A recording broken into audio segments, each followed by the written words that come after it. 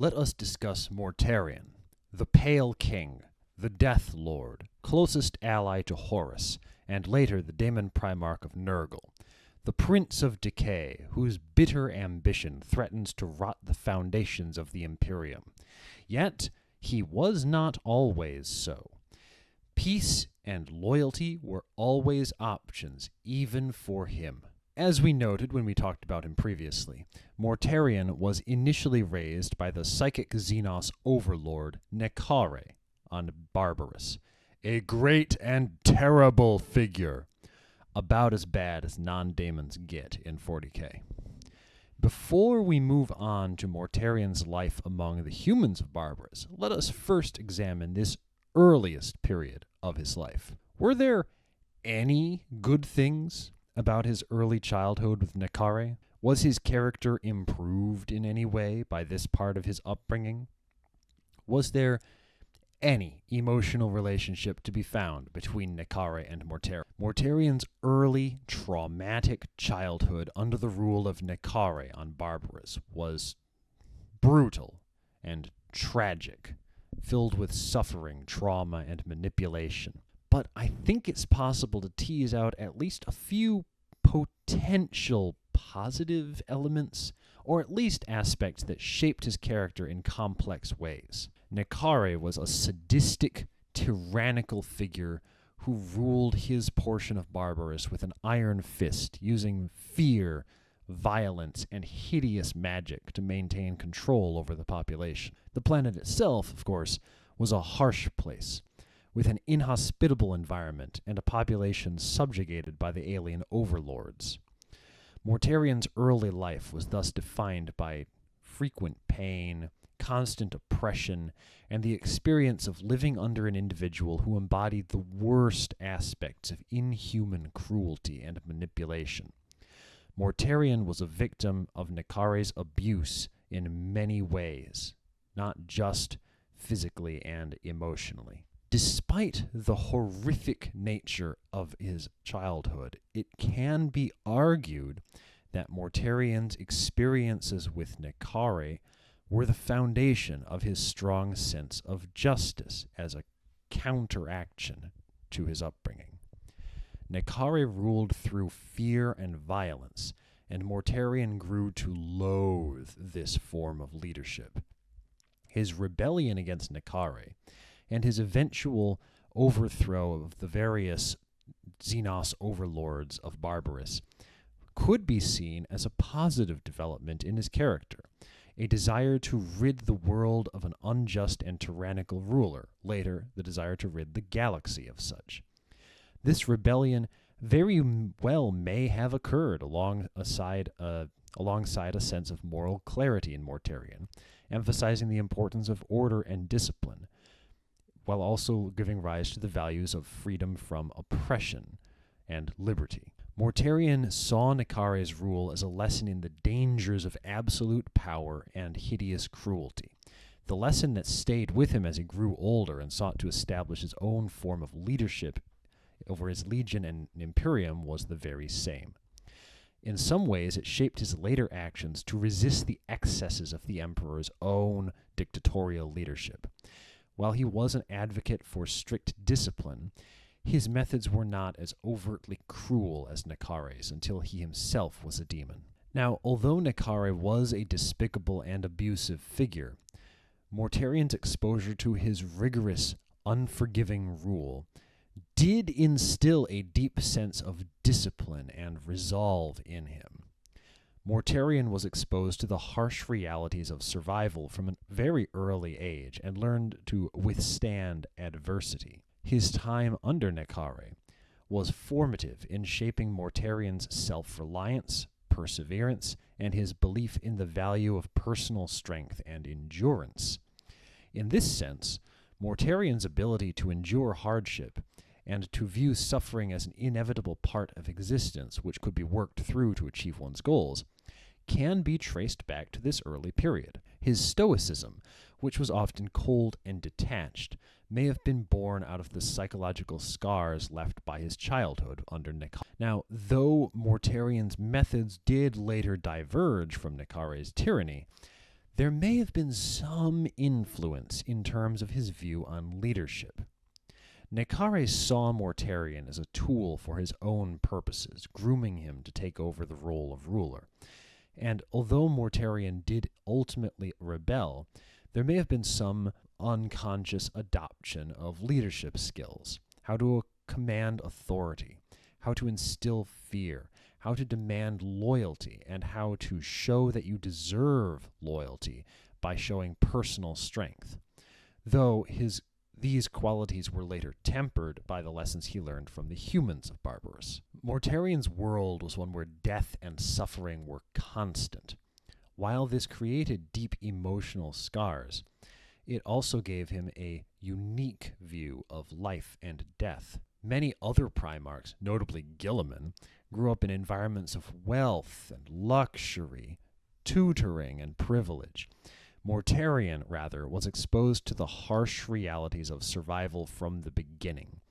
This gave him a different perspective on life, death, and sacrifice. His association with the Grim Reaper style of look stems from his early exposure to the inevitability of death. This worldview, while dark, while grim, while difficult for his brothers to accept, shaped much of Mortarion's later decisions and actions. He was not a stranger to suffering, and he did not shy away from it, and this allowed him to be strong where others might falter. Nekare was also knowledgeable in the worst of the psychic arts, and Mortarion was forced to learn things from him, which he may not have had the chance to learn elsewhere. This information was initially useful to him in his efforts to lead his legion against the Xenos and the Daemon, because he knew how to work against those things he'd been taught, although later he did end up using such terrible powers himself in the service of Nurgle. In terms of an emotional relationship, a traumatic relationship is generally complicated. Mortarion's feelings towards his abusive adoptive father Nekare were complex and multifaceted. At one level, Mortarion harbored deep hatred and resentment toward Nekare for subjecting him to the brutal abuse, the horrible conditions of his upbringing. Mortarion, as far as I can tell, did not feel any genuine affection towards Nekare, given the nature of the Overlord's rule. But the nature of abusive relationships is complex. It's possible that he had some filial love for his father Nekare, despite also hating him. In this, we might see the relationship as similar to that of Lorgar to Cor Phaeron, perhaps the only person in 40k worse than Nekare. It's also possible that Mortarion saw Nekare as a father figure of sorts, albeit one who represented everything that Mortarion would eventually come to despise. Mortarion internalized at least some of Nekare's teachings, and in a twisted sense, he did respect the Overlord for his power and dominance. The struggle with rebellion was as much about personal rebellion, a desire for autonomy, and a Freudian sense of wanting to become the father, as it was about moral opposition to Nekare's cruelty and methods. Yes, there was a conflict between Nekare's power and Mortarion's desire for freedom. Mortarion's formative years in Nekare were defined by his rebellion against the Overlord's cruel reign and his decision to leave. This conflict between the will to dominate and the desire for freedom from tyranny echoed throughout Mortarion's later life, particularly when it came to his own leadership. He was determined to prevent others from being subjected to the same tyrannies he faced, even if his interpretation of freedom sometimes bordered on authoritarianism due to his intense discipline he demanded. Nekare's manipulation of Mortarion, raising him just to become a tool of his will, left Mortarion with deep feelings of betrayal and a distrust of those in positions of power. This directly explains Mortarion's distrust of authority figures later, especially the Emperor, whom he saw as no different from Nekare in his tendency to use others as tools for his own purposes. This is accurate. This feeling of being used was compounded by the Emperor's indifference to Mortarion's self-actualization, and Mortarion's suffering and history of trauma and abuse. This mirrors Mortarion's experience with Nekare. It's as if the Emperor was trying to exhibit the worst parts of Nekare's father figure. Nekare as father figure. There we go. The sentence got away from me. While Nekare's influence on Mortarion was overwhelmingly negative and abusive, there were aspects of Mortarion's early life that helped shape him into the leader he would become, and helped him to be strong and resilient. His early experiences on Barbarous made him resilient, disciplined, and self-reliant, more than any other Primarch, while also fostering a strong sense of justice and a desire to fight against tyrannical rule. The emotional scars left by Nekare resonated throughout Mortarion's life, and his decision to reject Nekare's methods would fuel his later decisions. It made him deeply distrustful of those who might seek to control or manipulate him. Now, the question of whether Mortarion had any genuine emotional attachment to Nekare or filial love is difficult to answer, but it's clear that the Overlord's influence was formative in many ways, shaping Mortarion into a figure who was fiercely independent, emotionally scarred, and distrustful of authority. Mortarion could have become just as strong and resilient through a good childhood, but that's not what was available to him. The pivotal moment in Mortarion's early life was his decision to rebel against Nekare by leaving to spend time with the humans of Barbarous. This moment isn't exhaustively detailed in the lore, but it's worth looking into his motivations. We can infer a great deal about these motivations based off of his upbringing, character, and the broader themes of the story. The obvious first one is rejection of tyranny and control. It can be understood that he left as an act of defiance against his tyrannical, heavy-handed, oppressive father. Nekare ruled with absolute control, using violence, fear, manipulation, and the worst of sorcery to subjugate the population of Barbarous, to hold his position against other overlords, and to keep his son in line. Mortarion, raised in this environment, did not grow to be a piece in that machine. He grew as a figure of rebellion and defiance by nature. The brutality and control that Nekare wielded over him were a driving force in his desire to reject the Overlord's ways. The harder he crushed him in his fist, the more he wanted to break free. Mortarion had already shown signs of rebellion before his departure.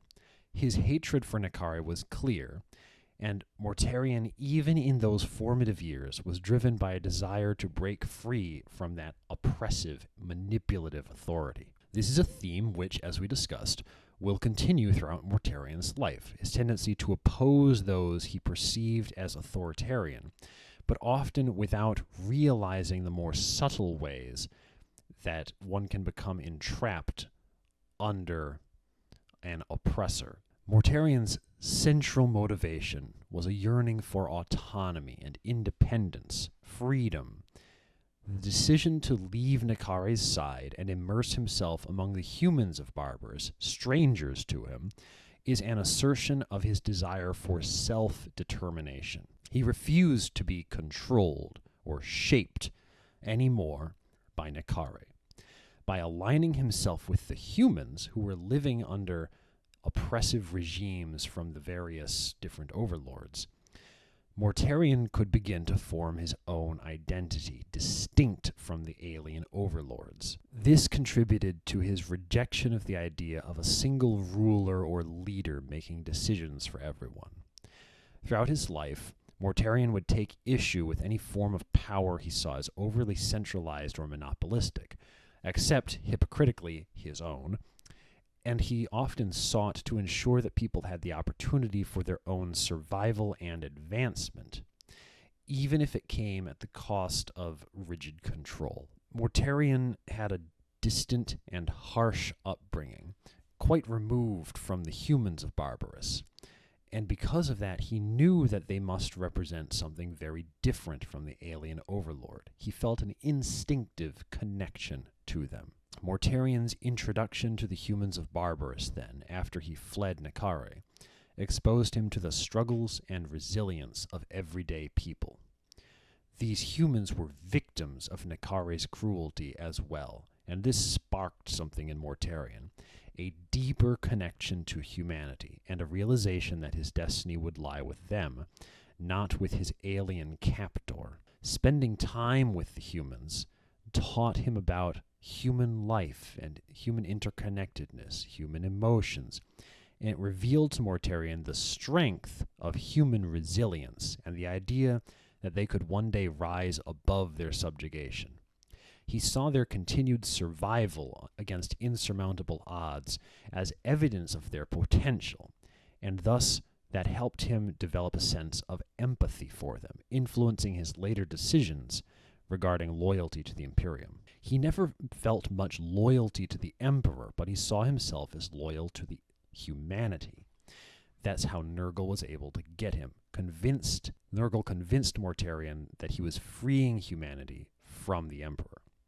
Additionally, the humans of Barbarous, despite their oppression and their initial wariness, came to view Mortarion differently than Nekare viewed Mortarion.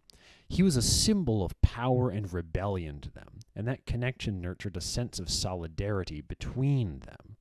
Once Mortarion was seen as a protector among them, this further cemented his desire to fight against Nekare's control, to protect this new family against the alien overlords. His decision to leave can be seen as rooted in his internal desire to find a purpose greater than mere servitude to an alien. He saw himself as a potential leader and protector of his new people, rather than a tool of Nekare's will. By joining the humans of Barbarous, he was seeking, perhaps unconsciously, to better understand leadership from the ground up, seeing himself as a figure who could one day rise to power and protect the people of Barbarous from alien oppression, thus coming to deserve leadership by action.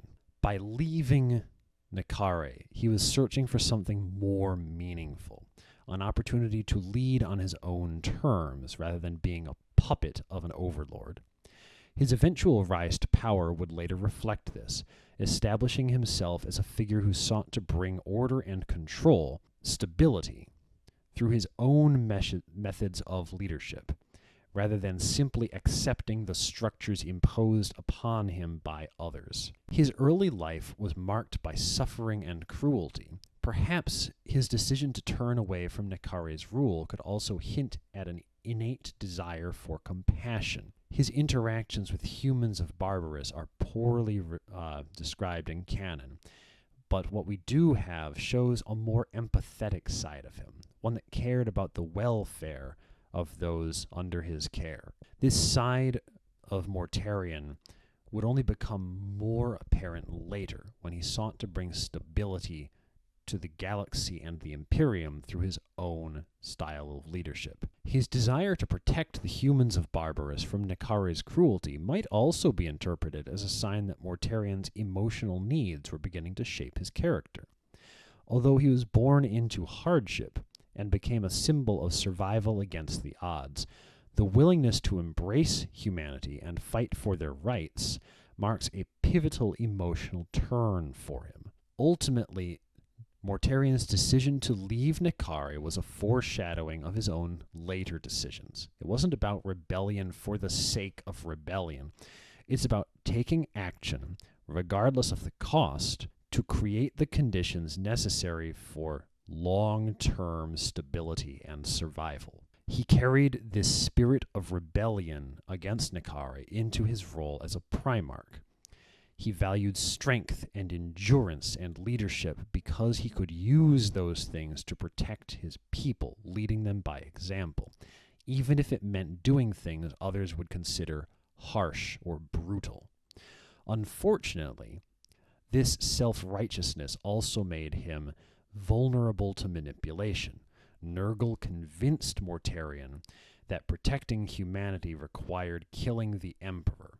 Mortarion's decision to leave Nekare and align himself with the humans of Barbarous was thus driven overall by a combination of personal rebellion, a desire for autonomy and freedom, and a budding sense of compassion and leadership, responsibility for humanity. It was not a comfortable decision. Any change can be a discomfort, even if you're leaving a bad situation. But it marked a key turning point in his development as a leader and a figure of resistance. He was not content to live under the thumb of an oppressor, and he sought a path that would allow him to gain control over his own destiny, ultimately positioning him as a figure of strength and authority. This early act of defiance was his critical first step on the journey that would see him shape the fate of Barbarous and the wider galaxy, before ultimately falling prey to the lies of chaos and becoming manipulated into bringing about many of the things he attempted to fight against. There is some evidence in the canon, notably in the old White Dwarf Index Astartes article, that Nekare saw Mortarion as a chance to have an heir, which was apparently quite rare among the various Xenos overlords of Barbarous. In this, can we perhaps find a clue for why Mortarion reacted so poorly to the Emperor arriving and claiming him as his own? I think that this provides a great layer to the complexity of Mortarion's character and his relationship to the Emperor. If Nekare told Mortarion or showed a desire for Mortarion to be an heir, that might explain some of the deep emotional turmoil and instinctive rebellion Mortarion felt when the Emperor arrived to claim him. And this provides more insight into Mortarion's motivations and how his past trauma shaped his future decisions. Nekare viewing Mortarion as an heir suggests that Nekare's relationship with Mortarion was not purely that of an oppressor and a tool, like Perturabo with his adoptive father. Rather, instead of just seeing in Mortarion a useful tool for subjugated Barbarous and defeating other overlords, he saw in him a successor who would carry on his legacy. Thus, Nekare was seeking to shape Mortarion in his own image, denying Mortarion even his own identity. Mortarion, with his unique potential, might have been the only one among Barbarous who could potentially wield the same power and authority that Nekare himself did. From a psychological perspective, this idea of an heir would imply that Nekare had some degree of emotional attachment, or at least investment of effort in Mortarion. And while this was twisted, it might have been Mortarion's first experience of a father-figure relationship, albeit a deeply toxic one. Mortarion might even have internalized this as a natural bond, interpreting Nekare's claim over him as not a relationship of subjugation, but just how father-son dynamics work in general, thus deciding that he didn't want any part of that anywhere. And so when the Emperor arrived and claimed Mortarion as his son, he didn't use that term generally by himself, but whatever, Mortarion's reaction was thus colored by his long-standing internalization of Nekare's claim over him and his conscious rejection of it.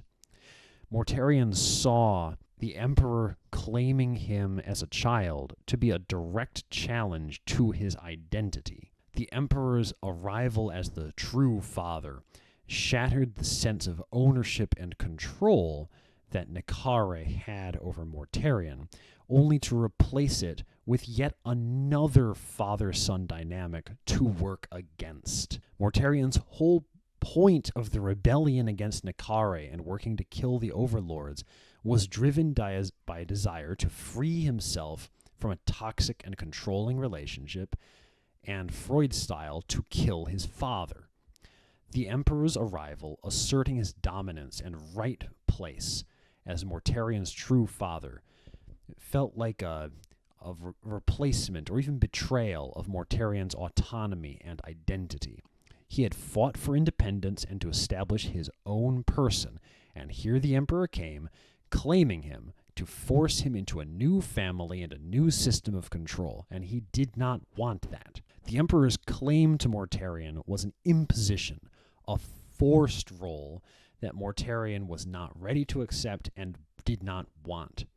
He was already emotionally scarred from Nekare's claim and the brutal environment of Barbarous. The Emperor's arrival thus exacerbated Mortarion's feelings of powerlessness and alienation, especially since Mortarion had already worked so hard to define himself as an independent person. If Mortarion did have some amount of filial love for Nekare, then the Emperor's intervention puts Mortarion into a painful internal conflict. He saw the Emperor's claim as an usurpation of what he had fought for, independence. The Emperor represented a paternal force, and Mortarion had spent his whole life fighting against the only paternal force he'd known. He was not prepared to accept or trust a new one. He'd already been raised under an iron fist, and now the Emperor was imposing another father figure upon him, one that was also distant, perhaps even more so, while the Emperor seemed to have little understanding of Mortarion's suffering and needs. This reinforced Mortarion's later feelings of emotional neglect and abandonment. Mortarion's resistance to the Emperor when he first showed up on Barbarous, and later, can be seen as a reaction to his fear of being subordinated once again. In Mortarion's mind, there was little difference between Nekare's claim to him as an heir and the Emperor's claim to him as a son and general. Both saw Mortarion as a piece to be moved and played in their respective power structures, meant to fulfill their goals, rather than an independent individual with their own needs. Mortarion's outright rejection of the Emperor's fatherhood was his obvious way of attempting to reclaim control. He had spent his entire life in conflict with an oppressive paternal figure, and he was happy to continue that trajectory by being in conflict with a new paternal figure. He wasn't going to accept him, though. The arrival of the Emperor as a savior figure, a new father figure, represented an attempt to define Mortarion's role without his consent. It was an imposition that Mortarion was not going to emotionally accept. This rejection thus stems from a deeper emotional need for validation. Mortarion had suffered in Barbarous, and his people understood and validated that suffering. The brutal challenges he faced there made him reluctant to accept a paternal figure who was not present during those formative trials. The Emperor's sudden appearance from out of nowhere, claiming him, was a denial of the suffering and growth that Mortarion had experienced alone through his own effort on Barbarous. It felt like the Emperor had missed everything that made Mortarion who he was, and his decision to claim him as a son was an insult to the hardships Mortarion had endured and the accomplishments he had made through his own strength. A critical part of this conflict was the fact that Mortarion had never received any form of nurturing from Nekare, and there was no sign that he was about to from the Emperor. Neither figure showed understanding or emotional investment in Mortarion's well-being beyond using him as a tool for their own ambitions. The lack of compassion and empathy from both figures could explain why Mortarion felt so resentful towards both Nekare and towards the Emperor's attempt to claim him. In either case, they were going to make him a part of their respective power structure. He never had the chance to feel that he was wanted or loved for who he was, only for what he could do for others. The people of Barbarous appreciated him. His fathers compounded his sense of alienation and rejection. He didn't want the Emperor, he wanted his people. The emotional foundation for Mortarion's rejection of the Emperor lies in his complex relationship with Nekare. Nekare's early attempt to shape Mortarion into an heir created a warped sense of what paternal authority was, one that Mortarion internalized unconsciously. When the Emperor arrived, claiming Mortarion as his true son, it was a challenge to Mortarion's identity, a direct threat to the sense of self that Mortarion had built through his own suffering and rebellion and hard work, and it was outright an offer of bad things. He heard father and felt bad things. This deeply emotional rejection of the Emperor played a crucial role in Mortarion's eventual fall to chaos, as it reinforced his beliefs about the futility of trusting in paternalistic authority. In Mortarion's eyes, the Emperor and Nekare represented two sides of the same coin, oppressive and controlling. The lack of understanding, nurturing, and empathy from both figures left Mortarion emotionally adrift, and his bitterness towards the Emperor only grew under Horus's manipulation. This emotional rift would inform many of Mortarion's later decisions, both during and after the Horus heresy. But let's not get there yet. Let's not jump too far ahead. First, what can we learn about Mortarion's character and emotional needs from his adolescent life on Barbarous, living among humans, before he was present for an attack against them by the forces of one of the overlords? Despite the grim and oppressive environment of even the less polluted valleys where the humans lived, Mortarion's time among the humans of Barbarous fostered a deep need for connection and understanding.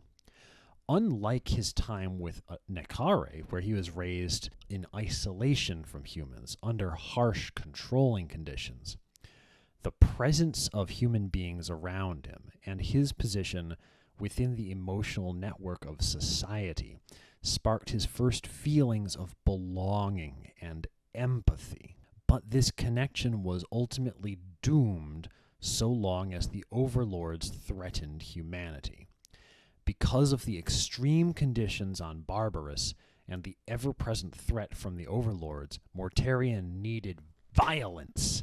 He needed to fight back against the overlords to protect this new family. Mortarion's early experiences with human society amplified his desire for a sense of community and acceptance that he didn't even know was possible when he was with Nekare. And this was continuously undermined by the systemic brutality and frequent raids of the overlords. His decision to rebel against Nekare stemmed from a desire to escape this toxic environment and the search for a more meaningful existence outside of the tyranny imposed on him. And when he found humanity, he found that escape. He found community, and he knew what he needed. But he did still have problems. There was the burden of his exceptionalism. From a young age, Mortarion, of course, a Primarch, displayed extraordinary physical and mental capabilities, which thus set him apart from his human peers when he met humanity. This led to some feelings of isolation, as Mortarion felt that he didn't truly belong to that society around him either in terms of his genetic heritage or his experiences with Nekare. His exceptionalism, from the limited amount we know from canon, was viewed by a mixture of awe and fear by those around him, leaving him feeling emotionally detached from the humans with whom he lived, even as they gradually came to accept him at least to some amount. Remember that these humans had no idea of his otherworldly origins. They may very well have believed that all the overlords looked like Mortarion, and he was just an overlord who rebelled. Mortarion's exceptionalism thus made him long for acceptance despite his differences.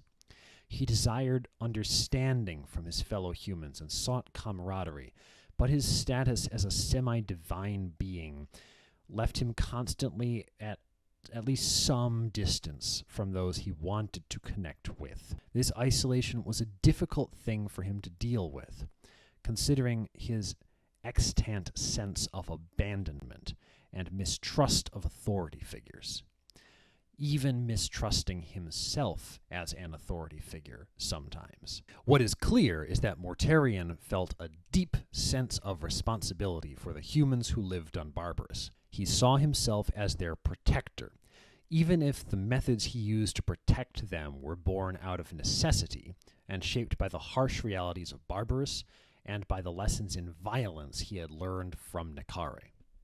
This instinct, this sense of duty, played a major role in his decision to hunt down the overlords after they attacked humans. He knew he could not just be passive, he had to be proactive. His internal conflict about his identity as an outsider and protector of the human population of Barbarous shows a deep emotional need for purpose. He sought to use his strength and abilities to help those that he perceived as the weaker party, and his failure to protect them left him feeling powerless and frustrated. This sense of duty towards the humans, coupled with the intense emotional pain from seeing them suffer and die at the hands of the Overlord's minions, contributed to his later bitterness, as he was unable to reconcile his loyalty to them with the reality of his limitations in comparison to the Overlord's power.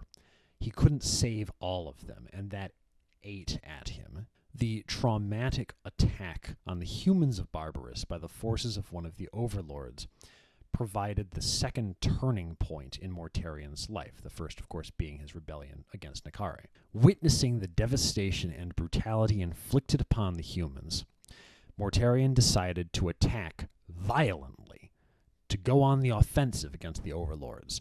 No longer would he be a passive, peaceful participant in the world.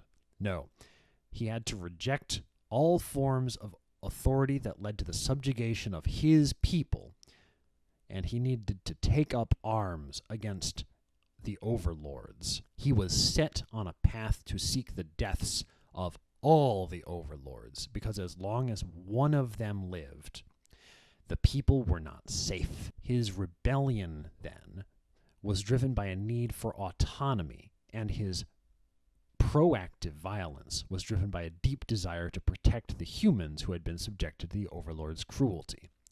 His emotional needs in this period center around the continued desire for justice, the need to exert control over his own life, and an inherent rejection of the abusive authority figures around him. This was another critical emotional turning point.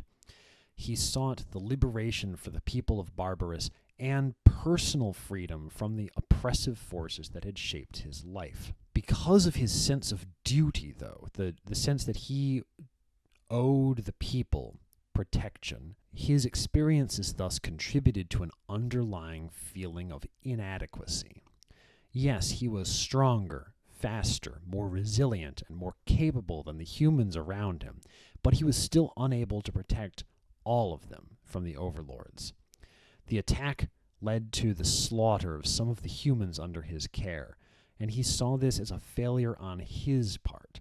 Despite his extraordinary abilities, he was unable to completely prevent the carnage. This sense of inadequacy thus contributed to Mortarion's growing resentment towards authority figures and his desire to forever reject paternal figures who reminded him of Nekare. The feeling that he couldn't live up to his own ideals or protect his people as he wanted fueled his decision to strike out on his own, seeking a way to become truly powerful so that he would never feel helpless again. And he found this feeling of power through intense violence against his oppressors. Mortarion's growing awareness of his exceptionalism thus led to an ambivalence towards power. Raised in an environment where power was synonymous with oppression and cruel sorcery, Mortarion developed a deeply conflicted relationship with his own power and authority. He sought to wield his abilities in defense of humanity, but he saw firsthand how power could be used to exploit and harm. This ambivalence continued into his later life, where he grew resentful of those who held power over others, and felt deep down that as you gained more power, it made you inevitably on a path towards corruption. Mortarion's rejection of the Emperor thus stems from this same internal conflict about what it means to have strength.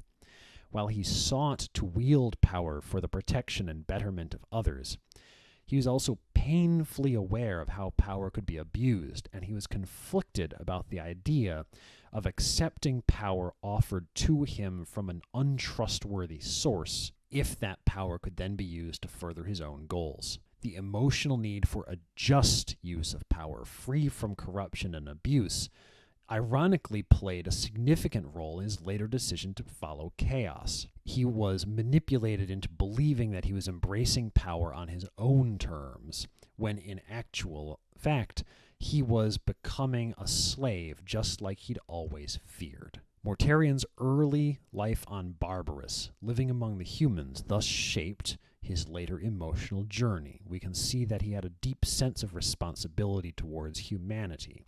He felt alienated due to his exceptionalism, strength, making him different from them. He had complex internal conflicts about the desire to protect those around him, a sense of inadequacy due to a lack of power, being unable to protect all of them, and the crushing weight of authority figures who imposed their will upon others, and those, notably those he sought to protect. The brutal attack by the overlords upon his people thus pushed him out of a passive life and towards a life of violence. We see several key emotional needs for Mortarion in this period that followed him his whole life. A desire for connection, a longing to protect others, a need for autonomy and a way to define his own identity, a rejection of oppressive authority, the conflict between his own power and the use of power by others, and what it meant to be powerful and whether it meant necessarily being corrupted, came to define much of Mortarion's character. He continued to explore avenues of new power, or he continued to restrain himself out of fear for becoming what he despised. Those were the two things that he alternated between throughout his life. On the one hand, accepting the power offered to him by the emperor, a legion, and on the other, emotionally rejecting the emperor. Now also, during this initial period in which Mortarion began to campaign against the overlords of Barbarous proactively, I think there's already thematic importance in his training humans to fight alongside him using equipment he designed,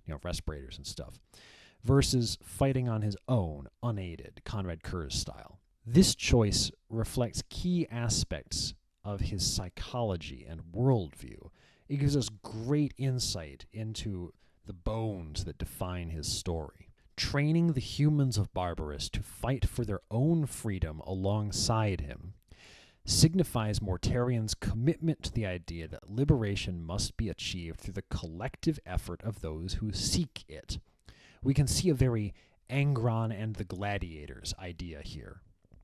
This stands in direct opposition to the overlords, whose power rested on domination and the helplessness of their subjects in comparison. Perhaps we might also see how his efforts here rhyme with those of Corax on Lycaeus, training the miners and being trained by them in turn in asymmetric warfare. Thematically, we can see a reflection of Mortarion's rejection of tyranny and his belief in self-reliance. He doesn't see himself as a messianic savior who acts alone. He aims to foster collective strength, giving the humans agency in their own liberation. And of course, this idea of empowering others and serving them contrasts sharply with Mortarion's eventual fall to chaos, where his legion and soul are enslaved to Nurgle. His early ideals of freedom became tragically inverted, where he dominated others and concentrated power in himself and his servants. Mortarion's decision to train and equip the humans thus showcases his pragmatic, no-nonsense leadership style. He recognizes that even with his own immense strength, he may not be able to defeat all the overlords alone. By arming and organizing the humans, he increases his chance for victory, even while, incidentally, he increases his emotional bonds with the humans. This view, these to dual roles, thus aligns with his later position as a military commander during the Great Crusade, where his focus on methodical, effective warfare is a defining feature of the Death Guard, and his fighting alongside them was the defining feature of his emotional connection with them. The act of arming and training humans was also, incidentally, a direct challenge to the Overlord's worldview. Barbarous' rulers relied on the weakness and submission of the human population in order to maintain control. By fostering unity and martial capability among the oppressed, Mortarion undermines the power of the Overlords directly, and also thematically and metaphorically, by sending a message that the oppressed can rise, and that Mortarion can rule while having others work with him, instead of being suborned by him. Thematically, this shows defiance against overwhelming odds, a theme that carries into Mortarion's leadership of the Death Guard in the Great Crusade and his eventual rebellion against the Emperor. His early defiance was rooted in justice and freedom, but his later rebellion was tainted by the manipulation of Horus and Nurgle into bitterness and corruption being the primary motivators. Mortarion's actions here demonstrate a fundamental respect for human potential. While the Overlords saw humans as expendable chattel, livestock, and playthings, Mortarion saw them as people. He saw the worth of their lives, and he saw the capabilities that they had to survive and adapt and fight. This belief in humanity's potential sets him apart from many of his brothers, notably Kurz, and aligns him with a more egalitarian, hopeful vision of leadership. Kind of more like Vulcan, honestly. Ironically, this respect for humanity's potential is then twisted by his eventual embrace of Nurgle, where the potential he cultivates is one of decay and resilience in suffering, rather than growth or self-determination. If he had fought unaided the entire time, it would have cast Mortarion as a singular figure, a messianic savior, sacrificing himself for the people of Barbarous. But this approach would also have reinforced his isolation, physically and emotionally. He would have stood apart from the humans that he sought to liberate. By rejecting this approach, Mortarion underscores the central theme of his life, that liberation is a collective effort, not a solitary act.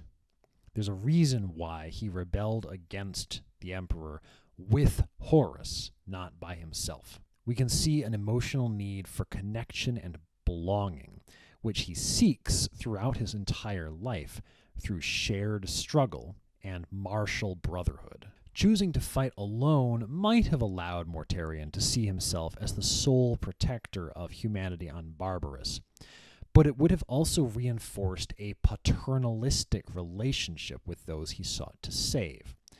And he had bad experiences with paternal figures. He didn't want to become one.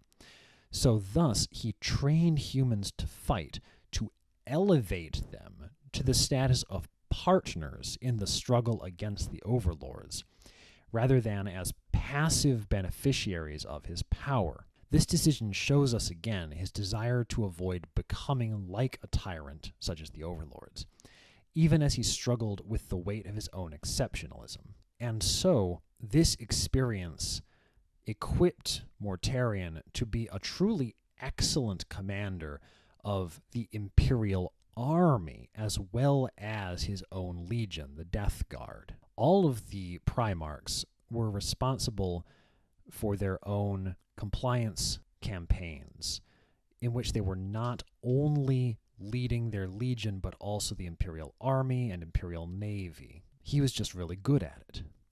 But we can see that his decision not to fight alone also foreshadows one of his critical flaws, his inability to fully embrace his own extraordinary nature. While other Primarchs, notably Lion, accepted the role of solitary hero as a natural part of being different, Mortarion consistently sought to downplay his exceptionalism and embed himself within the ranks of humanity. But this humility while it was admirable, also reflected a deep-seated insecurity with power and a desire to reject the role of a singular savior. That insecurity, which the Emperor exacerbated by asserting dominance over Mortarion, led Mortarion to be more easily manipulated by Nurgle and by Horus. By training and arming the humans of Barbarous, Mortarion sought a form of mutual recognition. He valued their contributions to the struggle and hoped that they would value his leadership in turn. We see an emotional need for acknowledgement, respect, and validation of his efforts, which he felt he never fully received from the Emperor, and which he was only willing to receive from some of his brothers. The collective effort to overthrow the overlords thus offers Mortarion a sense of belonging that he never experienced with Nekare, of course. But this sense of belonging was fragile, as his exceptional nature always set him apart, even among those that he fought for. We can see from his choice that he was afraid of becoming a tyrant himself, and thus rejected what he viewed as tyrannical. By sharing power with the humans of Barbarous, he was consciously avoiding the replication of the authoritarian model of leadership from the overlords that he learned as a child. This fear of tyranny is a recurring theme in Mortarion's story, contributing to his resentment of the Emperor's perceived paternalism, and yet again, making him more open to being manipulated. Nurgle offered him freedom from fear and despair. It turns out that by taking that bargain, much later in the story, he was forced into not only recreating the overlord-style dominance and oppression, but also willingly wanting to do so, as his soul was corrupted by Nurgle.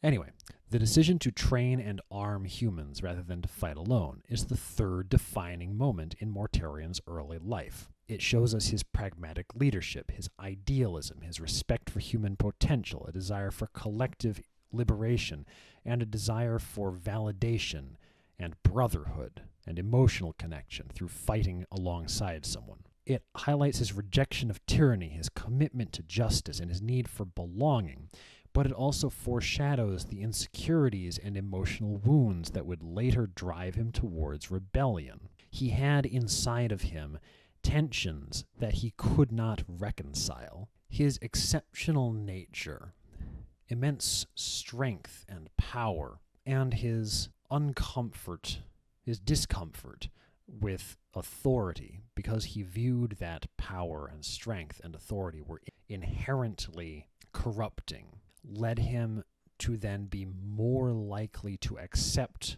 corruption as a natural extension of how the world worked. When Mortarion thus starts killing overlords who are very similar to his adoptive father Nekare, and possibly literal kin to his father, there's something Freudian to it. Also, there's a step of the hero's journey which is thematically relevant here. Let's take a look at some psychological and symbolic dimensions of Mortarion's actions. I don't know about you people, but I see Freudian undertones in a lot of the Primarch stories. We'll get to Horus later. For now, we're talking about Mortarion.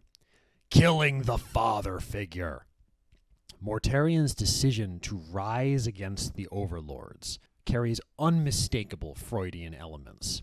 Nekare raised him, molded his early life, and established the boundaries of his existence, literally and metaphorically.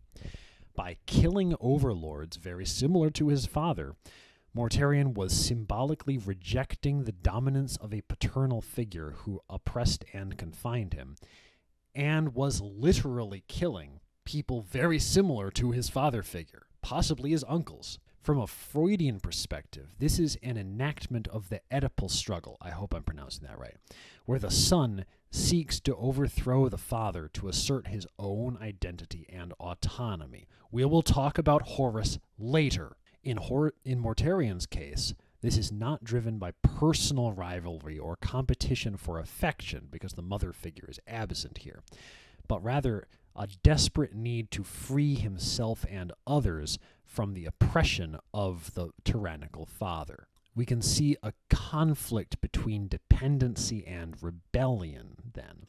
Despite his hatred for Nekare and the overlords, Mortarion's formative years under their influence shaped his worldview and methods. Nekare taught him resilience, survival, strength, and great discipline, and those were the tools that Mortarion then used to kill his uncles.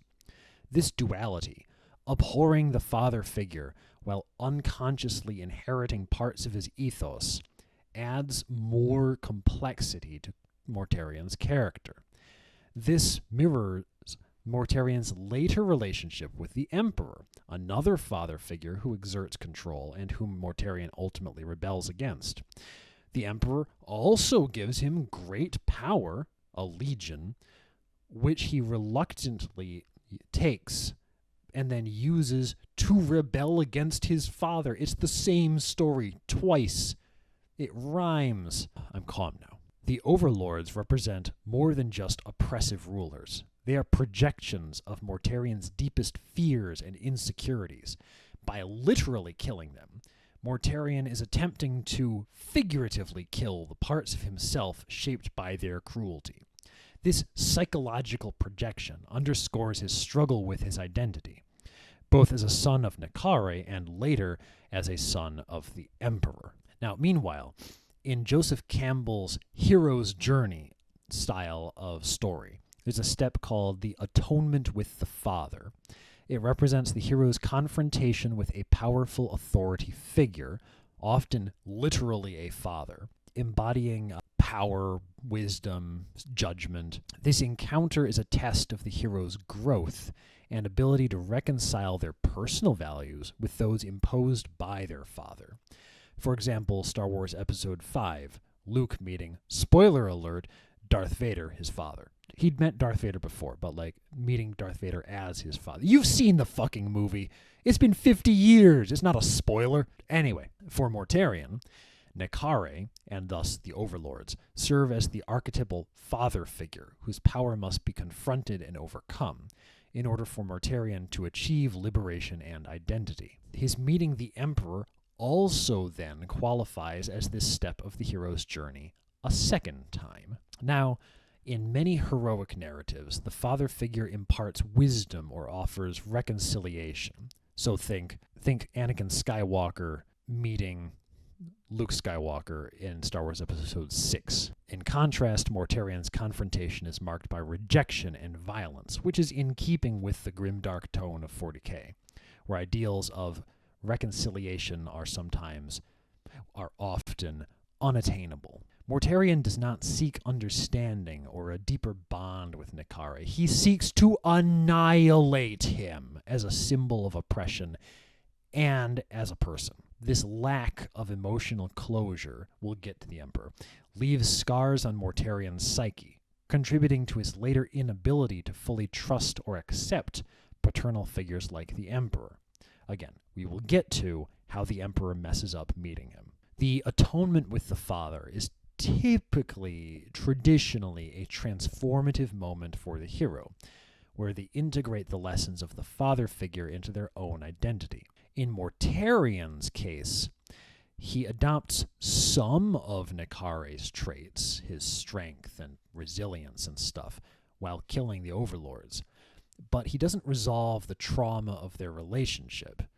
And throughout this repeated meeting with the father figure of killing each overlord, he over and over again rejects the father figure. Once again, this rhymes with his later struggles with authority and eventual rebellion against the Emperor, and it makes his fall to Nurgle that much more tragic, as he is forever trapped as a slave of Grandfather Nurgle, the worst father figure imaginable. This combination of Freudian psychology and mythic structure is a recurring theme of inherited trauma in 40k and is very important for several of the Primarchs leading into the Horus heresy. The Primarchs, sons of the Emperor, are all shaped by the Emperor and their adoptive father in many cases, and their relationships with these figures thus define their trajectories.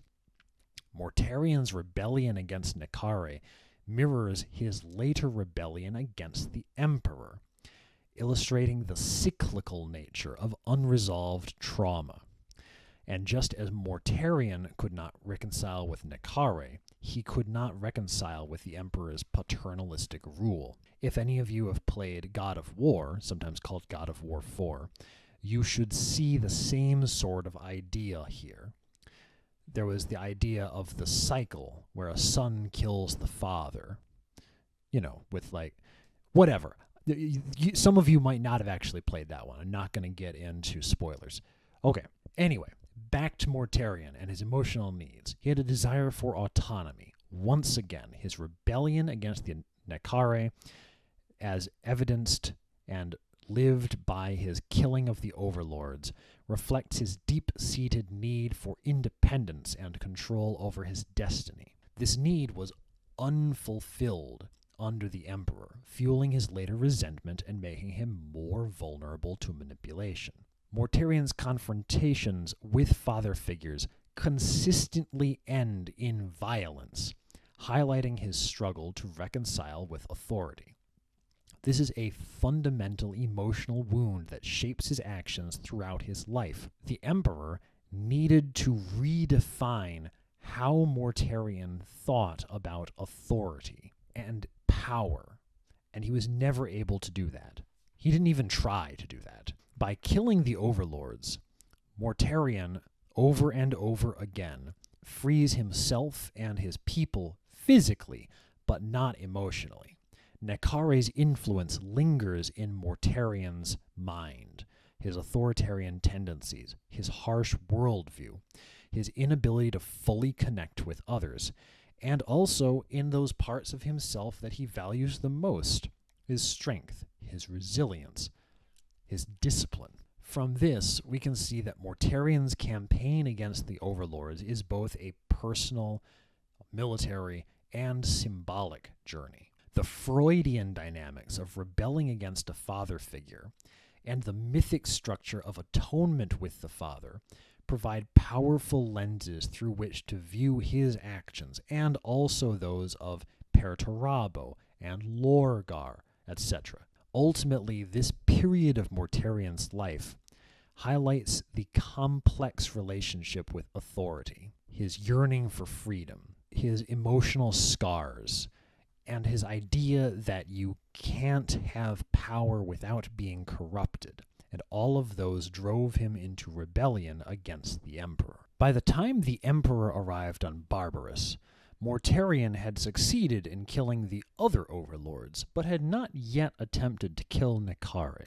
I feel that there's a complex web of motivations there, likely including practical considerations, could he actually kill Nekare without dying, psychological struggles, and unresolved emotional conflicts.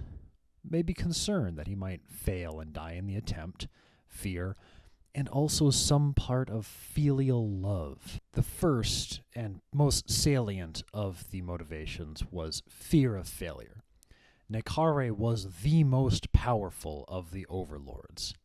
Mortarion had witnessed firsthand the immense physical and sorcerous might of Nekare. Even Mortarion, superhumanly resilient and protected by the best equipment he could make, could not hope to even breathe in the toxic demesne of his foster father. I don't know how to pronounce that word. While Mortarion had grown stronger and more capable, yes, he calculated correctly that he was not yet ready to defeat his adoptive father in his lair.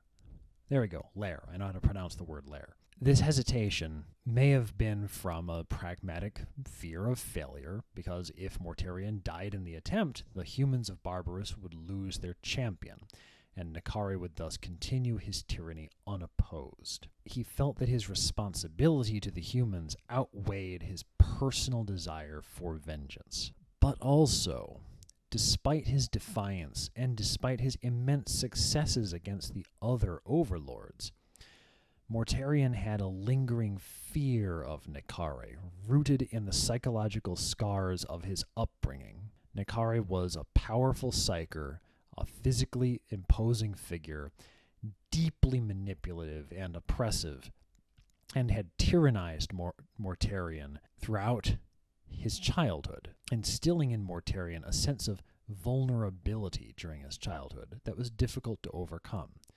Remember the abusive parenthood angle. Mortarion's fear was thus compounded by the knowledge that Nekare's domain, situated high in the toxic mists of Barbarous, was almost impossible to reach for anyone but himself, and he knew from his childhood that there were limits to even what he could endure. Mortarion would have been alone, struggling to endure the toxic environment with no help, thus showing us the seemingly insurmountable nature of Nekare's power. And then, Mortarion's relationship with Nekare, as twisted as it was, may have included elements of filial attachment. Nekare was the only parent Mortarion had known, and despite the Overlord's cruelty, there may have been a lingering sense of loyalty or even love. Abusive relationships are complicated. Mortarion may have struggled with the moral implications of killing his adoptive father, especially if he perceived even a shred of paternal care in Nekare's actions. Even if he perceived a shred of care which did not actually exist but was only an illusion from the abuse. This internal conflict would have thus added emotional weight to the decision, delaying his confrontation. Mortarion may have thus deliberately chosen to eliminate the lesser overlords first, to build his strength, refine his tactics, and unify the humans under his leadership. Each victory against the lesser overlords was a stepping stone towards the ultimate goal of confronting Nekare. It just turns out that by the time Nekare was the sole remaining overlord, Mortarion still wasn't ready yet. He was gathering resources and preparing for a confrontation against him to ensure he had the best chance of success, but because this process was interrupted by the Emperor, we will never know whether, had he had enough time to prepare, he might have succeeded. Mortarion's hesitation to confront Nekare thus parallels his later relationship with the Emperor. Both figures offered him power and knowledge, but demanded subservience. His delay in attacking Nekare could be seen as a reflection of an internalized struggle with the idea of overthrowing a paternal authority, thus setting the stage for Mortarion's later rebellion against the Emperor. He rebelled against Nekare initially alone, and ended up fighting Nekare alone.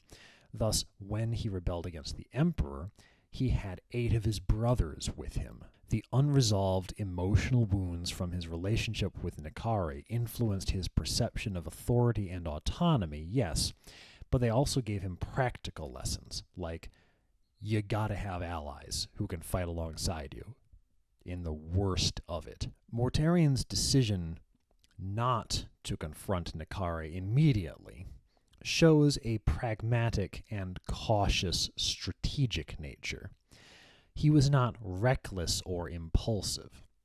He preferred to ensure his readiness and then grind down his enemies over time through attrition. If Russ had been raised on Barbarous, he for sure would have just tried to kill Nekare before leaving in the first place, and he would have died. Mortarion's hesitation hints at his emotional complexity. He was a cold, ruthless warrior, yes, and he was also a person grappling with fear, what duty means, and possibly love. This emotional depth makes his later bitterness and eventual rebellion all the more tragic. His primary motivation was his sense of duty to the humans of Barbarous. He saw himself as their protector, and he had successfully led them to the defeat of each other overlord. He was unwilling to risk their lives by prematurely challenging Nekare and potentially leaving those humans defenseless against Nekare's vengeance. Mortarion's delay in confronting Nekare was driven by a combination of practical caution and, I believe, psychological fear and unresolved emotional conflict. These factors highlight Mortarion as a deeply scarred individual, seeking both autonomy and purpose, burdened by the shadow of his upbringing. His eventual confrontation with Nekare, spurred by the Emperor's arrival earlier than Mortarion was ready for, marks a turning point where these internal struggles were forced into resolution prematurely, and thus left lingering wounds. Do you think that Mortarion could have successfully killed Nekare with some strategy or equipment which might have been available to him? Maybe you should make a video about that. Leave a comment. When the Emperor arrived, he did not initially jump in with the plan of belittling Mortarion and criticizing his lack of final victory. He greeted Mortarion and gave him the rundown of the Imperium and his legion and such, and Mortarion said no. Mortarion's choice there should be seen as indicative of his inner turmoil and how the Emperor's arrival complicated his sense of identity and autonomy and relationship to authority and paternal figures. From his initial rejection of the offer to join the Imperium, we can see, even in that simple interaction, the deep complexities of his character and the emotional challenges of his upbringing on Barbarous. The Emperor's arrival presented Mortarion with a stark confrontation of his identity, his autonomy, and his place in a larger galactic order. Thus, understanding Mortarion's choice invites us to examine his immediate reaction and the longer-term complications that the Emperor's presence introduced into his worldview. Mortarion had spent his entire life fighting for autonomy for himself and for the humans of Barbarous.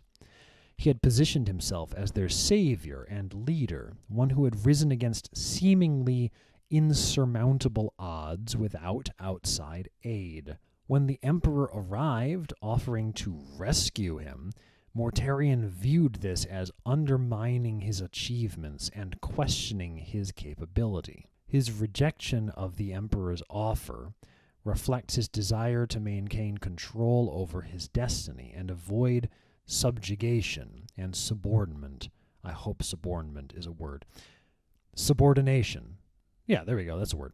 To another powerful figure. Mortarion's experience with Nekare left him deeply mistrusting of figures who wielded great power because he associated power with corruption.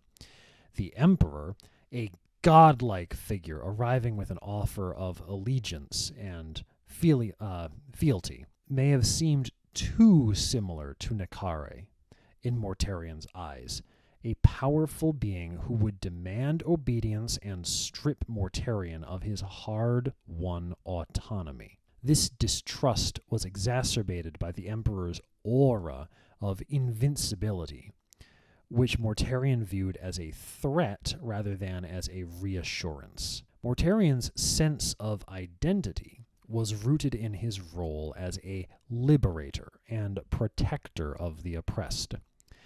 The Emperor's arrival disrupted this narrative by positioning Mortarion as a subordinate rather than as the central figure in the story of Barbarous's liberation. Accepting the Emperor's offer would have required Mortarion to redefine himself as a small part of a larger whole, rather than as the leader and the savior of his people. This redefinition was a challenge Mortarion was not willing to face, at least not initially. Mortarion may have believed that rejecting the Emperor was a demonstration of strength, a refusal to bow to an external power. But more to the point, it revealed the weakness of immaturity, an inability to reconcile his need for autonomy with the broader reality of the Imperium and its goals. The Emperor's arrival complicated Mortarion's identity and self-perception. It shattered his perception of himself as the ultimate human power on Barbarous. While Mortarion had defeated the other overlords, yes, Nekari remained a reminder of his limitations.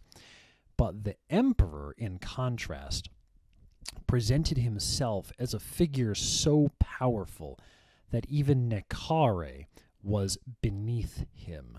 This dynamic forced Mortarion to confront the uncomfortable reality that his achievements, though monumental in the context of Barbarous, were insignificant in the wider galaxy. The Emperor's offer of a legion and a role in the Great Crusade implied that Mortarion had untapped potential, but this necessarily challenges his self-worth by suggesting that he was incomplete or unfulfilled as he was. For someone who had fought to define himself on his own terms, this implication that he was not enough was deeply unsettling.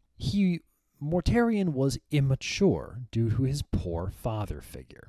So yes, he rejected the Emperor believing it was a show of strength, when really it was a show of immaturity. But similarly, his unwillingness to accept that he himself had much to grow still was a part that he was not mature enough to reach. And of course, the Emperor's arrival echoed Mortarion's relationship with Nekari in unsettling ways. The Emperor represented a paternal figure of immense power and authority who offered power to Mortarion in exchange for subservience. He thus projected his unresolved feelings about Nekari onto the Emperor, leading to resentment and mistrust, and some of that is justified. Now, unlike Nekari, the Emperor offered Mortarion a path to greatness. This contrast may have created internal conflict, as he struggled to reconcile his fear of losing autonomy and his fear of being corrupted by power with the potential benefits of the Emperor's guidance, and perhaps the growing hope that the Emperor was worthwhile, could be trusted. Joining the Imperium would mean relinquishing some degree of autonomy in exchange for a sense of belonging to something greater. For Mortarion, who had built his life around self-reliance and independence, this trade-off was particularly difficult to accept. His initial rejection of the Emperor can be seen as a defense mechanism, a way to preserve his sense of self in the face of overwhelming change. The Emperor could have gotten past that with the power of hope, convincing Mortarion to trust him, to trust that everything would work out and that he could become more powerful without being corrupted. But the Emperor was not mature enough or emotionally aware enough to realize that's what Mortarion needed, and he probably wouldn't have done it even had he known it was necessary. Anyway, Mortarion's rejection of the Emperor's offer initially shows his internal struggles. The Emperor's arrival disrupted the narrative that Mortarion had constructed about himself, forcing him to construct his own limitations and to meet them with, unfortunately, his emotional vulnerabilities, his distrust of paternal figures, his fear of subjugation, his difficulty reconciling personal freedom with collective responsibility, and his fear that power inevitably leads to corruption. This moment, thus, his fourth important moment that happens in his life chronologically. There we go. That sentence got away from me. This moment sets the stage for Mortarion's eventual internal conflict within the Imperium, as he grappled with the tension between his loyalty to the Emperor and his resentment towards the constraints of the Imperial Order. And thus, Mortarion's initial refusal of the Emperor's offer is the fourth important event, pivotal moment of his life on Barbarous. Now, we briefly touched on the idea that he could have brought him around with hope and trust, really doing almost anything besides what he actually did. Maybe tell Mortarion about some of the cultures of humans that they'd already freed from Xenos despots by the Great Crusade, or cultures of humans still living under tyranny in need of Mortarion's help to free them. The Mortarion's approach with Mortarion lacked tact and emotional intelligence, and I find it fascinating to imagine how a more nuanced strategy might have brought Mortarion around. Given Mortarion's values and lived experience, there were several potential approaches the Emperor could have taken that would have aligned more with Mortarion's needs. He needed to offer recognition, respect, a shared sense of purpose, a broader goal beyond Barbarous. The rule of thumb here is just don't do what he actually did. What the Emperor actually did in response to Mortarion's initial refusal was to belittle Mortarion's progress by implying that his inability to defeat Nekare was a failure, thus undermining Mortarion's self-worth. What he could have done instead is celebrated Mortarion's successes, praise his strength, ingenuity, resilience, leadership in liberating the people of Barbarous from almost unimaginable odds and killing almost all of their oppressors. Acknowledging Mortarion's accomplishments would have shown that he was valued and respected. It would have validated Mortarion's actions. He could have framed the Imperium and the Great Crusade as an expansion of Mortarion's mission on Barbarous. He framed the Imperium as something that Mortarion would join and be subordinate to. He failed to connect it to Mortarion's existing sense of purpose. What he could have done instead is frame the Great Crusade as an extension of Mortarion's mission to free the oppressed, highlighting the billions of humans still suffering under alien tyranny. Could have ignited Mortarion's passion for liberation, showing that joining the Imperium was not about submission, but about scaling his cause to a galactic level. When the Emperor met Mortarion, he met him alone, as if he was meeting another Russ or Vulcan or Ferrus Manus figure, another barbarian warrior king. He presented the Imperium in abstract terms, an enormous kingdom and military machine headed by himself. What he could have done instead is tell Mortarion stories of specific cultures and peoples who had been freed from oppression through the Crusade. Maybe he had people in his own expeditionary fleet who had personally been liberated by the Great Crusade from such cultures and then joined as eager recruits.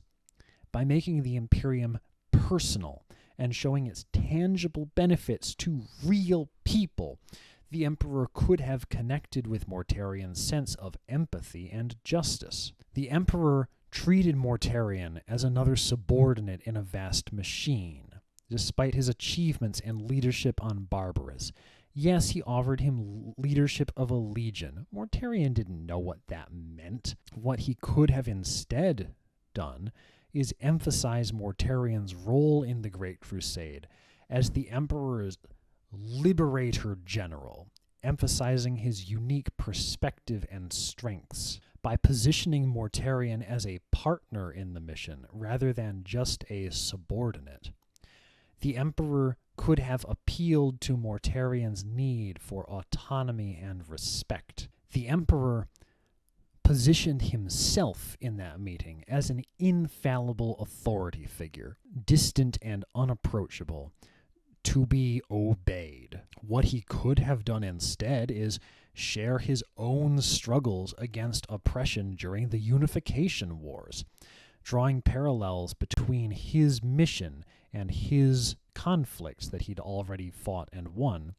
with those of Mortarion, showing vulnerability or a shared experience of hardship and ideals could have thus humanized the Emperor and forged a bond between them. Mortarion needed a way to reframe his relationship with authority, to reframe what it meant to have power, and to contextualize his actions with the larger galaxy. Mortarion's life under Nekare left deep emotional scars and also physical scars. There's a lot of trauma, making him sensitive to any perceived return to that childlike state.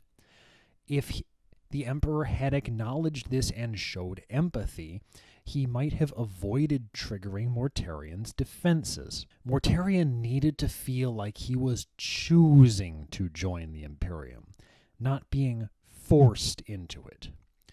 By presenting the Crusade as a continuation of Mortarion's mission and giving him agency in the decision, the Emperor could have reinforced Mortarion's autonomy rather than undermining it. Mortarion valued justice, liberation, self-reliance, and we know from him arming and leading the people of Barbarous instead of just fighting by himself, Mortarion also valued being brothers in arms, framing the Imperium as a force for these values, rather than as a rigid hierarchy demanding obedience, might have aligned Mortarion's ideals with the Emperor's offer. Further, he could have presented Mortarion with some of his sons, the Astartes of who were then called the Dusk Raiders. Eventually they would be called the Death Guard. If they had been there asking him, "Please, Father, lead us, we want you," I feel he may have been more receptive. If the Emperor had approached Mortarion with respect and empathy and emotional intelligence, which he was never good at, Mortarion's resentment towards him might have thus been significantly reduced. This might have prevented Mortarion from feeling alienated within the Imperium and made him less susceptible to the manipulations of chaos later. A stronger relationship between Mortarion and the Emperor might have fostered a healthier dynamic within the Death Guard, mitigating their legion's descent into bitterness and rebellion. Would you like to expand on what Mortarion's campaigns under the Emperor might have looked like if they had formed a more positive bond? Leave a comment and then go make your own video about that. Nekare could not be left alive, of course. Mortarion was apparently unable to survive unaided at the highest peaks of Nekare's lair. It's unknown whether Mortarion could kill Nekare if that factor were removed. We don't exactly have a power scaling thing here. But let's consider some scenarios in which Nekare is killed and their emotional impact. First, of course, the canon scenario. Mortarion tries to kill Nekare unaided, fails, and then the Emperor steals the kill. Second option, the Emperor gives Mortarion better equipment and weaponry so that he can survive and more effectively fight Nekare. He might win, maybe. Third, the Emperor, most powerful psyker in the galaxy, could have teleported Nekare off of his peak and down to a lower level, where Mortarion could face him. Or 4, the Emperor could have offered to fight alongside Mortarion as a way to bond, maybe used his psychic powers to help protect Mortarion from the poisons. Alright, so in the canon scenario, Mortarion tries and fails to kill Nekare, and then the Emperor steals the kill. Mortarion, driven by hatred and a desire for liberation, and stoked into recklessness and impulsiveness by the Emperor, chiding him for being unable to kill Nakari, ascends to the peak where Nakari lives despite the toxic atmosphere, unable to survive long enough to even stay conscious to get to Nakari. He collapses, and the Emperor steps in to kill Nakari right before Mortarion loses consciousness. Okay, so his failure then is public and devastating. The Emperor's intervention is an undermining of Mortarion's autonomy and a statement that he's not competent enough, thus stoking his resentment. Mortarion may have seen this as evidence that he was never truly strong enough to lead his people, because he never could have brought them to the ultimate victory he felt they deserved, thus fueling his later bitterness and insecurity as a Primarch.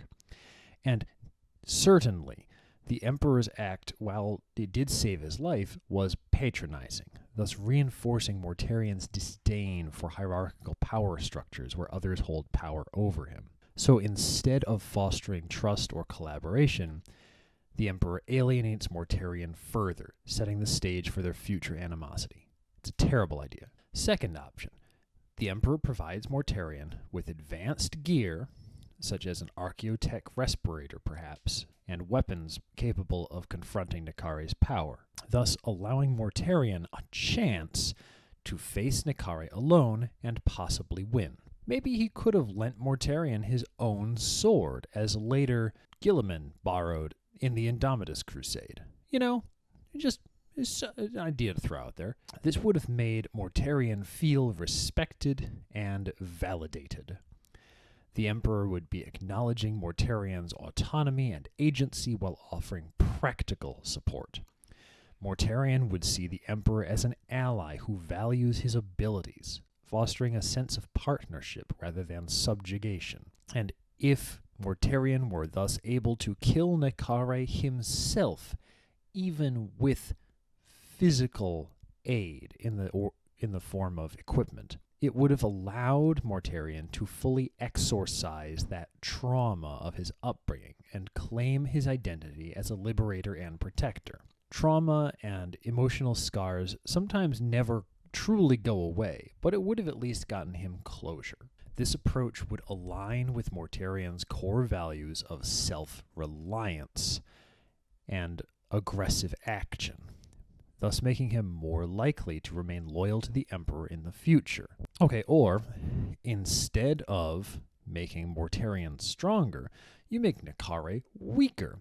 The Emperor could teleport Nakari to Mortarion's level, down where the toxins are less devastating, where Mortarion was able to breathe. Thus, Mortarion would be able to fight him without an environmental disadvantage. And you know, there's alternate ways that this could be done here and there. He could have used the massed firepower of the Bucephalus to destroy the peak, forcing Nakari to flee downhill. But, you know, whatever. The general idea is the Emperor would be able to intervene, but not overshadow Mortarion's role in the confrontation. That would allow Mortarion to retain a sense of agency. Mortarion would be able to view this as a pragmatic solution that doesn't diminish his capabilities, but rather levels the playing field. I think he had enough emotional intelligence to understand that much. Now, yeah, Mortarion may still have had some reservations about needing help, but he may have been able to see it as a fair compromise, reducing resentment.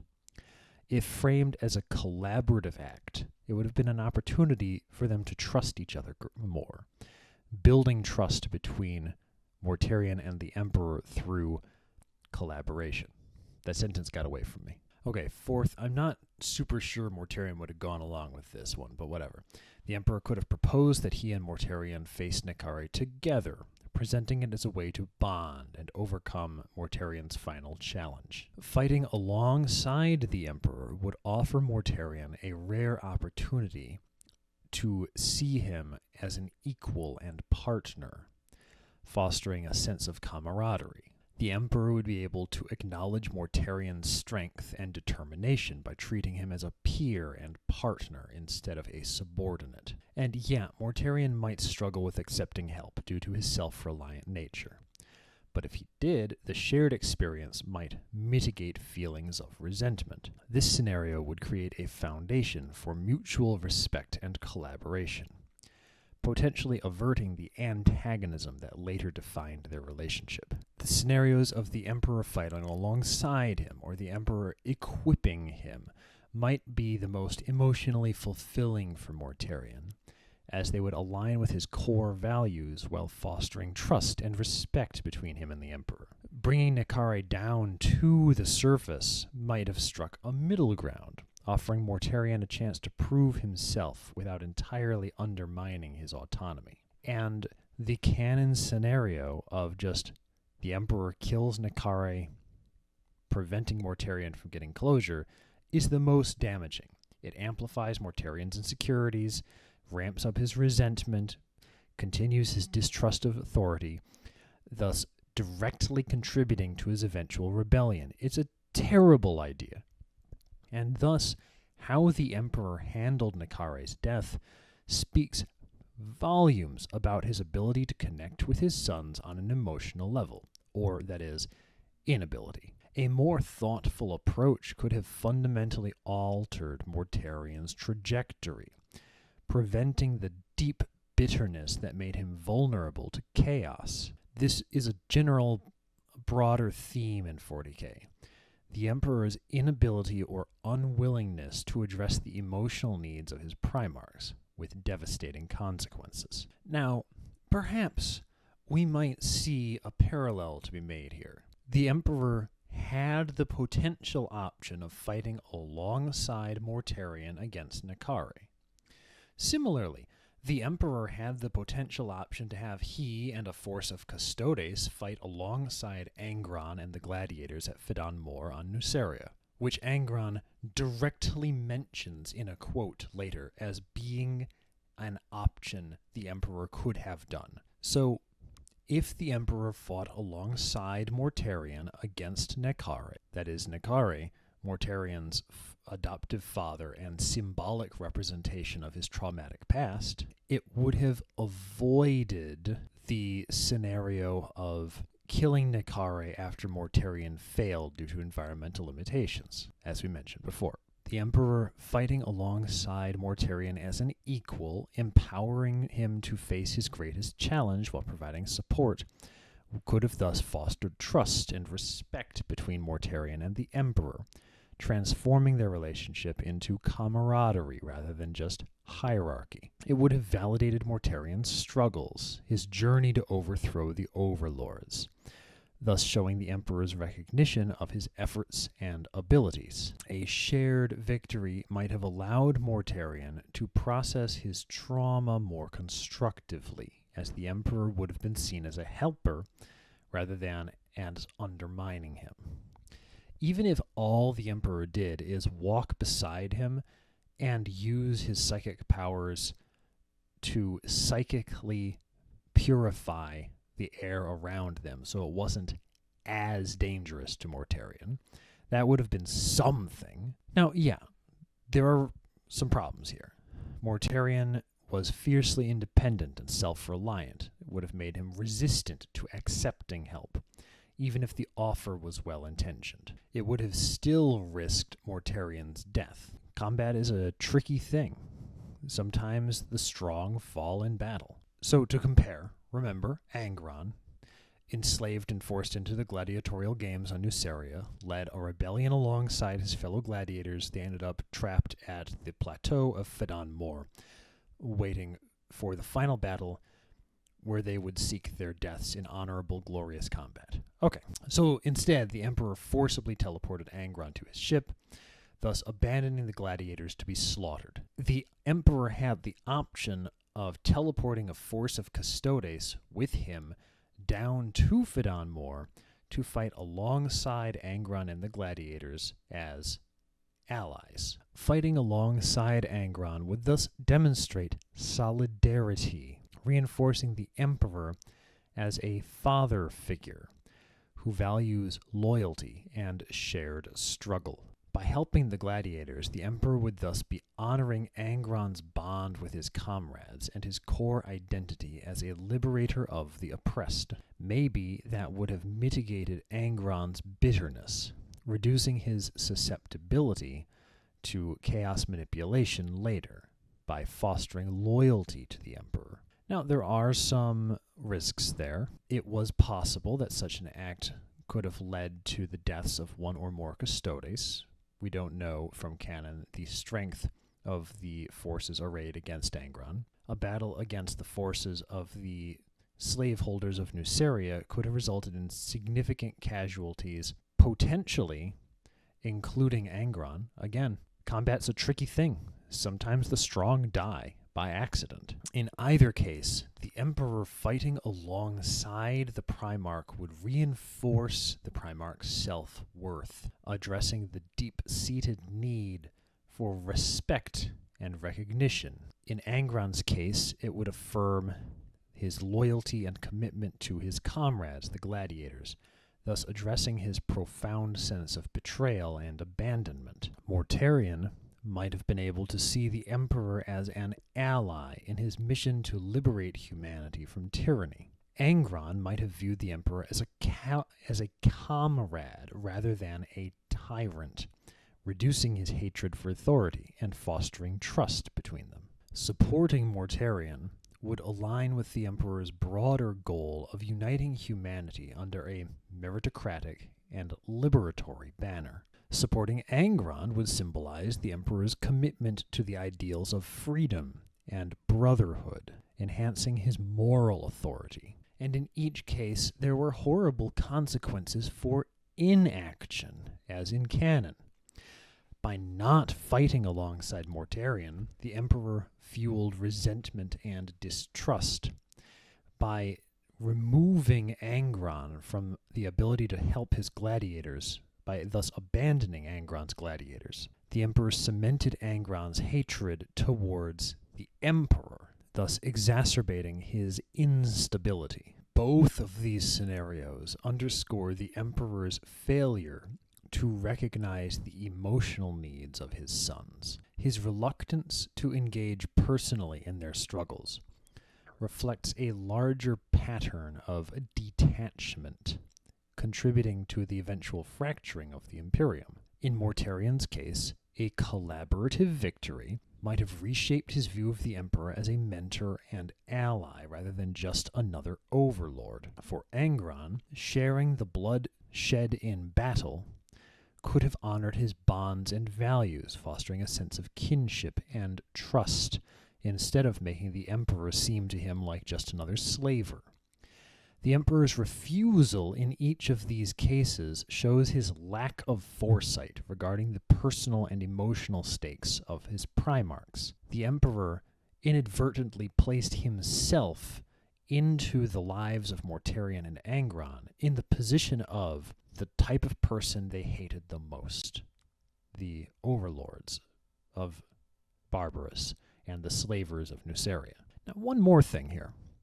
In canon, the Emperor offered Mortarion the chance to stay on Barbarous without the interference of the Imperium if he had succeeded in killing Nakare unaided. Why would he do that? Making that offer leaves only 4 options, and none of them are good. First, Mortarion succeeds, and the Emperor leaves, keeping his word, and thus depriving the crusade of a Primarch. What, do you think Mortarion was going to turn around and be like, you know what, that whole crusade thing sounds pretty good, actually? Second, Mortarion succeeds, and the Emperor forcibly takes him away from Barbarous anyway, revealing that he is untrustworthy. Third, Mortarion fails and dies, depriving the crusade of a Primarch. Or 4, Mortarion fails and the Emperor intervenes to kill Nakare. That's the canon scenario. It results in a bitter and resentful Mortarion. Generally speaking, if you're going to gamble, it's a good idea to have some sort of possible upside to justify the risk you're taking. Analyzing this with a little bit of game theory reveals a puzzling gamble with no apparent winning outcome. What was he doing? Okay, maybe the Emperor was testing Mortarion's worth. You may have seen this as a trial of Mortarion's strength and determination. By giving Mortarion the chance to succeed on his own, he might have been testing whether Mortarion had the qualities needed to lead a legion. But because of the environmental limitations preventing Mortarion from reaching Nikari's heights unaided, the test is inherently unfair. So why bother? Okay, maybe the Emperor could have been trying to appeal to Mortarion's fierce independence, offering him the illusion of choice in order to frame it as Mortarion's decision, to make it look like the Emperor respects his autonomy, to try to build rapport and trust. But this obviously failed. The whole enterprise was doomed, because as soon as the Emperor made that offer, the only way for him to get Mortarion to join him would have been to either betray his trust by stealing him away after he succeeded, or to betray his trust by intervening to kill Nikari, as in canon. Perhaps the Emperor believed Mortarion was doomed to fail against Nikari, but he hoped the experience would humble him, making him more pliable and willing to accept the Emperor's guidance. Okay, this is stupid. This approach is manipulative and ignores the psychological damage that the outcome of failing to even reach Nikari and watching the Emperor kill Nikari instead would cause, thus leaving Mortarion embittered. The Emperor, I believe, had no real intention of honoring the offer if Mortarion succeeded. I think it was a bluff. I think he was using it as a rhetorical tool to motivate Mortarion, and thus frame his intervention as a last resort. But this is stupid. It undermines the trust between them. Either Mortarion realizes that the Emperor was being deceptive, and thus wouldn't respect him, or Mortarion believes that the Emperor should have not intervened to kill Nikari, because that dishonors Mortarion's autonomy and self-actualization. Maybe the Emperor was just disgusted by the weakness shown by Mortarion, and Angron for that matter, in being unable to achieve total conquest of their homeworld unaided. Well, have some compassion. Try a little understanding, asshole. What a tool. If Mortarion succeeded and the Emperor left, or if Mortarion died in battle against Nikari, then the Great Crusade would lose a Primarch. A catastrophic loss, given the role the Primarchs played as generals and strategists and figureheads of imperial unification. Barbarous itself would remain isolated, limiting its contribution to the Imperium. It'd just suck all around. If Mortarion succeeded and the Emperor betrayed his promise by whisking Mortarion away to lead in the Great Crusade anyway, then it would solidify Mortarion's mistrust and set the foundation for future rebellion. Mortarion would see the Emperor as no different from Nikari, a powerful overlord who manipulates others for his own gain and uses massive psychic powers. And in the canon scenario, wherein Mortarion was about to die, but the Emperor saved him and intervened and stole the kill, then the Mortarion is embittered by the Emperor's intervention and humiliated in his moment of greatest need. This path creates conditions for chaos to exploit Mortarion's wounded pride and sense of betrayal. Why would the Emperor do this? He's so stupid. Why would the Emperor take these risks? Well, probably hubris. The Emperor's arrogance often led him to miscalculate or ignore the emotional needs of his sons. Maybe he believed that his own charisma and authority could smooth over any resentment no matter the outcome. Maybe he believed that the inherent impressiveness of his demeanor and persona would have convinced Mortarion to join the Great Crusade even after succeeding and killing Nikari. Maybe it was detachment. The Emperor was a being of immense power and intellect, but his understanding of human emotion and relationships was lacking. he may not have fully appreciated the psychological consequences of his actions, in which case he's stupid. Maybe the Emperor reasoned that any outcome was manageable within his larger plans for the crusade. Even a resentful Mortarion might still serve effectively as a general. But this overlooks the long-term damage to their relationship. Horus came to understand that when the traitor's hand strikes, it strikes with the strength of a legion. Maybe the Emperor was thinking in terms of symbolic importance. He might have seen this as an opportunity to set a precedent, that loyalty to the Imperium must be earned through strength and capability, even among Primarchs. Maybe he believed that Mortarion would succeed in killing Nakari, and then change his mind for some reason and join the Emperor willingly. But then he had to step in because Mortarion was dying. This approach is dumb and ignores the psychological scars that Mortarion carried. It's a terrible idea, and he shouldn't have done it. The Emperor's offer to let Mortarion stay on Barbarous if he succeeded in killing Nakari unaided was a strategic misstep. It was a scenario where every possible outcome was detrimental to the Imperium or harmed Mortarion's emotional state. It was a terrible idea, and he shouldn't have done it. It's part of a broader pattern of the Emperor's failure to empathize with his sons, prioritizing his grand vision over their individual needs. Addressing these shortcomings, that is, the Emperor's shortcomings, would have substantially altered the course of the heresy and the fate of the Imperium. Rare among the Primarchs, Mortarion had some time to acclimate himself to the Imperium. During that period, in canon, he spent some time wandering among the Emperor's workshop on Terra, and he found the Webway Project, thus making him the only Primarch to learn of its existence. Now, perhaps the Emperor did not intend for Mortarion to learn of it. Hey, mistakes happen. But the only good option afterwards is to tell him about it, to assuage his fears.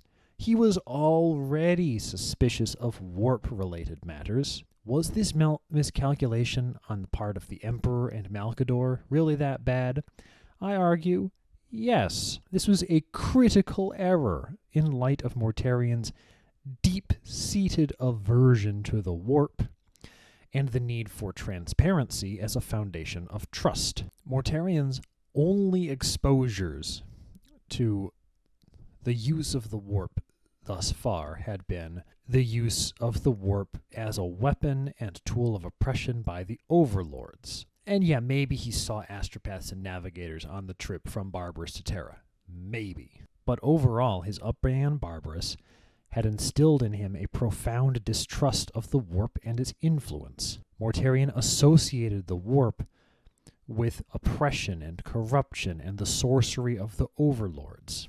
This is also why it took him so long to discover his own psychic abilities. Thus, any discovery that seemed to echo this dark aspect of his past would naturally provoke suspicion and fear. Mortarion was fiercely independent and placed high value on understanding the forces he fought against. He viewed secrecy around such a significant project as an affront to his autonomy and an attempt to manipulate or deceive him.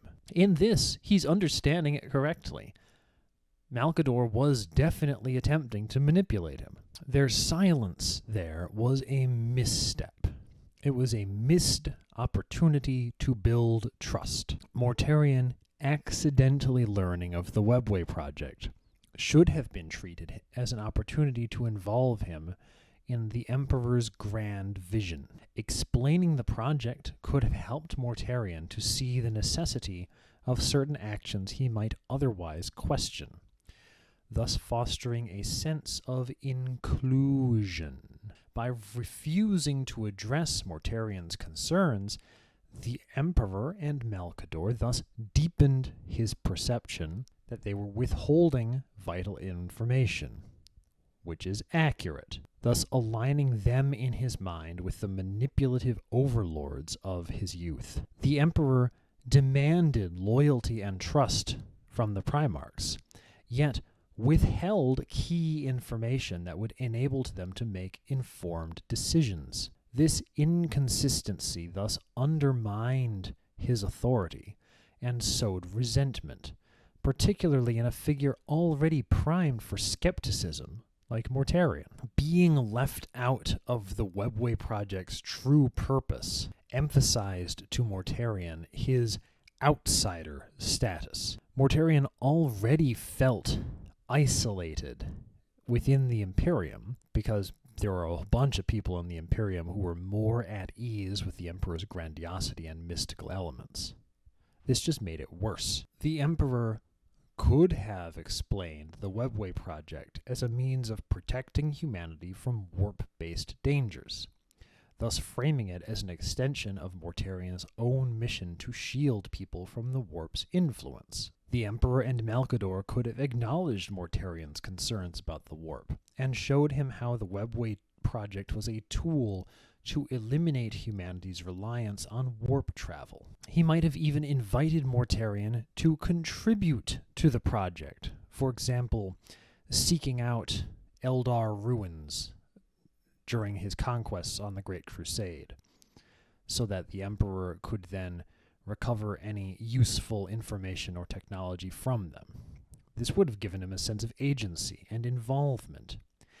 Any of this stuff would have been able to build trust and support and counter his feelings of isolation and marginalization. Did the Emperor do any of that? No. Fucking no. Well, what's the problem then? Mortarion's discovery, and then worse, the Emperor's silence about it, reinforced his belief that the Emperor prioritized his own agenda over the autonomy and trust of the Primarchs. This incident contributed to Mortarion's ease of being manipulated away from the Emperor, and thus his eventual willingness to side with Horus during the heresy. By the time that he fell, Mortarion had a well-established narrative in his mind that the Emperor was a manipulative, untrustworthy figure. Who can fucking blame him? The Emperor seemingly did everything to reinforce that narrative. The secrecy around the Webway Project exemplifies a recurring theme in the Emperor's leadership: his inability to unite his sons through shared purpose and understanding.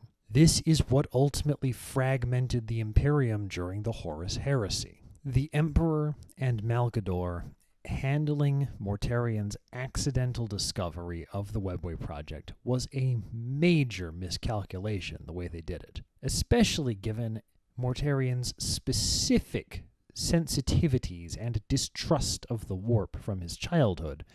Their silence only exacerbated his existing fears and doubts. Open communication and inclusion into the project could have turned this incident into an opportunity to strengthen Mortarion's loyalty.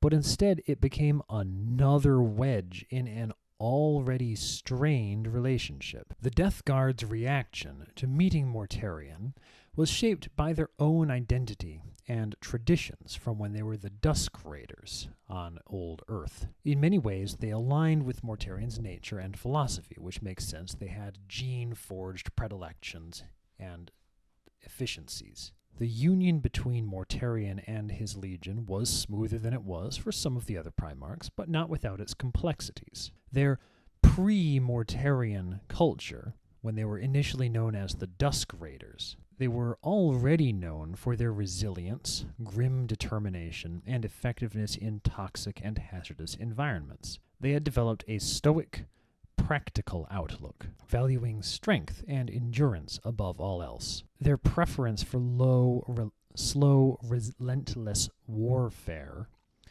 was born out of their gene-forged effectiveness as reliable, resilient infantrymen, and so it mirrored many of Mortarion's eventual values, setting the stage for a relatively harmonious integration.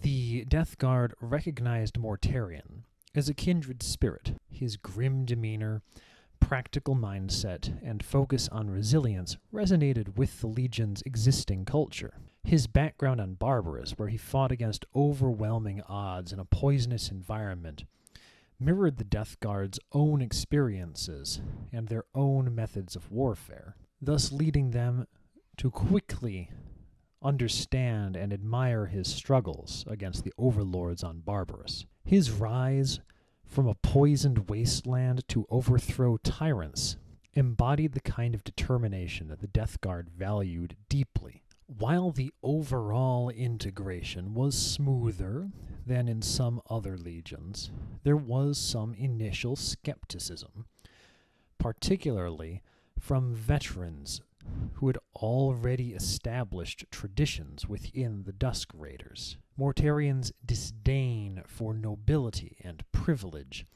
clashed with the positions that the Terran origin officers had, as they had grown up with different cultural norms. Ultimately, we see in canon that Mortarion had a legion that was loyal to him, but in the run-up to the betrayal at Istvan III, Mortarion believed that only about 2/3 of his legion were so loyal to him as to go with him over to the side of chaos. Mortarion's leadership emphasized the Death Guard's pragmatic, egalitarian nature. He rejected aristocratic hierarchies, demanding that his warriors prove their worth through deeds rather than birthright, and he respected deeds done after he was unified with them, much more than deeds from before. Mortarion pushed the Death Guard's focus on endurance to new extremes. He wanted them to be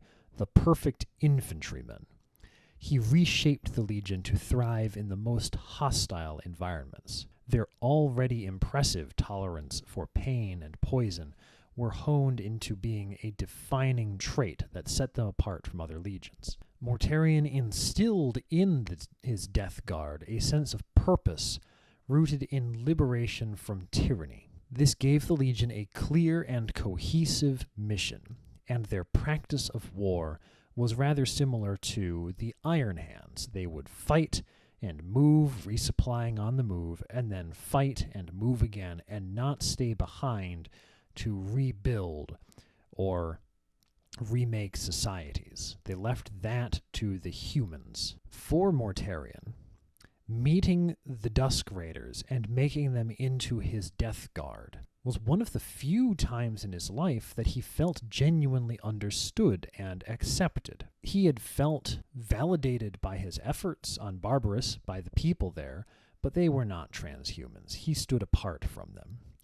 But with his Marines, their shared values and outlook provided him with a sense of kinship that he had not experienced before. The Legion's quick acceptance of Mortarion validated his belief in his own principles and methods. He saw the Death Guard as an extension of his will, further reinforcing his belief in the righteousness of his approach. Despite initial harmony, Mortarion's innate distrust of authority extended even to his relationship with the Death Guard. His suspicion that even his own legion might challenge him planted seeds of paranoia, which eventually came to full fruition at Istvan III. We can see a long-term impact, wherein the union between Mortarion and his Death Guard was one of the most unified of Primarch Legion relationships, but because it was built on a foundation of determination, resilience, and shared suffering, it initially strengthened them, but it also made them particularly vulnerable to corruption and manipulation. We can see this as being kind of similar to Perturabo and the Iron Warriors, building in themselves an ethos of being too strong to need to ask for help. The Death Guard's focus on resilience and endurance, then, thus made them susceptible to the promises of Nurgle, who offered a twisted form of those values later during the Horus Heresy. Ultimately, the Death Guard's acceptance of Mortarion helped to define their identity and role within the Great Crusade. it also tied them irrevocably to Mortarion's personal struggles and eventual fall. After Mortarion had been found, and after he assumed leadership of the Death Guard, after his period of acclamation, let's look at how the Emperor and Custodes acted and thought towards him. While not exhaustively documented in canon, how the Emperor and Custodes thought about Mortarion and acted towards him can be inferred based on the themes and established dynamics of the Great Crusade.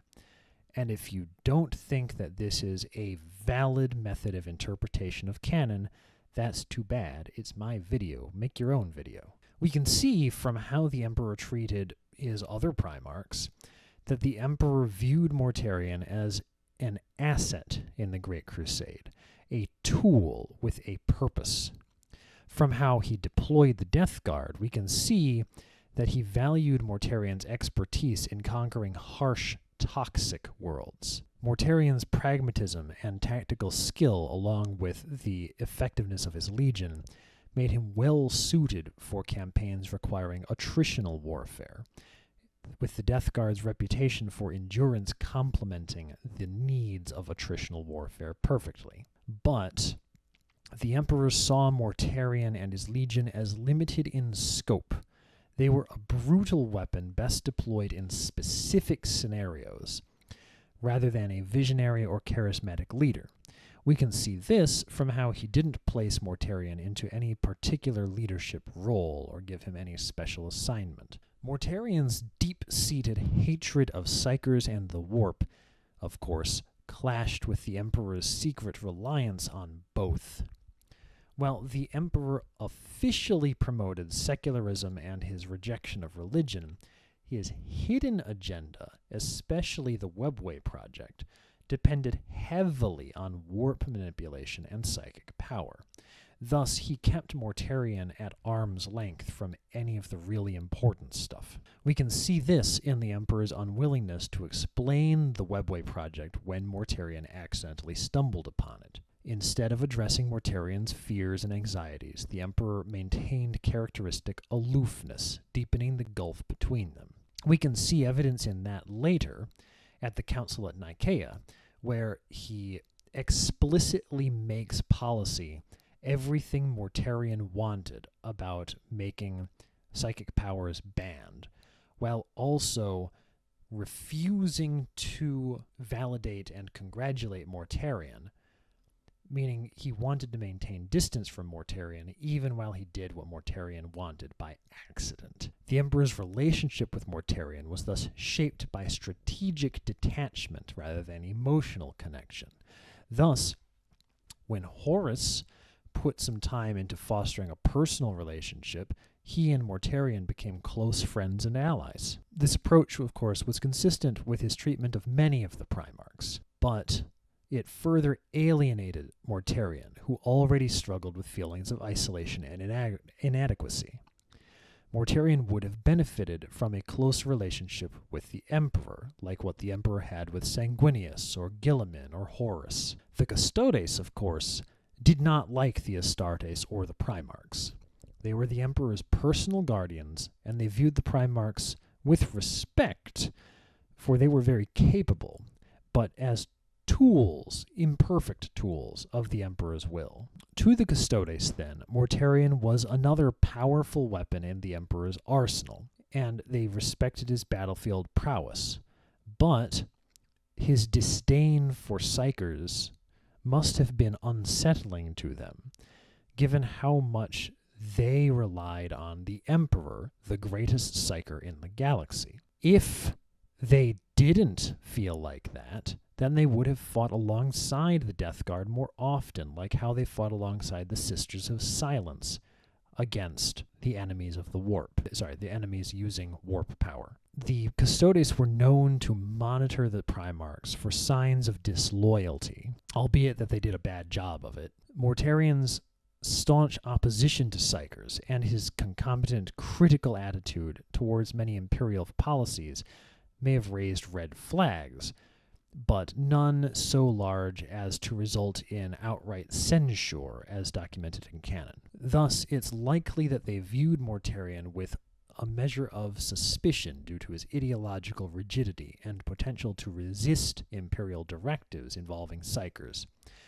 But they didn't tell the emperor, hey, listen, you might want to censure this guy, like what eventually happened with Angron and Lorgar and Magnus. Now, the Custodes were not designed for emotional connection, and thus any interaction they had with Mortarion and the Death Guard would have been professional and transactional. The Emperor expected that Mortarion would fully embrace the imperial truth and set aside his hatred of psychers so that he could use effectively, for example, navigators and astropaths, vital tools of the Imperium. But Mortarion's experience on Barbarous had instilled a visceral hatred of psychic power, at odds with the Emperor's vision for the Imperium.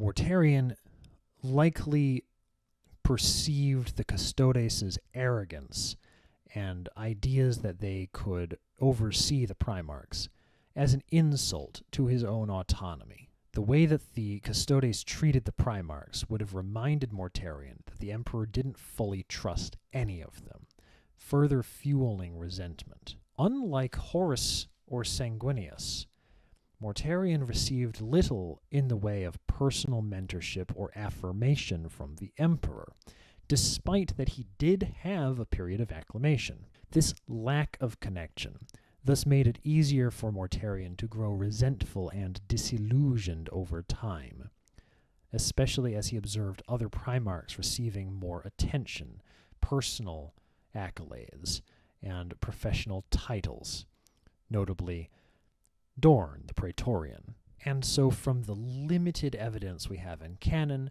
I feel we can safely say that the Emperor and Custodes respected Mortarion's martial abilities, but failed to address his deeper emotional and ideological needs. The Emperor's strategic detachment and unwillingness to engage with Mortarion's fears of psychic power left a critical gap in their relationship. The Custodes' professional and watchful demeanor would have thus reinforced Mortarion's sense of isolation and mistrust, and this dynamic all contributed to Mortarion's eventual disillusionment, making him more susceptible to Horus's manipulations during the Horus heresy. By failing to engage with Mortarion on a personal and ideological level, the Emperor missed an opportunity to secure his loyalty and prevent his eventual fall. Now this brings up the obvious question: would it have been feasible for Mortarion to have a positive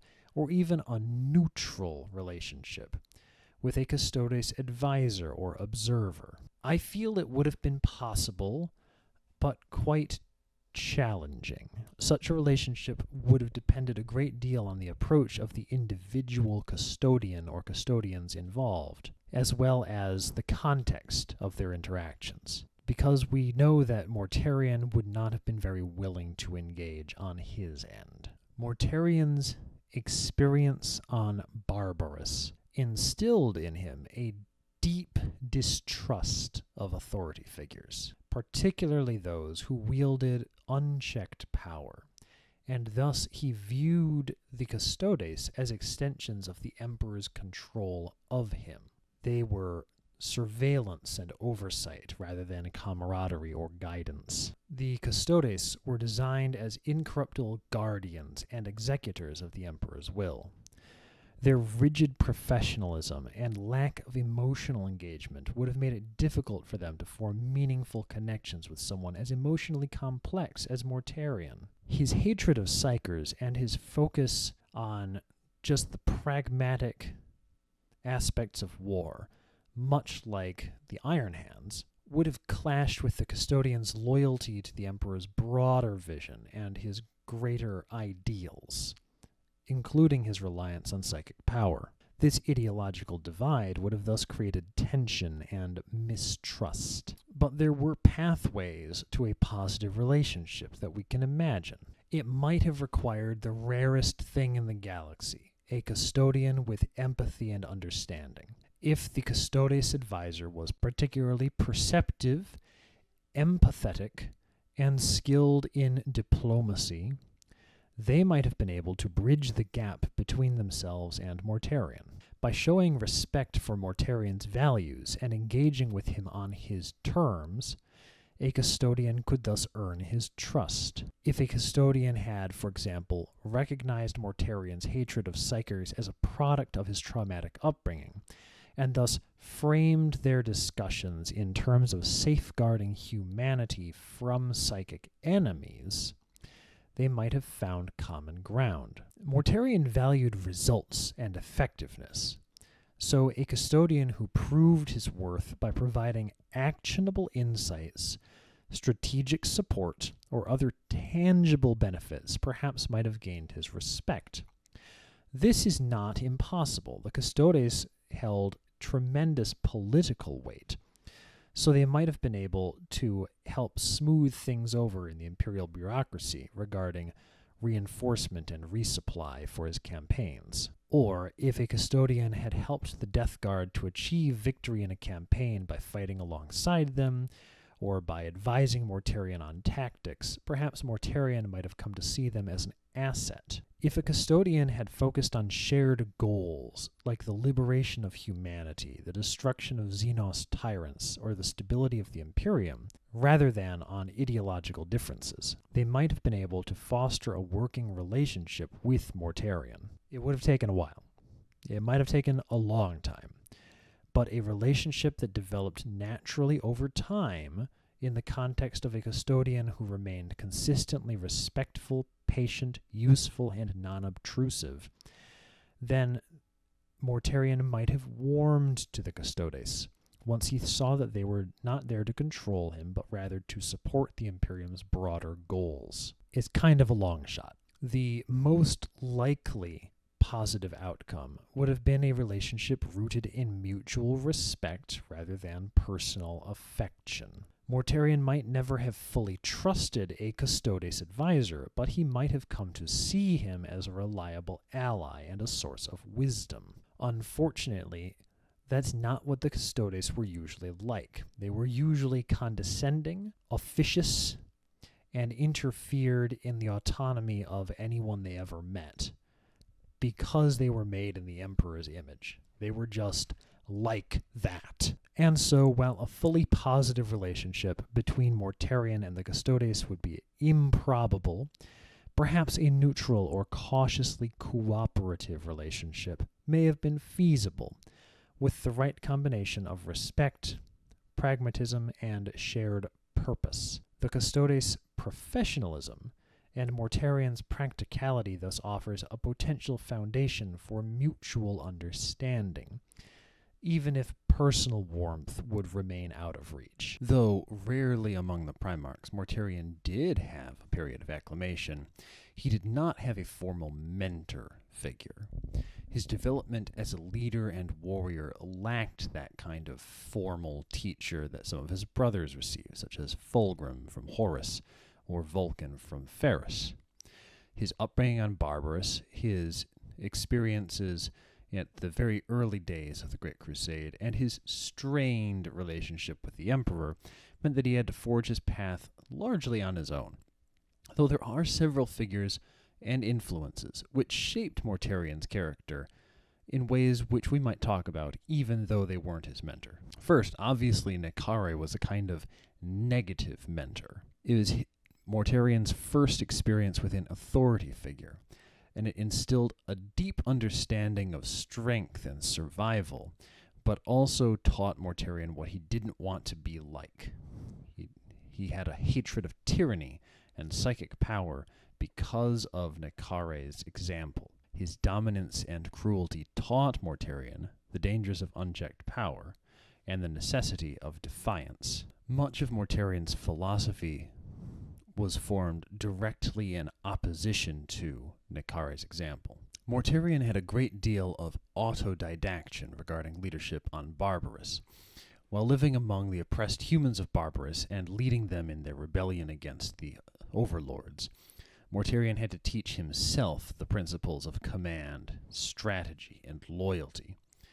His leadership style was shaped by the necessity of uniting disparate villages of people in a brutal and disorganized environment. His time among the humans allowed him to connect deeply with those he led, creating empathy through shared struggles and mutual efforts to survive. In this, we can see that he learned leadership in very similar of a fashion to, for example, Sanguinius. Unlike, notably, Guilliman and Horus, Mortarion was not given any structured mentorship by the Emperor upon being found. Instead, their relationship was adversarial from the start due to the circumstances of the Emperor's killing Nekare and thus forcing Mortarion into compliance. And so there was not a positive relationship, which was the presence of teaching. Instead, there was a negative mentorship, which was the absence of rebellion. The Emperor's failure to properly guide or support Mortarion emotionally left him to navigate his role within the Imperium alone. Had the Emperor chosen to mentor Mortarion through shared goals, shared military campaigns, discussion of psychic technology and why they use it, their relationship may have been better. Being better was a low bar. Instead, Mortarion was left feeling alienated and resentful. Now, of course, during the Great Crusade, after he'd already started to lead his own legion, then Horus appeared as a mentor and friend. As the War Master later, and as first among equals earlier, War Master Horus was kind of an informal mentor to many of his brothers who served in the main theaters of the Great Crusade. His charisma and strategic brilliance, his ability to maneuver each legion to how they would best contribute, provided a model for leadership. Mortarion eventually became Horus's closest ally, and the Death Guard fought alongside the Sons of Horus quite frequently in Horus's favored hammer and anvil strategy. But that developed after Mortarion already had time and opportunity to shape the Death Guard on his own. Horus's mentorship, of course, was ultimately manipulative. He exploited Mortarion's insecurities and mistrust of the Emperor to draw him into his own political orbit, and then, once he himself fell to chaos, to draw Mortarion into the fold of chaos before Istvan III. Mortarion respected Horus as a peer and ally the way that he never respected or had loyalty to the Emperor, so Horus's eventual persuasion to join the rebellion was just an extension of this influence. Then, of course, we have the problem. Callus Typhon, first captain of the Death Guard. Listen, there's a lot of stories about the Primarchs where there's some favored human from their home world that the Primarch brings with them, and it's a fucking problem just about every time. Callus Typhon was not as bad as Corferon, but he was bad. He acted as a significant influence on Mortarion, and so Typhon's ambitions and secret dabbling in the warp subtly shaped the Legion's trajectory. Typhon's growing power within the Legion and his manipulation of Mortarion capitalized on Mortarion's weaknesses and insecurities, steering him further and further from the ideals he initially held. Eventually, he and Horus worked together, albeit I don't think they spoke with each other, to bring Mortarion into the service of Nurgle. So, yeah, even though he had a lack of formal mentorship and relied heavily on his own experiences, he did learn valuable lessons about leadership from Horus, and he learned valuable lessons about what not to do in leadership from Nekare and the Emperor. The void in mentorship underscores his emotional need for understanding, autonomy, and validation, which were consistently unmet throughout his life, and which were the weaknesses which led him to fall to chaos. Now, excluding Horus, let's discuss Mortarion's relationships with his other brothers among the Primarchs. Mortarion's personality was not abrasive like Dorn and Perturabo, but he was distant. He was stoic, pragmatic, mistrustful of anything he saw as unnatural, notably psychers, and he had a disdain for authoritarianism and privilege, which created tensions with some brothers, even while his sense of honor and meritocracy allowed him to find common ground with some others. Both Mortarion and Rogel Dorn valued discipline, loyalty, and resilience. They were committed to their duty, albeit that Dorn legitimately had loyalty to the Emperor, and Mortarion had been forced into it. But they both saw themselves as defenders of humanity.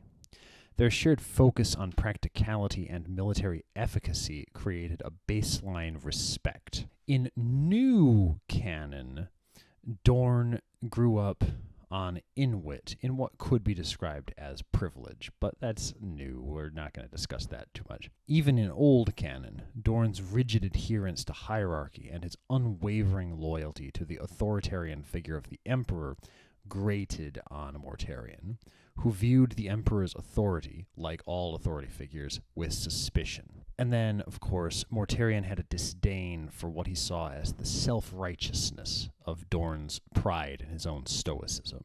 Now, especially with Guilliman, but also with, in new canon, Dorn and others raised as aristocrats, Mortarion had contempt for their upbringing in a place of privilege and disrespect for their hardships and accomplishments. Mortarion understood and respected his brothers, who fought for every scrap they earned during their childhood.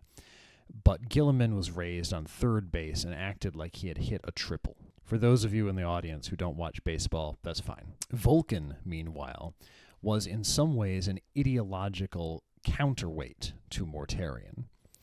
His compassion and humanism were in stark contrast to Mortarion's own cold philosophy. They both viewed themselves as defenders of humanity, yes, but Mortarion viewed Vulcan's focus on protecting civilians as sentimental and inefficient in the brutal realities of war. Mortarion had fought to protect the civilians on Barbarous, so there was potential for mutual understanding there. But generally, Mortarion had more of a Ferrus Manus style, win the war as fast as you can and then move on to the next war approach to military leadership. Like, yeah, you can defend humanities by killing their enemies as fast as you can. They both had this deep connection to humanity, but it was expressed differently. They might have found common ground in their shared desire to free humanity from tyranny, or in their shared upbringing on a harsh planet with low technology, fighting for survival. Both Mortarion and Russ were warrior kings with roots in harsh, survivalist environments. Mortarion deeply respected Russ's military physical prowess, his martial acumen in the thick of battle, and his instinctive leadership. But Mortarion's disciplined, methodical approach to warfare was quite different than Russ's more impulsive, instinct-driven style, which emphasized simple ferocity and maneuver. More importantly, though, Russ's reliance on what he hypocritically called the Wyrd, W-Y-R-D, his legion's psychic powers, his tolerance for mysticism, earned Mortarion's disdain, souring any potential camaraderie. If they had had any substantial contact with each other immediately after the council at Nicaea, they might have come to blows, I claim, because of Russ hypocritically continuing to have his legion use psychic powers. Magnus is a rough one. Both of them felt like outsiders in the Imperium, so they could have bonded for that, except that Mortarion despised Psykers and saw all of them, including Magnus and the Emperor, as a threat to humanity's survival. Magnus was the second most powerful Psyker in the Imperium and thus embodied everything Mortarion loathed. Magnus, in turn, viewed Mortarion as rigid and short-sighted, unable to see the potential of controlled psychic power. He viewed himself as a sort of psychic messiah, and so any potential for understanding was rendered impossible by Mortarion's deep-seated mistrust and Magnus's confidence and self-righteousness about his own intellectual and psychic superiority. Ferrus Manus was the closest kindred spirit that Mortarion had. His focus on efficiency, technological innovation, and discipline, focusing on speedy, effective warfare, and then moving on to the next theater of war immediately after instead of sticking around. His high focus on resilient infantry discipline resonated with Mortarion's mindset and military strategies. Both of them were grim and driven, valuing results over sentiment, and there was mutual respect. We have a quote in canon from Ferrus Manus. "Say what you like about the 14th Legion, the Death Guard. They are mean, ugly bastards, but tenacious. There's no one else I'd rather have by my side in a war of attrition, and almost anyone else I'd rather have against me." Ferrus Manus said that after the compliance of the world called 1544. That is to say, the fourth compliance action of the 154th Expeditionary Fleet. Now, the Iron Hand's emphasis on mechanization and technological enhancement may have seemed a bit unnatural or even inhuman for Mortarion, thus creating tension. For all Mortarion's dour demeanor, he did what he did because of how much he cared for humanity. So if he mistook the Iron Hand's augmetic replacement of their gene-forged perfection as having been encouraged by Ferrus Manus, that may have put Mortarion in the unusual position of feeling the more human of the two. Those two could have been fast friends. It is coincidence that they were not. What can you do? Sometimes opportunities are not taken. Both Mortarion and Corvus Corax shared a hatred of tyranny and a desire to free humanity from oppression. Their common goal of empowering the downtrodden formed a bond between them. Mortarion's methodical, hands-on approach contrasted with Corax's preference for stealth and guerrilla tactics and asymmetric warfare. The difference in strategy may have caused friction or mutual respect, depending on how they each chose to act toward the other. Fighting alongside each other, they would have done very well. But of course, also, Corax was found, I believe, second to last among the Primarchs, so they didn't have very much time with each other in any case before the end of the Great Crusade. Now, Fulgrim's flamboyance, pursuit of what he saw as personal perfection and what everyone else saw as arrogance, and his indulgence in aesthetics were anathema to Mortarion's austere worldview. Mortarion viewed Fulgrim's vanity as a sign of weakness and frivolity, in much the same manner as how Jagatai Khan also viewed Fulgrim. Fulgrim, in turn, saw Mortarion as dour, unimaginative, and uncultured, making their relationship at least somewhat antagonistic. But on the other hand, Fulgrim was a self-made man, starting as a miner, working in the mines of Chemos, and then bringing his people from the brink of extermination into a place of salvation, fixing their society. They could have respected each other about their upbringing. Also, both Mortarion and Fulgrim respected Horus greatly, and he in turn respected and fought alongside both of them. So awareness of Horus's respect tempered any ill thoughts they had toward each other. So they would not speak ill of the other in front of Horus without rebuke. Horus was mediating their relationship, that is, so they could work together effectively. Lionel Johnson's an interesting option. Both of them were introspective and aloof, which limited their interactions, but also made them somewhat similar. Mortarion respected the lion's martial prowess, but mistrusted his secretive nature and Legion's reliance on psychers.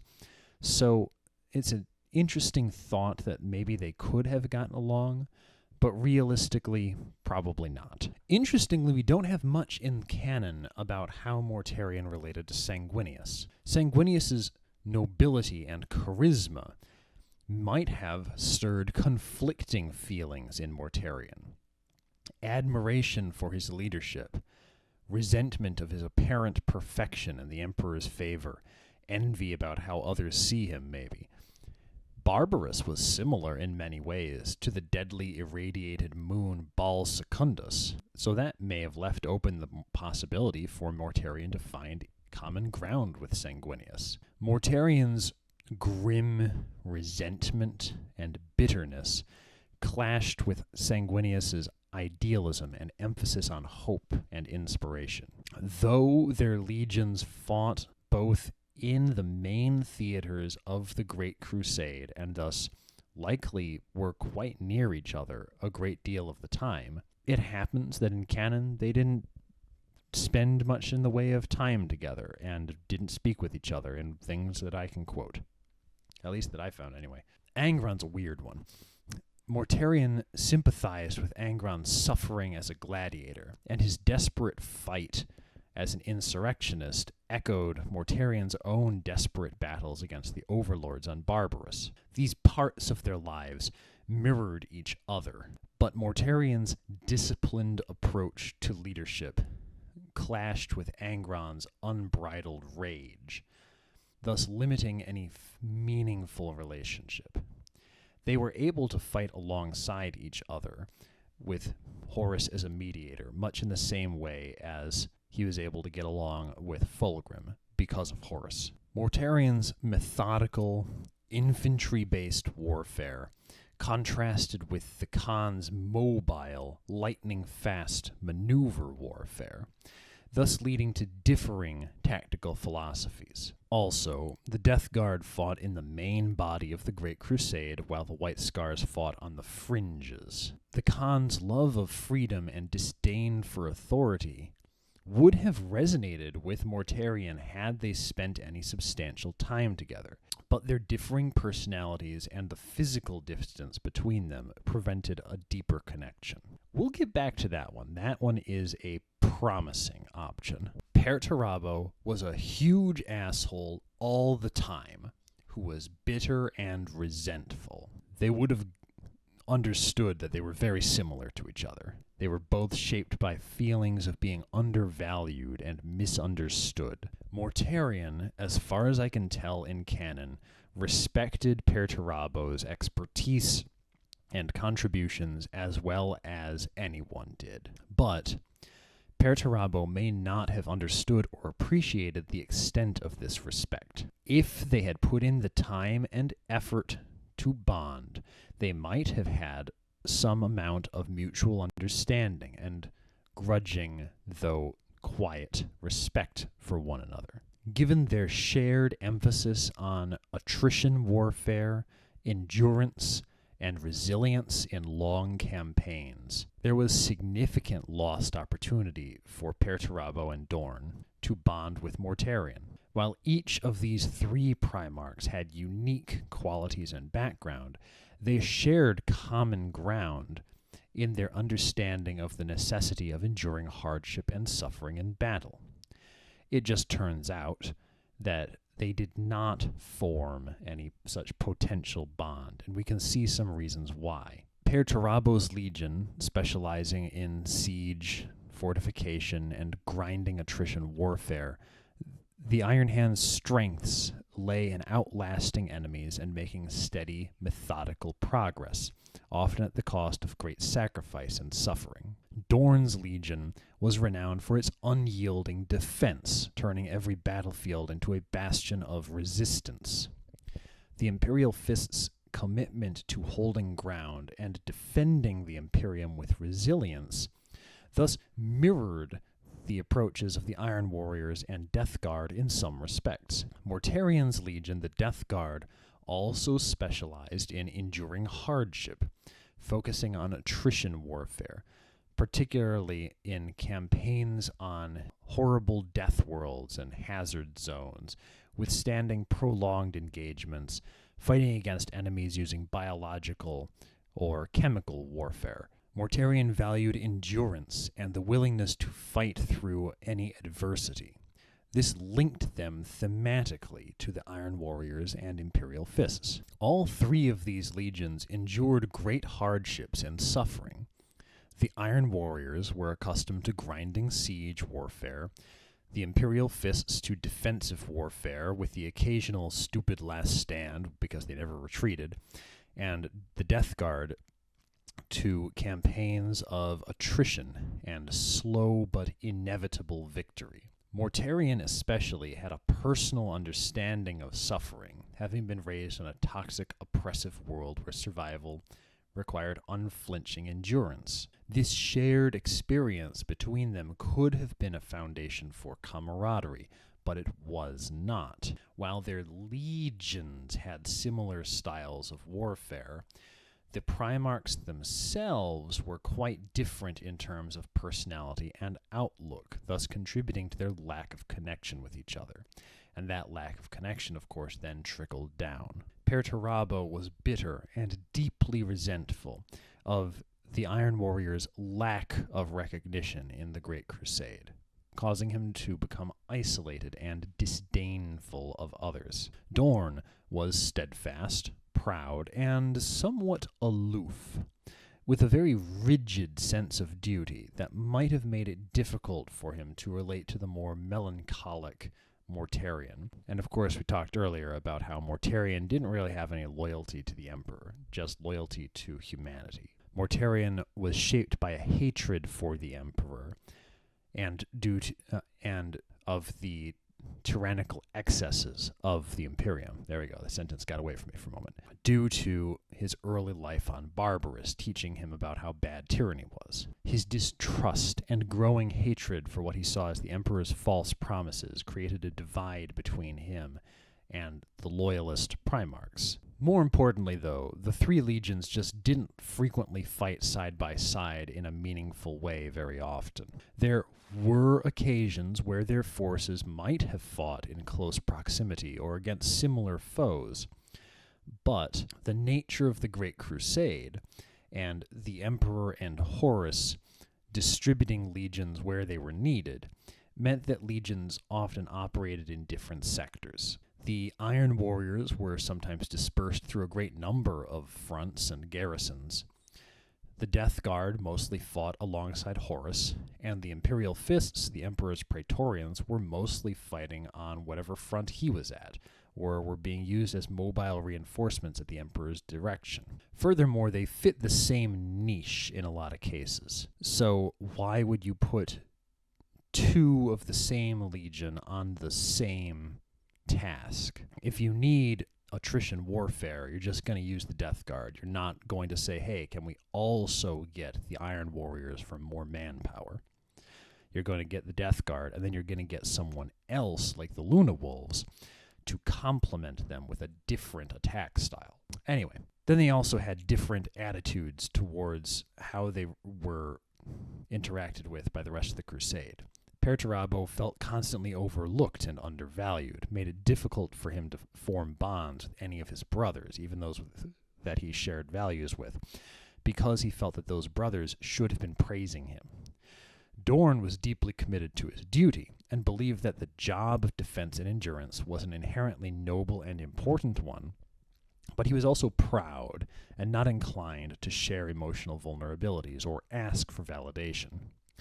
He was somewhat dismissive of the personal grievances of others, as seen with his rigid approach to leadership and loyalty, and at the same time, his status as Praetorian meant that he received a great deal of accolade and public acclaim in a way that he did not need to ask for. Mortarion, in Horus's sphere of influence, might have found it difficult to relate to his brothers, even if he'd put in a small amount of effort, as he was already becoming aligned with Horus's cult of personality and was emotionally distant from the Emperor. It would have meant a great deal to them to all interact and appreciate each other, but it would not have taken a small amount of work. It would have taken a substantial amount of effort. Mortarion's increasing disillusionment with the Emperor and the Imperium made any possibility of a bond with Dorne unlikely. His bitterness and rejection of the Emperor were a point of no return, leaving little room for him to reconcile with his more loyalist brothers. And then, of course, both Dorne on Inwit, in newer canon, and Perturabo on Olympia were raised in what might be called aristocracy. So Mortarion did not respect that about them. So, yeah, the Primarchs of these three legions could have found common ground in the suffering and resilience that defined their legions, but their individual emotional baggage, their personalities, and their loyalties prevented this bond from forming. If they'd been able to put aside their grudges, put in some effort, and recognize the shared experience of suffering and sacrifice, these three could have formed a very valuable mutual respect. Perturabo, starved for recognition, would have found the acknowledgement of the other two to validate his efforts. For Dorne and Mortarion, there would have been comfort in knowing that their sense of duty and endurance was shared by others. Such a connection could have offered an emotional salve to their deep wounds. In this manner, these three Primarchs could have met each other's emotional needs, or at least many of their emotional needs, in a way that the Emperor was never going to do. The missed opportunity for these three to bond lies both in their shared experiences and their inherent flaws. Their legions operated on similar principles of attrition and endurance, but their personal insecurities, emotional needs, and eventual differing paths led them to remain apart. Perturabo's bitterness, Dorne's pride and aloofness, and Mortarion's distrust of the Emperor kept them from forming the connections which might have prevented some of them from rebelling. Now, why did Mortarion grow to be more close with Horus than with other Primarchs alongside he served frequently in the main theaters of war? Mortarion's close relationship with Horus is mostly due to a combination of Horus's charisma and the psychological dynamics of their interactions. Horus, as first among equals in leadership of the Crusade,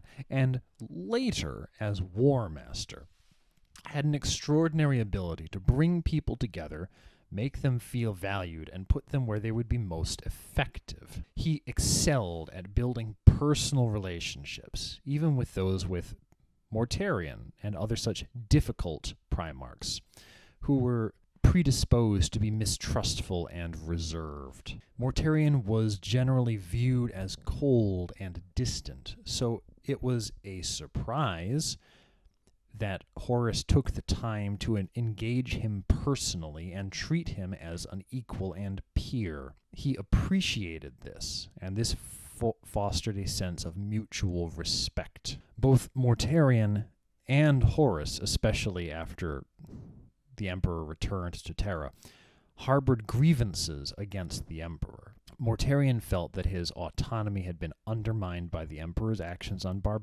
Barbarous, and was deeply suspicious of the Emperor's reliance on the warp and psychic power. Horus felt abandoned by the Emperor when he returned to Terra, and he had growing doubts about the Emperor's intentions. He was thus able to exploit and validate Mortarion's frustrations, creating a sense of shared purpose and understanding. Horus had a knack for reading and addressing the emotional needs of his brothers, a superpower which we shall call empathy. Mortarion, of course, who struggled with vulnerability and expressing his emotions, found in Horus a rare figure who could acknowledge and validate his feelings without condescending to him. Whereas, for example, Perturabo was emotionally guarded and preoccupied with his own sense of being underappreciated. So this made it harder for Mortarion to connect with Perturabo on a deeper level. We could go through each of the Primarchs who fought mainly in the main body of the Great Crusade and go over why they didn't bond with Mortarion, but I don't want to. Make your own video. Horus's approach to warfare aligned with Mortarion's in many ways, making them effective collaborators on the battlefield, whereas Perturabo, for example, shared Mortarion's focus on efficiency, but his obsession with siegecraft set him apart from Mortarion's more straightforward infantry methods. Horus, of course, had been the first Primarch discovered by the Emperor. We are not going to engage with the Alfarius conspiracy theories right now. And then, as the first among equals in the Crusade, and later as War Master, he had more opportunities to interact with and influence his brothers, especially those in the main body of the Great Crusade, like Mortarion. Their shared campaigns provided more time for personal interaction and camaraderie. Perturabo, though frequently serving alongside Mortarion, or at least serving near Mortarion, was not a natural diplomat, and often alienated peers through his abrasive demeanor and constant drive to prove his worth. Others who fought in the main body of the Great Crusade, like Angron, Fulgrim, and Sanguinius, we've already spoken about. Horus, of course, was a master manipulator, particularly in the lead-up to the Horus heresy, at the full fruition of his personal abilities. He knew how to play on Mortarion's insecurities, notably his mistrust of the Emperor and Psychers, and his sense of being sidelined by the Emperor. So he carefully manipulated Mortarion in order to deepen their bond and keep him close in Horus's orbit. Horus framing himself as an ally who truly understood and respected Mortarion's struggles. This was made easier by Mortarion's isolation. His natural aloofness and disdain for many of his brothers left him with few close relationships. Horus's proactive efforts to bridge that gap thus stood out, making their bond more significant to Mortarion than his more distant interactions with others like Perturabo. Mortarion's close relationship with Horus was thus built on Horus's ability to connect with him emotionally, validate his grievances, and align their worldviews in a way that few other Primarchs could. So this dynamic thus made Mortarion particularly susceptible to Horus's political influence. And so, when Horus fell, he brought Mortarion with him. Now, I feel that there were some opportunities for real friendship which were missed by Mortarion among his brothers. For various reasons, like physical distance, coincidence, or lack of a mediating influence, he just didn't form friendships with others, but he could have. Mortarion's emotional needs focused on a strong sense of autonomy, respect, and purpose, but his most glaring unmet need was genuine friendship and camaraderie. This deficit in his life shaped his relationships with his brothers, made him more reliant on Horus, and thus contributed to his eventual fall to chaos. But there were opportunities for real friendship. He could have worked to try to bridge the gap between himself and others, or others could have worked to try to bridge that gap. Corax and Mortarion shared a disdain for tyranny and a drive to liberate the oppressed. Both of them were shaped by combative upbringings in oppressive environments, yet they rarely interacted, because Corax was fighting mostly out on his own instead of right in the middle of the Great Crusade. His reclusive nature, we can call it, and his preference for small-scale surgical operations and asymmetric warfare, thus contrasted with Mortarion's more methodical, grinding attrition warfare. but their shared values and, honestly, their ability for their legions to work together quite well, had they attempted it, would have formed the basis for mutual respect and eventual friendship. But Corax's tendency to remain on the fringes of the Great Crusade meant that this opportunity was never pursued. Ferrus Manus, like Mortarion, was pragmatic, focused on results, and disdainful of extravagance. Both of them respected physical and emotional resilience and demanded much from their sons. Yes, Ferrus was more openly intense and passionate, as these things go, but his straightforward nature would have resonated with Mortarion, who preferred honest and direct interactions. I feel that they did not end up becoming friends mostly due to chance. They could have. There's every opportunity for them to fight alongside each other and interact a great deal. It just happens that they didn't. We already spoke a little bit about Perturabo, but I think there was opportunity there. They both shared their grim practicality, a feeling of being undervalued by the Emperor, and Perturabo didn't use Psykers all that much. But Perturabo's bitterness and hyper-competitiveness created a barrier between them. They could have formed a friendship, I feel, but it would have needed a mediator, probably Horus, to facilitate bonding between these two normally isolated Primarchs. He could have assigned them to work together closely in campaigns, and thus they would have found common ground, and would have had at least the opportunity for a lasting friendship. Vulcan and Mortarion both viewed themselves as protectors of humanity, and Vulcan's warmth could have been a balm to Mortarion's isolation. But Mortarion may have perceived Vulcan's optimism and worldview as naivete, and perhaps that's why they never became friends. It's hard to say. In general, though, Horus had the opportunity, as natural diplomat and leader, to foster group dynamics which could have included Mortarion. If he had encouraged Mortarion to work together with others and spend time alongside them in joint campaigns, Mortarion might have thus found that his similarities to some of his brothers outweighed their differences. Horus had the opportunity to help Mortarion connect to, for example, Ferrus Manus, but instead he worked to manipulate and isolate Mortarion, so he was dependent solely on Horus. It deepened Mortarion's sense of isolation instead of alleviating it, because that's what was useful to Horus. Mortarion's life had been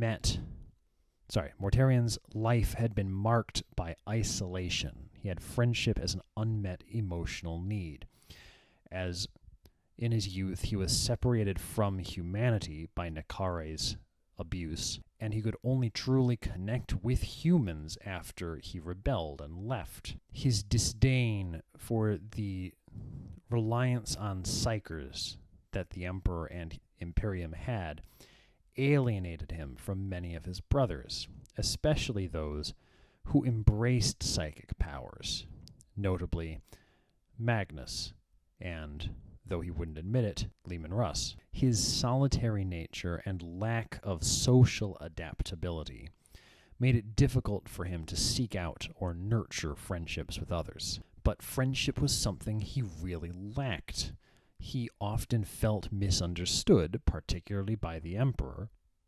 Friendship with a brother who respected his values could have provided him with validation and a sense of understanding, which he craved. The warmth of a close bond might have given Mortarion a stronger emotional foundation, reducing his susceptibility to Horus's manipulations, which, of course, was part of why Horus did not help that to happen. Friendship could have tempered Mortarion's black and white worldview and helped him to see complexities, especially those regarding loyalty and morality, perhaps thus preventing him from falling. Had Mortarion been able to find friendship with Ferrus, or had he been able to share his struggles with Perturabo or Dorn, he might have developed stronger ties to the Imperium because his own emotional needs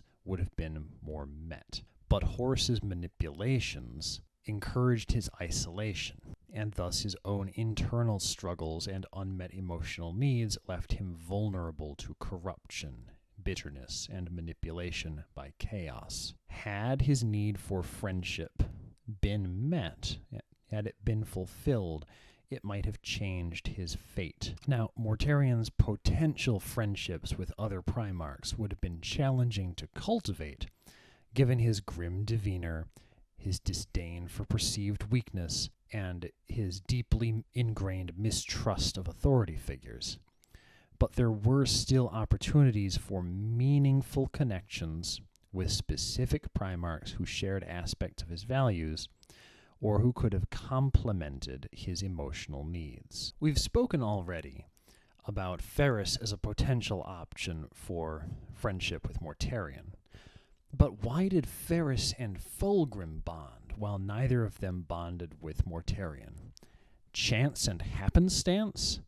Well, yeah, I think it's because of the interplay of chance, personality compatibility, and just circumstance. Ferrus Manus and Fulgrim forged a bond of opposites. Fulgrim's pursuit of beauty and aesthetic appreciation contrasted with Ferrus's more utilitarian, pragmatic view.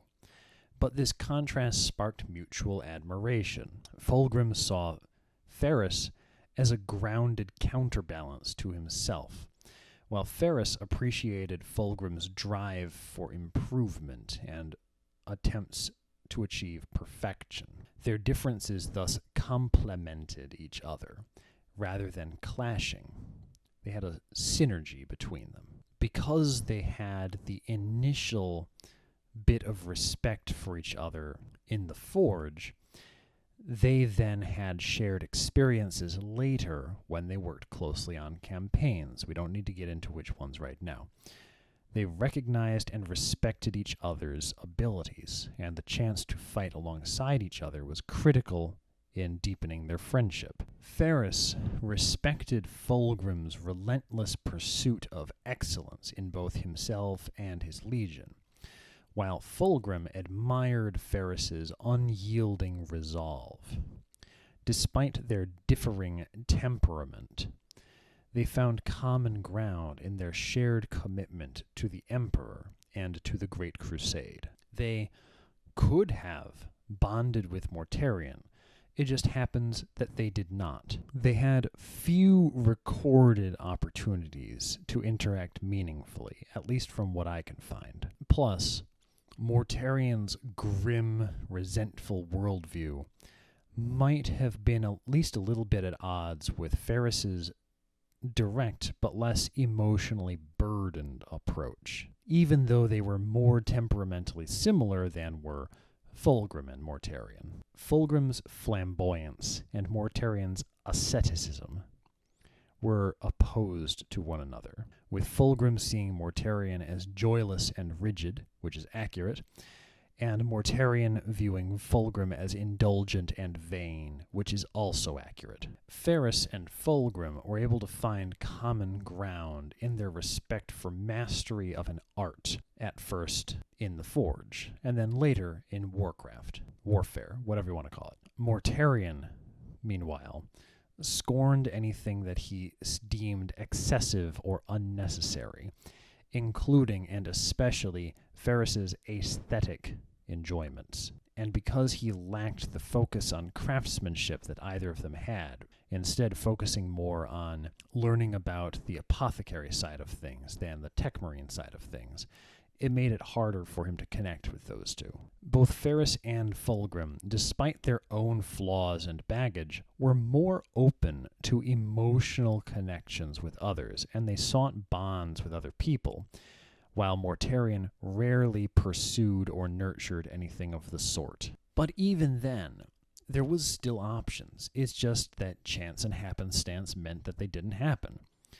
Timing and proximity mattered, Ferrus and Fulgrim had bonded by chance or destiny after meeting in a forge on Terra, and then followed it up with several campaigns together, while Mortarion simply didn't have any such event occur.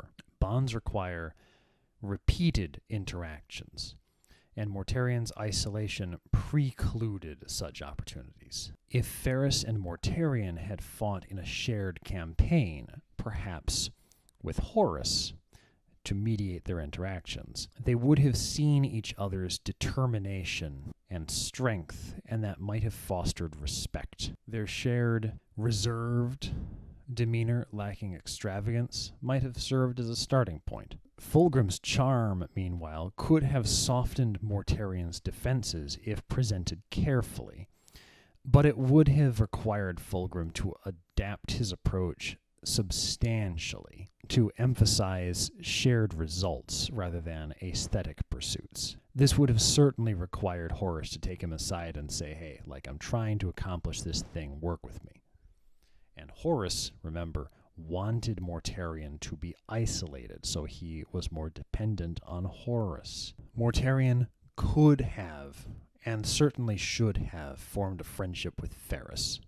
It just happens to be that they did not. This isolation, with Mortarion not having any close bonds with his brothers except with Horus, exacerbated Mortarion's bitterness and alienation, contributing to his eventual fall. If he'd had more friends, even one more friend, to provide him with emotional support that he sorely needed, perhaps he would have had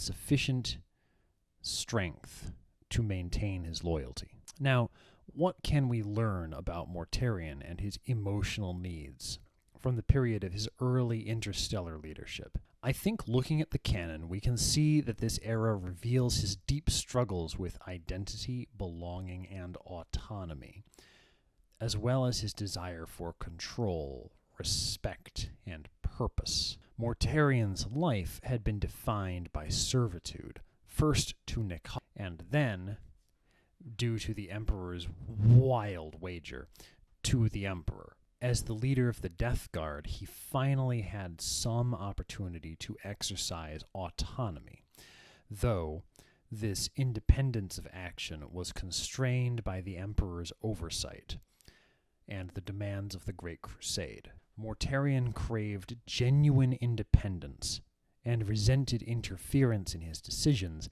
even when that interference came from good intentions. He disdained psychers, but he was pragmatic enough to understand the absolute necessity of using navigators and astropaths. So we can see that he was willing to put up with stuff he didn't like when he saw the utility to his efforts. Mortarion's efforts to reshape the Death Guard into a legion that reflected his own values shows his need to assert his identity and earn respect from others.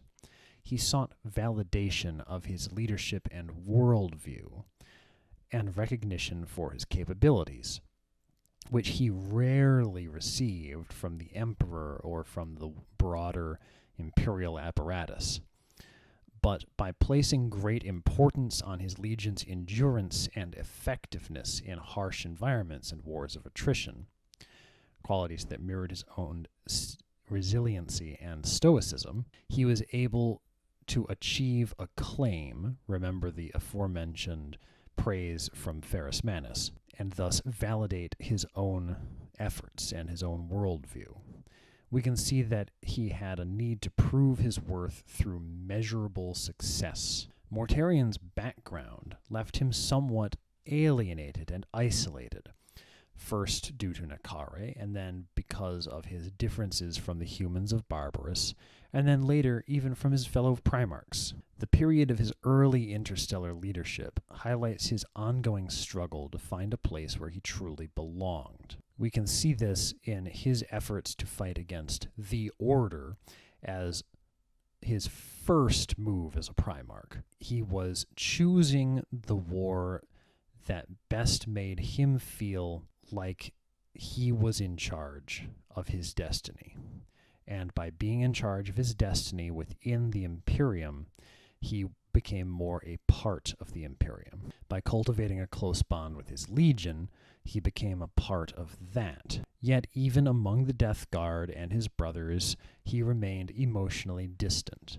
This suggests a tension between his desire for camaraderie and his difficulty in forming deep connections. Mortarion's upbringing made him wary of appearing weak or dependent. As a result, he tended to resist collaboration with those that he perceived as distrustful or untrustworthy.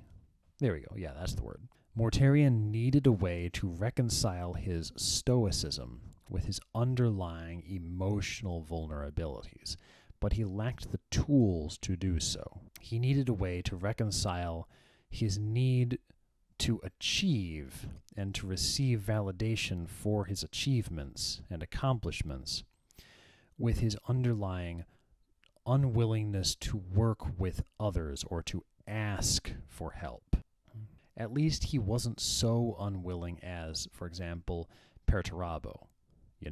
We can see some key moments in his emotional development. He transformed the Dusk Raiders into the Night Guard, defining them by their resilience, discipline, and endurance. This can show us his need to impose order on his environment and to craft a force that embodied his values. Mortarion needed to feel that his leadership had lasting impact.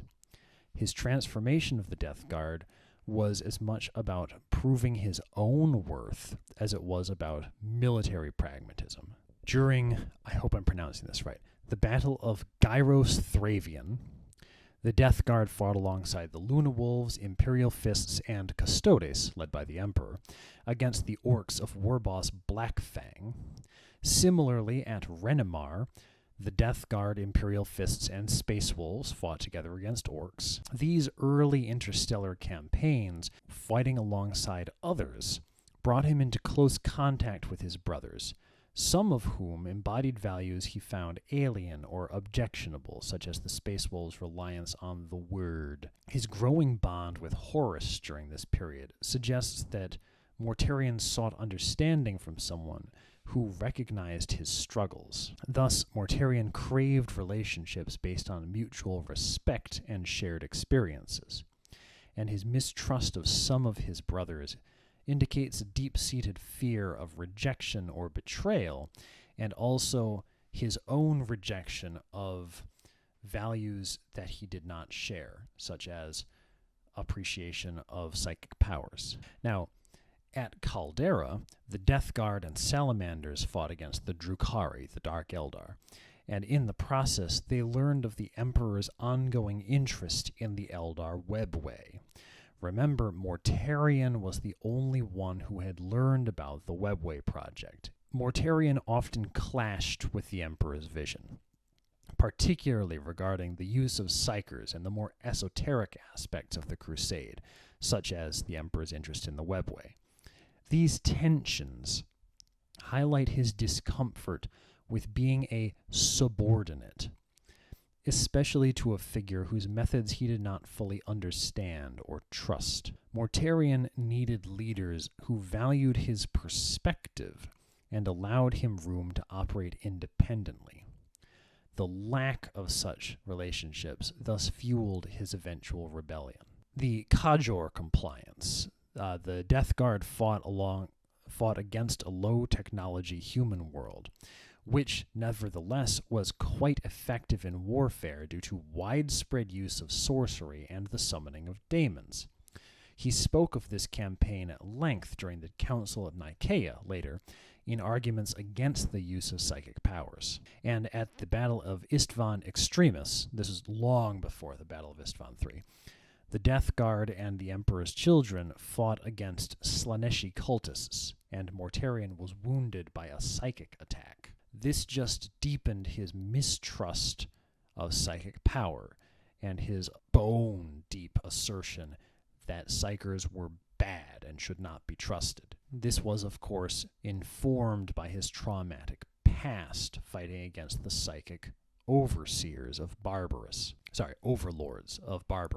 Mortarion's early interstellar leadership overall thus shows a Primarch who was deeply shaped by this traumatic past and who struggled to reconcile his desire for autonomy and respect with his own isolation and mistrust. If he'd had acknowledgement of his strengths and validation of his leadership and capabilities, the Emperor or the other Primarchs showing genuine respect for Mortarion's resilience and leadership might have eased his feelings of inadequacy. He needed freedom to exercise his authority without feeling undermined, the freedom to govern his legion how he liked and to conduct campaigns his way, aligned with his need for independence and autonomy. If Mortarion had been assigned roles focused on liberating oppressed worlds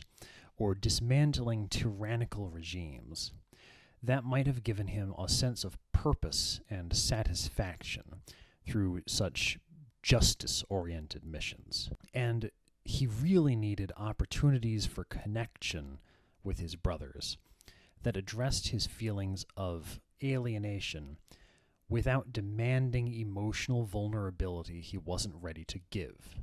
Emotional vulnerability could follow after. A more deliberate effort by his brothers or the Emperor, especially Horus attempting to facilitate such matters. Anyway, that sentence got away from me. A more deliberate effort to understand Mortarion's perspective and foster genuine relationships might have helped to mitigate his isolation. And if he'd had more interaction with individuals who respected his perspective, he might have sought to bond with them on his terms. These unmet emotional needs thus laid the groundwork for his eventual fall, as the powers of chaos and as his alliance with the traitor legions offered Mortarion what he believed the Imperium never could offer: freedom from perceived oppression and a place where his values would be respected. Here's an interesting little question from canon that I have had a lot of difficulty in finding direct information about.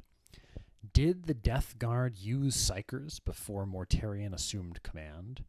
And what did he do with them? Before Mortarion assumed command of the Death Guard, in at least one canonical source I was able to find, the Dusk Raiders Legion had used Psykers, though the extent of their role within the Legion was not as prominent or structured as in other legions. Mortarion was deeply distrustful of psychic powers, stemming from his traumatic experiences with Psykers and warp-related entities during his upbringing on Barbarous. So, as soon as he got the leadership of his legion, he sought to limit the influence of Psykers within his legion. As he sought to reshape the legion to reflect his values of discipline, resilience, and stoicism, it also meant that he was able to address the role of Psykers within the legion.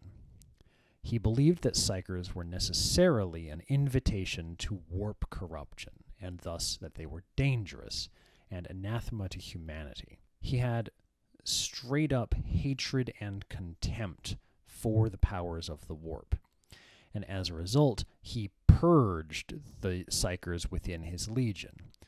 I don't find evidence of him just straight-up killing them, but if he removed them from leadership positions, relegated them to subordinate roles, and forced them to never use their psychic powers again, then the end result in canon was the same. His fear of the warp and his belief that Psykers were too dangerous to trust was in line with his broader ideological rejection of the warp's influence. The exact details of this purge are not clear. It was not addressed in canon, unfortunately. It's possible that they were just killed, but surely that would have been mentioned. If they were just sent to other roles and regular combat positions and forbidden from using psychic powers, much like the Edict of Nicaea would later demand, then they would necessarily play a smaller role in the Legion and thus appear less in canon. That's the best information I got, and we just got to deal with it. The internal politics of the Death Guard Legion prior to the Istvan III betrayal were defined by a few factors: their rigid hierarchy, Mortarion's leadership style, and the growing ideological schisms, especially between Terran origin and barbarous origin Marines, brought about by the influences of Horus's growing corruption and influence. While the Legion's structure seemed outwardly unified and pragmatic to an outside observer, tensions simmered beneath the surface, creating fault lines which fractured at the start of the heresy. Mortarion had a meritocratic and egalitarian leadership style. He demanded that leadership in the Legion be earned through deeds, not privilege or heritage, aligning with his hatred for the aristocracy he had fought against on Barbarous. Officers were thus elevated from the ranks often based on capability, which minimized nepotism, but created tension with some of the original Terran officers when he did indeed go the nepotistic route, making Callus Typhon first captain. By having such an absurdly poor decision be made right there in front of everybody while demanding meritocracy for everyone else, it just highlighted how much nepotism there was in that decision. In general, Mortarion was a distant and severe leader. Yes, he commanded respect for his strength and tactical acumen, but his inability or unwillingness to form deep emotional connections with his subordinates left a void in the Legion's leadership dynamics. They did not love him like the Marines of the Blood Angels or Ultramarines loved their Primarch. Then, of course, there was Mortarion's distrust of Psykers, stemming from his hatred of the Overlords on Barbarous. And we went over earlier how he purged the Legion's former librarians. Yes, many, especially those from Barbarous, respected his vision, but others resented his mistrust and felt that he was diminishing their combat capability, especially in battles such as Istvan Extremis, which we spoke about already. Now, the Terran-born Death Guard were shaped by the traditions of the Dusk Raiders, emphasizing discipline, tactical efficiency, and their own martial traditions. But the Barbaran recruits, I don't know what the demonym is. Barbarian. I'm going to go with Barbaran. The Barbaran recruits, who made up the bulk of the Legion after Mortarion's arrival, brought a grimmer, more fatalistic ethos to the Legion, rooted in their harsh upbringing and Mortarion's influence. While Mortarion's reforms were largely successful in unifying the Legion, some Terran veterans resented the loss of their traditions and the rapid rise of many Barbarous origin officers, notably Callus Typhon. The Terran origin contingent, of course, tended to be more loyal to the Emperor, viewing him as the ultimate authority, whereas the Barbarous origin Marines had grown up in a world where they either fought alongside Mortarion against the Overlords, or they grew up in a world which was free from the Overlords because of Mortarion having liberated them. They viewed him as their martial messiah and father figure, thus creating an ideological fault line between those who had greater loyalty to the Emperor and those who had greater loyalty to Mortarion directly. Mortarion's growing disillusionment with the Emperor's perceived hypocrisy made him more susceptible to Horus's persuasion, and his aloofness and isolation among the Primarchs made him doubly so. Callus Typhon, of course, was the key figure within the Death Guard, becoming agents of chaos to spread discontent and division. Horus promised Mortarion a future free from the Emperor's perceived tyranny, and free from the Emperor's perceived Oh, I'm going to sneeze again. Oh, free from the Emperor's perceived over-reliance on psychic powers, thus aligning with Mortarion's deep-seated hatred of both tyrannical authority and psychic power. Those within the Legion who remained staunchly loyal to the Emperor were gradually sidelined, thus exacerbating tensions as Mortarion positioned his Legion for the Istvan III massacre. Callus Typhon, later known as Typhus, the first captain, was a charismatic and ambitious leader whose influence rivaled Mortarion's in some respects. But his secret allegiance to chaos and his manipulation of warp energies and secret status as a psyker began to manipulate the Legion's internal divisions towards his own end of bringing them fully into the fold of Nurgle. Loyalist officers of Terran origin viewed the growing alignment of Mortarion with Horus and the growing influence that Typhon had on Mortarion with suspicion, even though they did not know what they were being suspicious of. But those officers were then marginalized and quietly reassigned to different positions within the Death Guard, thus setting the stage for the hammer blow purge at Istvan III. Thus, the Death Guard entered the Istvan III betrayal as a legion which was outwardly unified, but deeply fractured beneath the surface, with roughly a third of the legion having been isolated within one easy-to-split-off section, which Mortarion was preparing to rid himself of. When the betrayal occurred, the fractures within the Legion would erupt,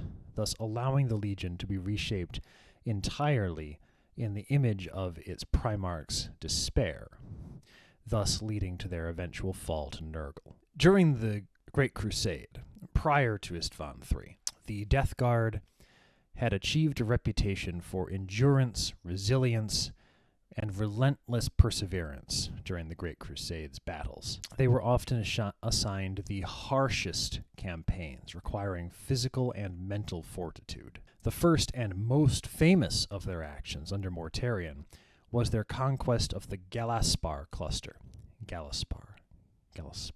I'm going to go with Galaspar. The Galaspar cluster, defeating the Order, which had tyrannically dominated its people through chemical addiction. This tyranny reminded Mortarion overmuch of Nekare and the other overlords. They were predicted to be a very difficult, bloody campaign, so the Great Crusade was steering clear of them for the time.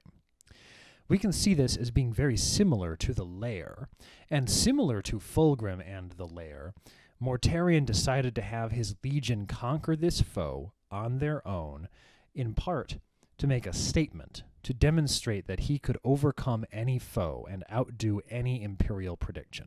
Now, the difference was this was his first action at the head of the newly renamed legion, whereas the Emperor's children only took on the Lair at the height of their power. Rather than attempt any sort of mobility warfare or outflanking maneuver, Mortarion used the assault ship Fourth Horseman and a massive drop pod assault against the primary hive city of the capital world of the Galaspar cluster.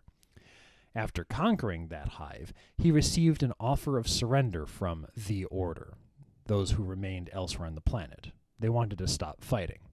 Mortarion replied, "No." His legion sought out the members of the Order across that world and killed all of them, not granting any quarter, and only afterwards did he accept the surrender of the rest of the worlds of the Galaspar cluster, after which, if I remember correctly, he had the Mechanicum figure out how to undo the chemical dependency of the humans of that cluster. Now, another deed of the Death Guard was the conquest of the Jorgal Empire. The Death Guard were instrumental in exterminating this Xenos species, the Jorgal, whose vast living ships were highly resistant to conventional assaults. They used biomechanical constructs to repel invaders and often fought in hazardous environments such as gas giants and irradiated void regions. The Death Guard's ability to operate in environments hostile to human life was thus critical. They were able to fight by boarding the toxic interiors of the Jorgal ships in order to destroy the Xenos from within through sheer determination and brutal efficiency, while naval bombardment from outside proved ineffective. Most notably was Captain Garo's victory at the Battle of Iota Horologi. Now, the compliance of the Lydian system. I've been unable to find primary sources for this one, so I'm relying on secondary sources which reference those primary sources. Deal with it! The Death Guard subdued the Lydian system, a human polity that had fallen to chaos worship and maintained its dominion through demonic pacts. Mortarion led a campaign to purge them, destroying the ruling cults and defeating demonic incursions. I feel that this is plausible to have happened in canon because he led a very similar fight at Istvan Extremis. I just can't find the original source for this one. Anyway, Mortarion's hatred for warp-tainted beings drove this campaign and the campaign at Istvan Extremis, and the Death Guard's resolve against the corrupted proved their value as a bulwark against the enemies of the Imperium. This campaign foreshadowed Mortarion's later hatred for Psykers, but thus his eventual downfall. All right, another one where I'm relying on secondary sources. The raising of the Scythaline Confederation. Scythaline? I don't know how to pronounce this. Anyway, the Scythaline were an advanced Xenos race whose psychic technology and powerful weaponry resisted multiple early Crusade expeditions. Mortarion devised a strategy that relied upon attrition, with prolonged exposure to environmental hazards which wore down the Scythaline defenses, thus showcasing the Death Guard's ability to outlast their foes. At Durandii Hive, the Death Guard were deployed to the toxic Underhive environments of this vast industrial world which had rebelled against the Imperium. The rebels used poison gas and corrosive agents to deter attackers, thus turning the environment into a death trap.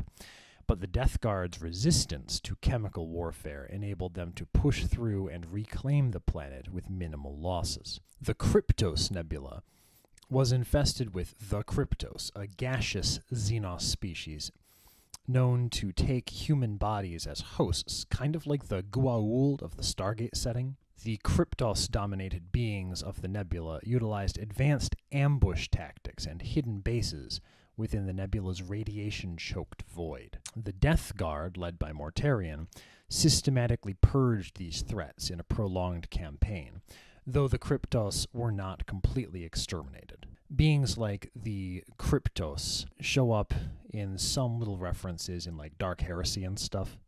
Anyway, the Kryptos campaign demonstrated the Legion's adaptability in void warfare and their ability to overcome guerrilla tactics. Mortarion turned this chaotic war zone into a more disciplined and methodical extermination. Yet another one where it's been difficult for me to find good sources. The Siege of the Albion Technocracy. Sorry about that. The Albion Technocracy resisted Imperial compliance with advanced fortifications and siege weaponry.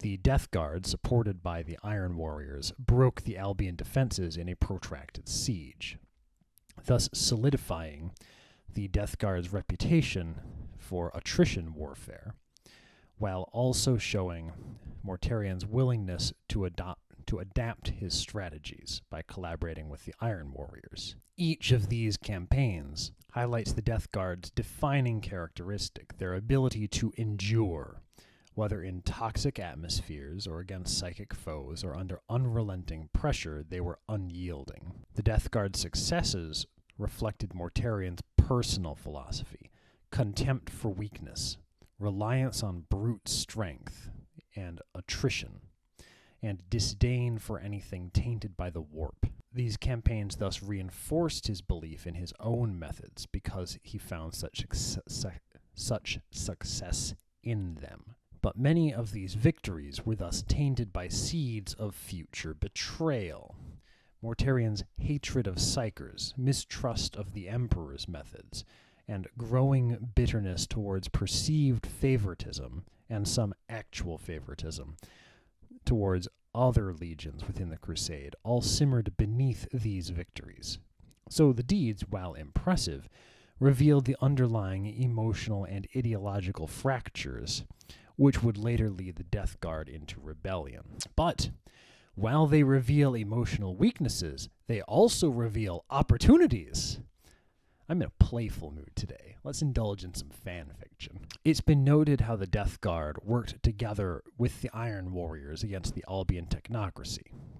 This would have been a fine opportunity for Mortarion and Perturabo to bond, even if it took the form of commiserating at some later date.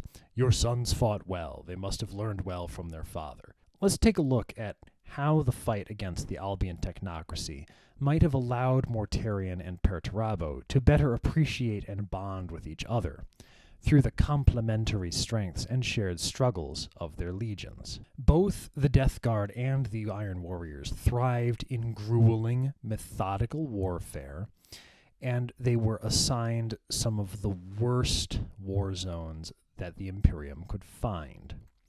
Thus, their collaboration could have found some substantial understanding between them, and thus fostered mutual respect between the two Primarchs. The Albion technocracy relied on advanced fortifications and siege weaponry, necessitating a methodical approach to break their defenses. The Iron Warriors' siegecraft and the Death Guard's attritional endurance were thus suited for the challenge. Mortarion and Perturabo could each have bonded with the other by acknowledging the strength of the other's tactics. Perturabo might have praised the Death Guard's ability to hold the line under withering fire, while Mortarion could have expressed admiration for the precision and effectiveness of the Iron Warriors' siege engines. Maybe such moments of mutual recognition might have softened their respective feelings of isolation and lack of validation within the Imperium.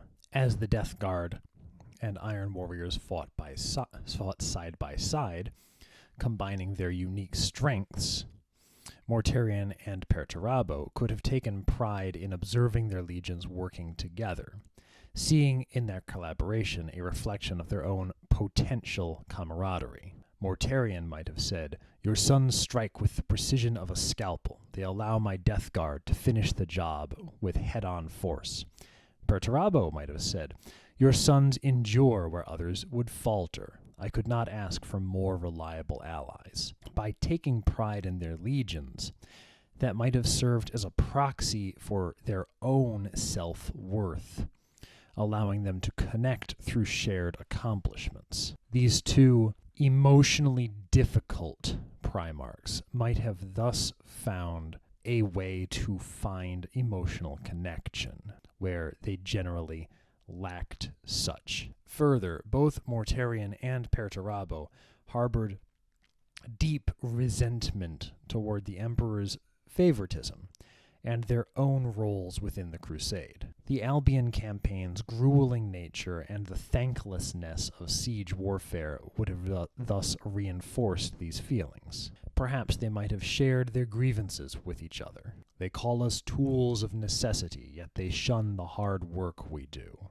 We are the architects of victory, but they see only rubble. Endurance and ingenuity together can win the wars that they don't want to fight. There was opportunity here for friendship. Finding a confidant who understood their own frustrations might have helped to alleviate their isolation, fostering a sense of solidarity. The harsh conditions of the campaign on Albion likewise mirrored challenges that Mortarion and Perturabo faced in their personal histories on Barbarous and Olympia. They might have thus spoken about their shared experiences, about how terrible Barbarous was, about how Olympia was no paradise either, and perhaps why that might be the reason why the two of them shaped their legions as they had. By recognizing parallels within their struggles, Mortarion and Perturabo might have developed a deeper appreciation for each other's resilience. Despite their triumphs, both Primarchs often felt overshadowed by other, more storied Primarchs, notably Horus and Guilliman, sometimes Dorn. The Albion campaign's success might have thus provided an opportunity for them to uplift each other. Perturabo might have said, "Few could have endured what your legion has. Your strength is not only of body, but of spirit." Mortarion might have said, "Few could have unraveled their defenses so completely. Your intellect is a weapon sharper than any blade." Validation from a peer might have thus countered the pervasive sense of being undervalued which they faced from the Emperor and their other brothers. Had such moments occurred, Mortarion and Perturabo might have thus found in each other a rare ally, someone who not only understood their struggles but shared similar burdens. This bond might have tempered their later bitterness and made them stronger together, with a new friendship to alter the dynamics of their eventual choices in the lead-up of the Horus heresy. A rare opportunity for two of the Imperium's most beleaguered champions to find kinship, whether through shared victories, shared grievances, or simply the sight of their sons fighting together as one. This was a chance to bridge their emotional isolation through mutual respect and camaraderie. Similarly, perhaps the Death Guard could have fought against the Scytholine, with the Emperor's children as allies.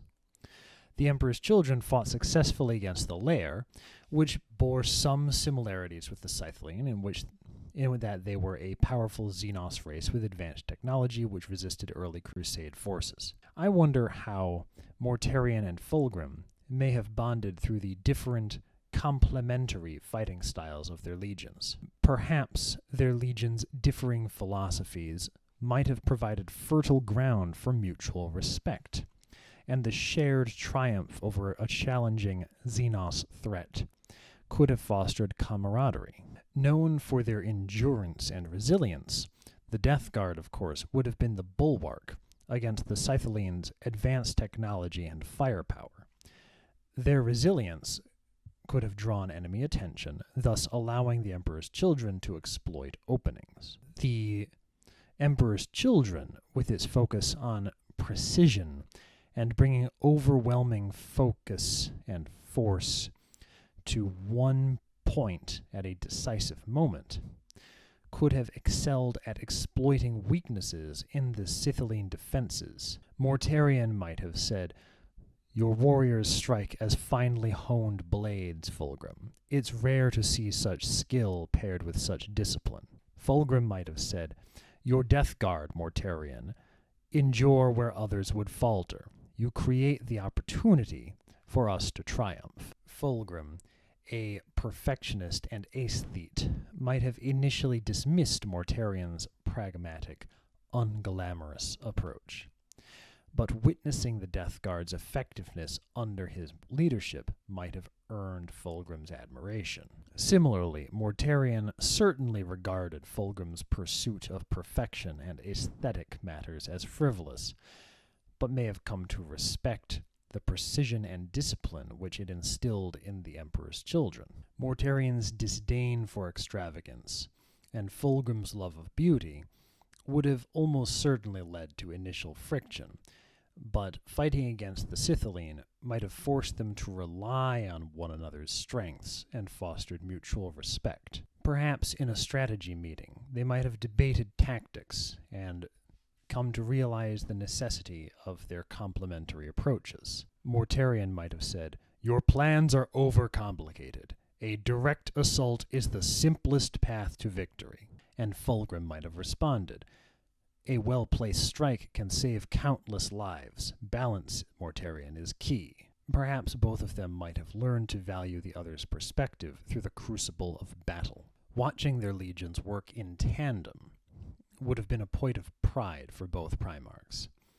The Death Guard might have shielded the Emperor's children during a counterattack, while the Emperor's children could deliver a surgical strike to take advantage of a weak point in the Scythian defenses. Mortarion might have complimented, saying, "Your warriors move as one. I can see your hand in their discipline." And Fulgrim might have said, "And the Death Guard are unyielding as mountains. It's rare to find such loyalty in warriors." Every Primarch bore the weight of commanding legions with high expectations from the Emperor, except maybe Conrad Kurz. The Scythian campaign might have given them an opportunity to commiserate over the high expectations and the pressures that they faced. They might have become closer allies, able to work better together under Horus's command. And it is conceivable, especially given the example of Fulgrim finding an unlikely friendship with Ferrus Manus, that though they were vastly different in personality and philosophy, Mortarion and Fulgrim might have formed a bond based in mutual respect and understanding, maybe a friendship, in which Fulgrim might have softened Mortarion's rigidity, while Mortarion might have grounded Fulgrim's lofty ideals in practicality. Perhaps a friendship based on respect for their differences might have helped them to navigate the difficult times, the temptations and betrayals of the lead-up to the Horus heresy. Maybe their eventual estrangement and divergence into rebellion might have been mitigated had they developed a deeper camaraderie with one another. In general, forcing Primarchs to rely on each other's unique strengths can pave a way for a bond rooted in shared struggles and triumphs. You know, this is fun. I've been talking about, only direct canon stuff for, 40 hours, it seems like. Let's keep going a little bit. Indulge me. Or don't. Skip ahead to more canon stuff, talking about the Horus Heresy or whatever. Not my problem. And what about the cleansing of the Kryptos Nebula alongside the Raven Guard? I feel that this contrast of methods, philosophies, and emotional landscapes could be interesting. This could have been an opportunity for Mortarion and Corax, very different people with very different understandings and approaches, to find respect for each other, creating a foundation for a stronger bond between these two brooding Primarchs. Whereas Mortarion and Perturabo were akin to two sumo wrestlers, quite similar in style and strength, Corax, meanwhile, was more of a fencer. Corax's legion excelled in guerrilla tactics, stealth operations, and surgical strikes. Thus, navigating the nebula's treacherous terrain would have allowed the Raven Guard to disrupt enemy supply lines and eliminate key targets. Whereas Mortarion's legion, with its unyielding resistance and straightforward attritional warfare, would have been the anchor, holding territory, grinding down the enemy, and keeping the enemy static and in place, so that the Raven Guard might work around them. They might have thus found that the unrelenting warfare of the Death Guard and their ability to endure what others could not would thus allow for the precise special operations sort of warfare of the Raven Guard would be able to force the enemy to falter, to make shorter work of their foe. We know from canon that Corax kept the Raven Guard mostly away from other legions, and we know from the example of the Battle of Gate 42 that he did not like participating in crude, unnecessarily brutal, straightforward tactics. But witnessing the Death Guard's ability to endure and adapt under fire might have earned his respect. Whereas Mortarion, who did not use elaborate or flashy strategies of his own, but did see the Luna Wolves use such mobility maneuver warfare alongside him quite often, might have thus admired the Raven Guard's efficiency and ability to achieve maximum results with minimal resources. Corax might have taught him, not all wars need to be fought head-on. A dagger in the dark can save countless lives. Whereas Mortarion might have responded that when you see a foe stand up in front of him, and you knock him down anyway. There is a clarity and strength in that. Both Mortarion and Corax, common among the Primarchs, had painful upbringings on hostile worlds with constant conflict, thus shaping their worldviews. A shared campaign might have thus allowed them to bond over the burdens of leadership, their shared disdain for tyranny and arrogance, and the pain that they overcame in their upbringing. That is to say, they both came from worlds that sought to kill them, something that some of their brothers couldn't really understand. And perhaps that's why they fought as they did, to ensure that no one else would have to go through that same thing. Now, of course, Mortarion's preference for direct confrontation and Corax's reliance on stealth and subterfuge might have initially caused friction. But in the complexity of the campaign in the Kryptos Nebula, perhaps the complementary nature of their approaches and the strengths that they each had in different scenarios might have come to the fore. Perhaps a successful ambush wherein the Raven Guards, outmaneuvering the enemy, flushes the enemy into a Death Guard kill zone. Imagine Mortarion. Your warriors are ghosts. They bring the enemy to us, and we finish what you start. And Corax. Your warriors are an unrelenting, oncoming storm that flushes the enemy out, where we might pick them off as they run. Together, the enemy has nowhere to flee. Mortarion craved respect for his methods and worldview, and validation of his worth as a leader. That's why Horus was able to manipulate him so effectively, because he knew exactly what Mortarion needed and was willing to give it to him.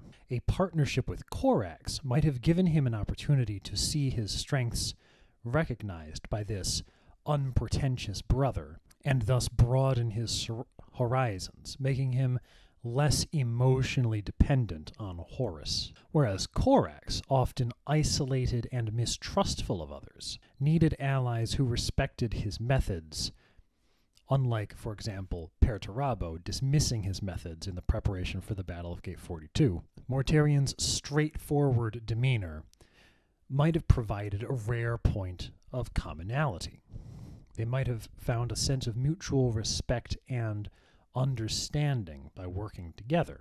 But the pressures of the Crusade, the Primarch's personal insecurities, and the efforts of Corax to isolate his legion from the rest of the Crusade, combined with the efforts of Horus to isolate Mortarion from the other Primarchs emotionally, prevented this from happening in canon. If a good opportunity had arisen, and if it had been nurtured, a bond between Mortarion and Corax might have become one of quiet understanding and respect. Corax might have softened Mortarion's harsh outlook, while Mortarion might have reinforced Corax's belief in the value of resilience and determination. A stronger bond between the two might have thus influenced their decisions in the lead-up to the heresy, potentially offering Mortarion a path to question Horus's manipulation by giving him a trusted ally outside of Horus's circle. We see, thus, in this little fan fiction scenario, a tantalizing vision of what might have been, a chance for Mortarion and Corax to form a bond rooted in shared struggle and complementary strengths. And yet, despite these potential options, he had none of that. Mortarion spent much of the Great Crusade with the Death Guard fighting alone in the worst environments the Emperor could find. This led to his experiencing isolation, even though he was fighting in the main body of the Great Crusade, rather than on the fringes, such as Corax and Jagatai Khan. He spent much of the rest of the Great Crusade fighting in tandem with the Luna Wolves, usually using a hammer and anvil strategy, which drew him closer and closer into Horus's orbit. This had the effect of keeping him emotionally isolated from other Primarchs. partially due to Mortarion's distrustful nature, and possibly due to Horus intentionally isolating him to make him more reliant on Horus. I say possibly here because I'm not completely certain that this started in canon before Horus started to become corrupted on Davin. But it looks to me like Horus was indeed intentionally isolating Mortarion to make him more reliant on Horus. The Death Guard were consistently sent to fight in the most hazardous and grueling campaigns, often alone, because neither other Marines nor the Imperial Army could have survived alongside them. And these assignments thus highlighted their resilience and the necessity of using them, but also minimized opportunities for collaboration with other legions. His disdain for ostentation, and the use of psychic powers, for that matter, made it difficult for him to bond with brothers like Fulgrim, who was ostentatious, or Magnus, who was more akin to the tyrants of Barbarous than Mortarion cared for. But this isolation also meant he missed opportunities to bond with Primarchs like Ferrus Manus or Perturabo or Dorn, with whom he was a bit more temperamentally inclined to be similar. Mortarion's early experiences with betrayal on Barbarous left him with a deep distrust of authority, and a tendency to keep others at arm's length.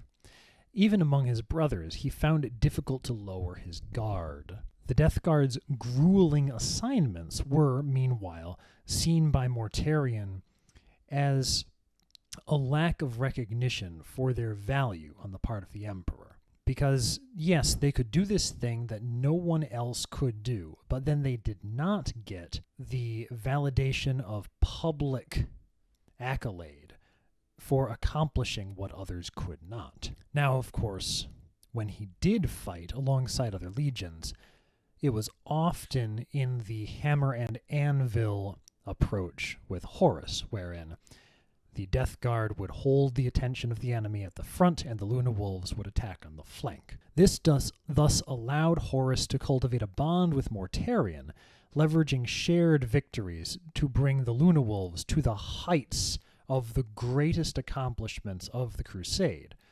So they had trust between the two of them, but only the two of them.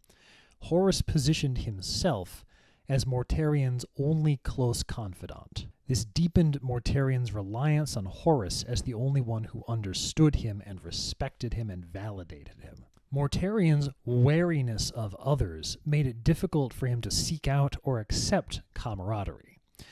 Those brothers he would have gotten along the best with due to shared temperament, Corax, Ferrus Manus, Perturabo, maybe Dorn, who shared much of his pragmatic outlook, were also themselves somewhat emotionally withdrawn and not prone to seeking out emotional connection with the other Primarchs. So he would have needed a mediator to help encourage that.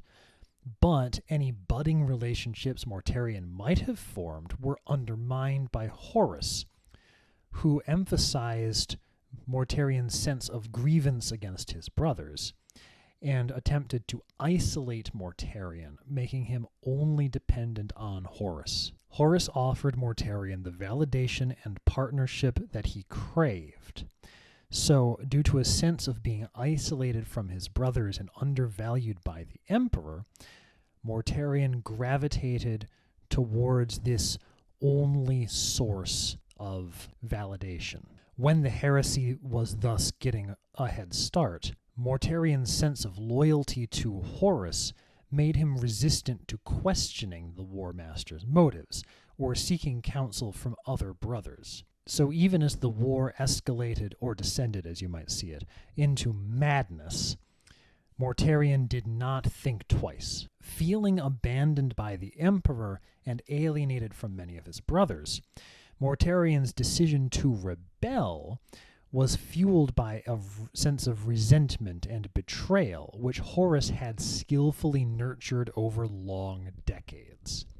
He could not have chosen to betray Horus, who he saw as his only friend, without then losing his entire support network. If Mortarion had gotten more opportunities to fight alongside his brothers without Horus, and had made any effort, if he had chosen, to try to share his values and find common ground with them, or if the Emperor had made a concerted effort to recognize and validate him, Mortarion would have been thus less susceptible to Horus's manipulation.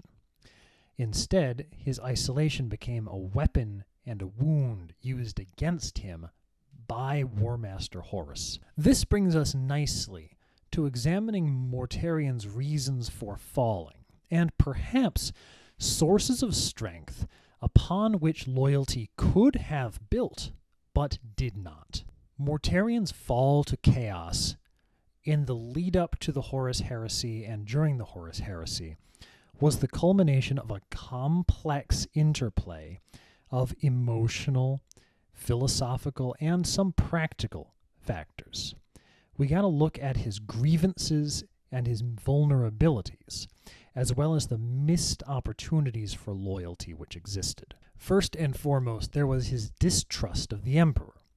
Mortarion believed, rightly, that the Emperor had betrayed him and his deepest values from the very beginning by intervening in his battle with Nekare and imposing his will on Barbarous. This initial fracture, which was the Emperor's choice and which could have been avoided, left Mortarion predisposed to view the Emperor's actions with skepticism. Similarly, Mortarion's deep hatred of Psykers clashed with the Emperor's increasing reliance on warp technology and Psykers, notably the Webway Project, Navigators, Astropaths, and of course, his brother Magnus. This confirmed his fears of the Emperor as a hypocritical tyrant. Interestingly, the Emperor choosing to go with Mortarion's proposal at Nicaea, a total Psyker ban, did nothing to endear the Emperor to Mortarion,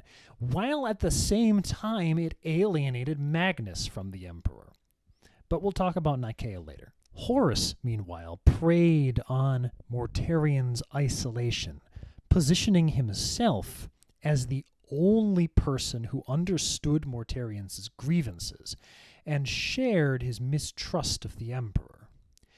Mortarion's emotional distance from his other brothers left him without any support system that might have countered Horus's manipulations. He never had the opportunity to go to, for example, Korax and be like, hey, Horus is saying some weird shit.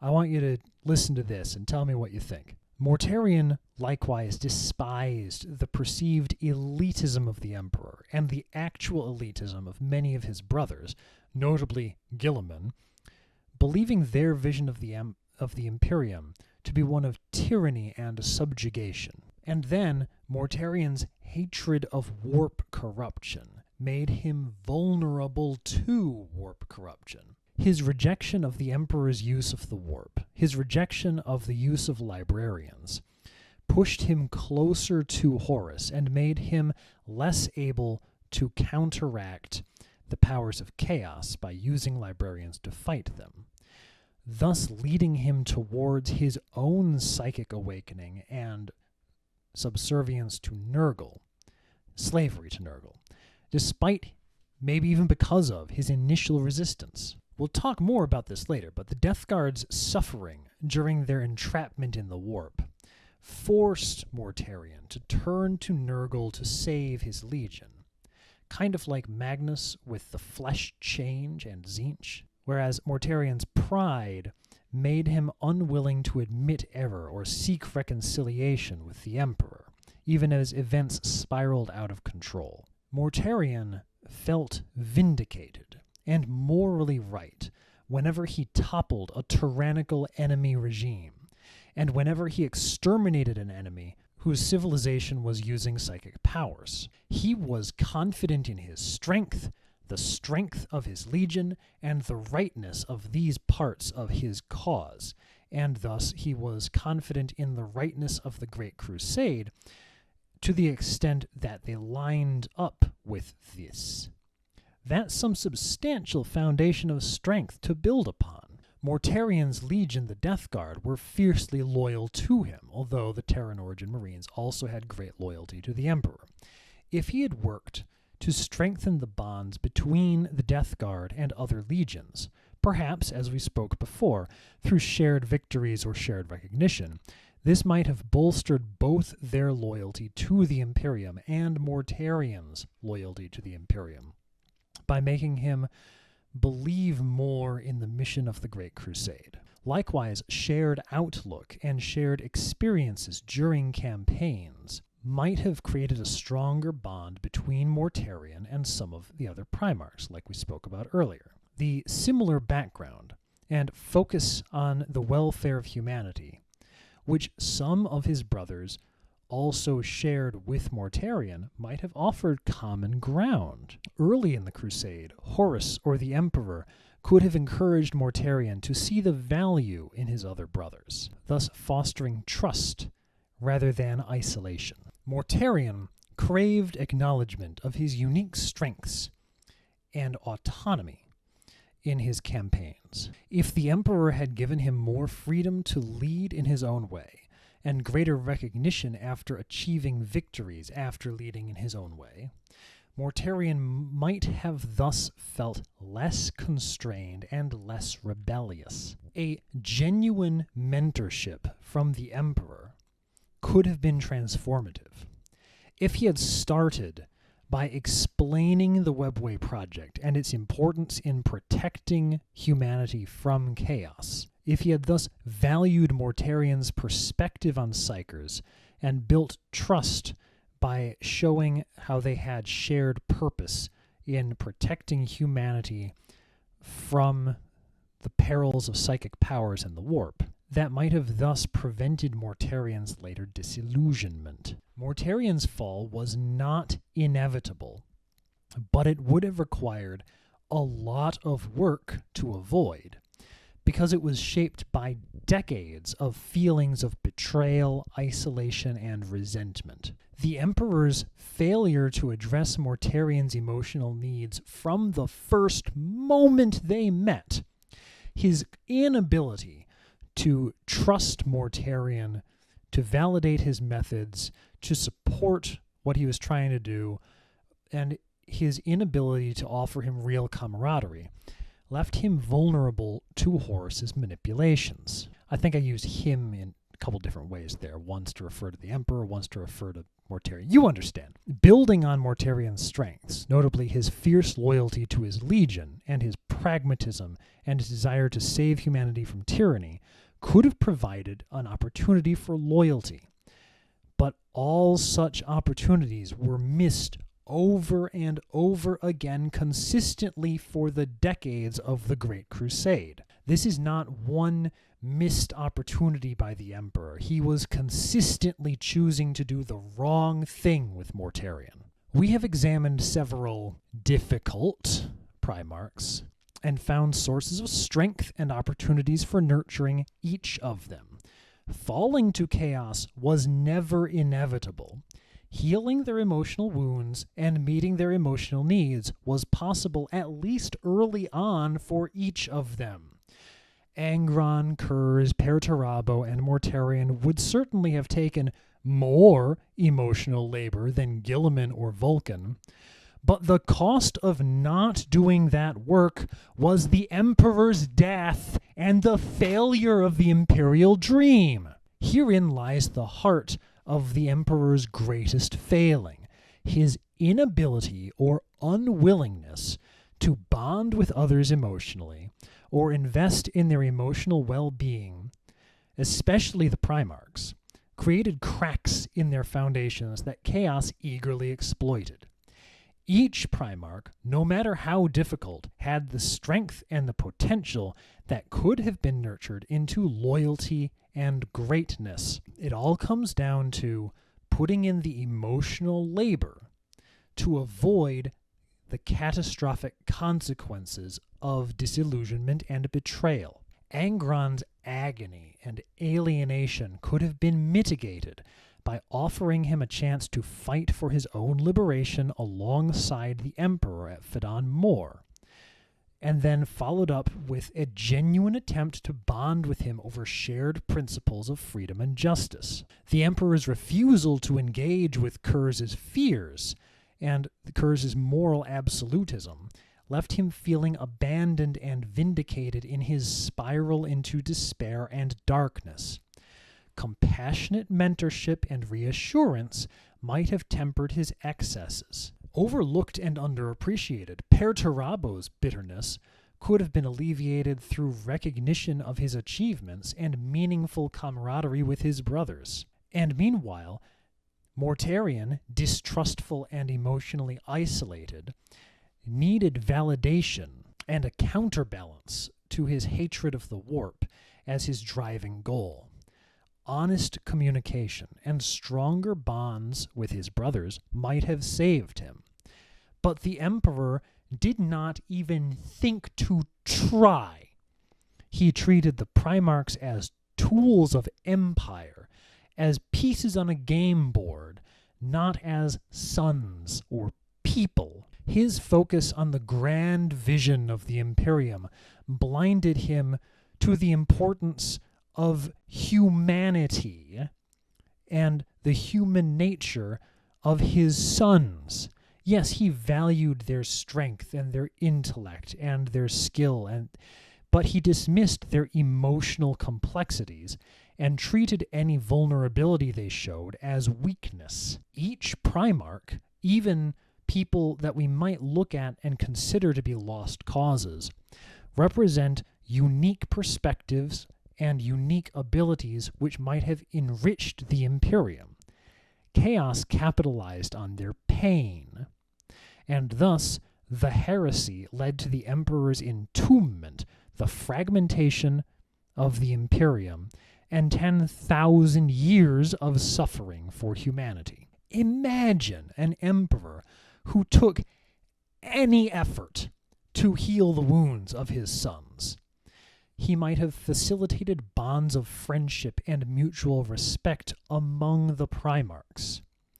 He might have shared the burden of his vision by trusting his sons with knowledge of its significance and the purpose behind what he was doing. He might have accepted their flaws and nurtured their strengths, and trying to heal their emotional wounds and meet their emotional needs, as a father would, or tried to have their brothers, tried to facilitate each other meeting their emotional needs. Again, as a father might encourage friendship among brothers. The tragedy of the Primarchs is that their falls were not inevitable. They were the result of poor choices which could have been made a different way.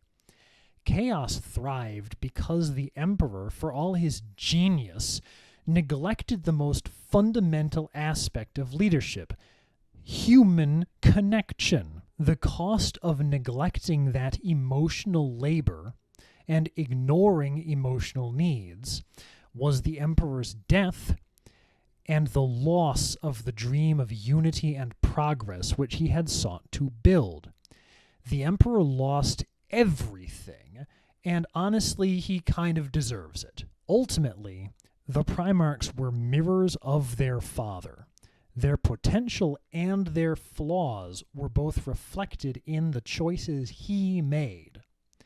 Healing them might have healed the Imperium itself. The Emperor is at fault for much of what happened, and the choices made by the Primarchs are the fault of the remainder of what happened. Okay, I'm calm now. Let's talk about a possible fellowship between the Death Guard and the White Scars. After they each form their own identity as a result of their Primarch's teachings, but before they become too entrenched in their ways. Reminder, there's 4 scenarios we're looking at for the fellowships. Switch leadership. The Primarchs just switch leadership of their legions for a time and do as they think best. Rank, but not highest strength. Perhaps the Primarch might have like 100 or 1,000 Marines of the new Legion under his direct command. But at first he would have several equals in rank, and at least one superior officer, a Legion Master. Observer status, no formal rank. Legions would just be led by a Legion Master until the return of their original Primarch, or full immersion, in which the Emperor would cast a psychic glamour, which led each Primarch to temporarily forget who they are, and which might prevent their identity from being seen except by the Custodes. Each Primarch would then be inserted into their brother's legion with the initial rank of Battle Brother, and the legions would be led by a Legion Master until the return of their original Primarch after a set time. A custodian, of course, would accompany each legion to ensure that the glamour could be lifted if there were urgent need. We can see in the fellowship idea, through the pairings of different legions, interesting dynamics about the Primarchs and their legions and how their distinct philosophies can interact. I feel that Mortarion and Jagatai Khan specifically could foster growth in their own character and in their legions through a pairing of this sort. Okay, first off, switch leadership style. Mortarion leads the White Scars, Jagatai Khan leads the Death Guard. Mortarion would find the White Scars' fast, fluid tactics alien and frustrating. He would impose stricter discipline, try to curtail their traditional doctrine, which might hinder their effectiveness, as they would be less effective in the attritional warfare that he was used to demanding from the Death Guard. The White Scars, accustomed to autonomy, improvisation, and unit-level decision-making, would chafe under his rigid methods, but they might learn valuable lessons about endurance, resilience, fortitude, and depending on the brothers standing next to you in the line of battle. Whereas the Khan would attempt to bring dynamism and adaptability to the Death Guard.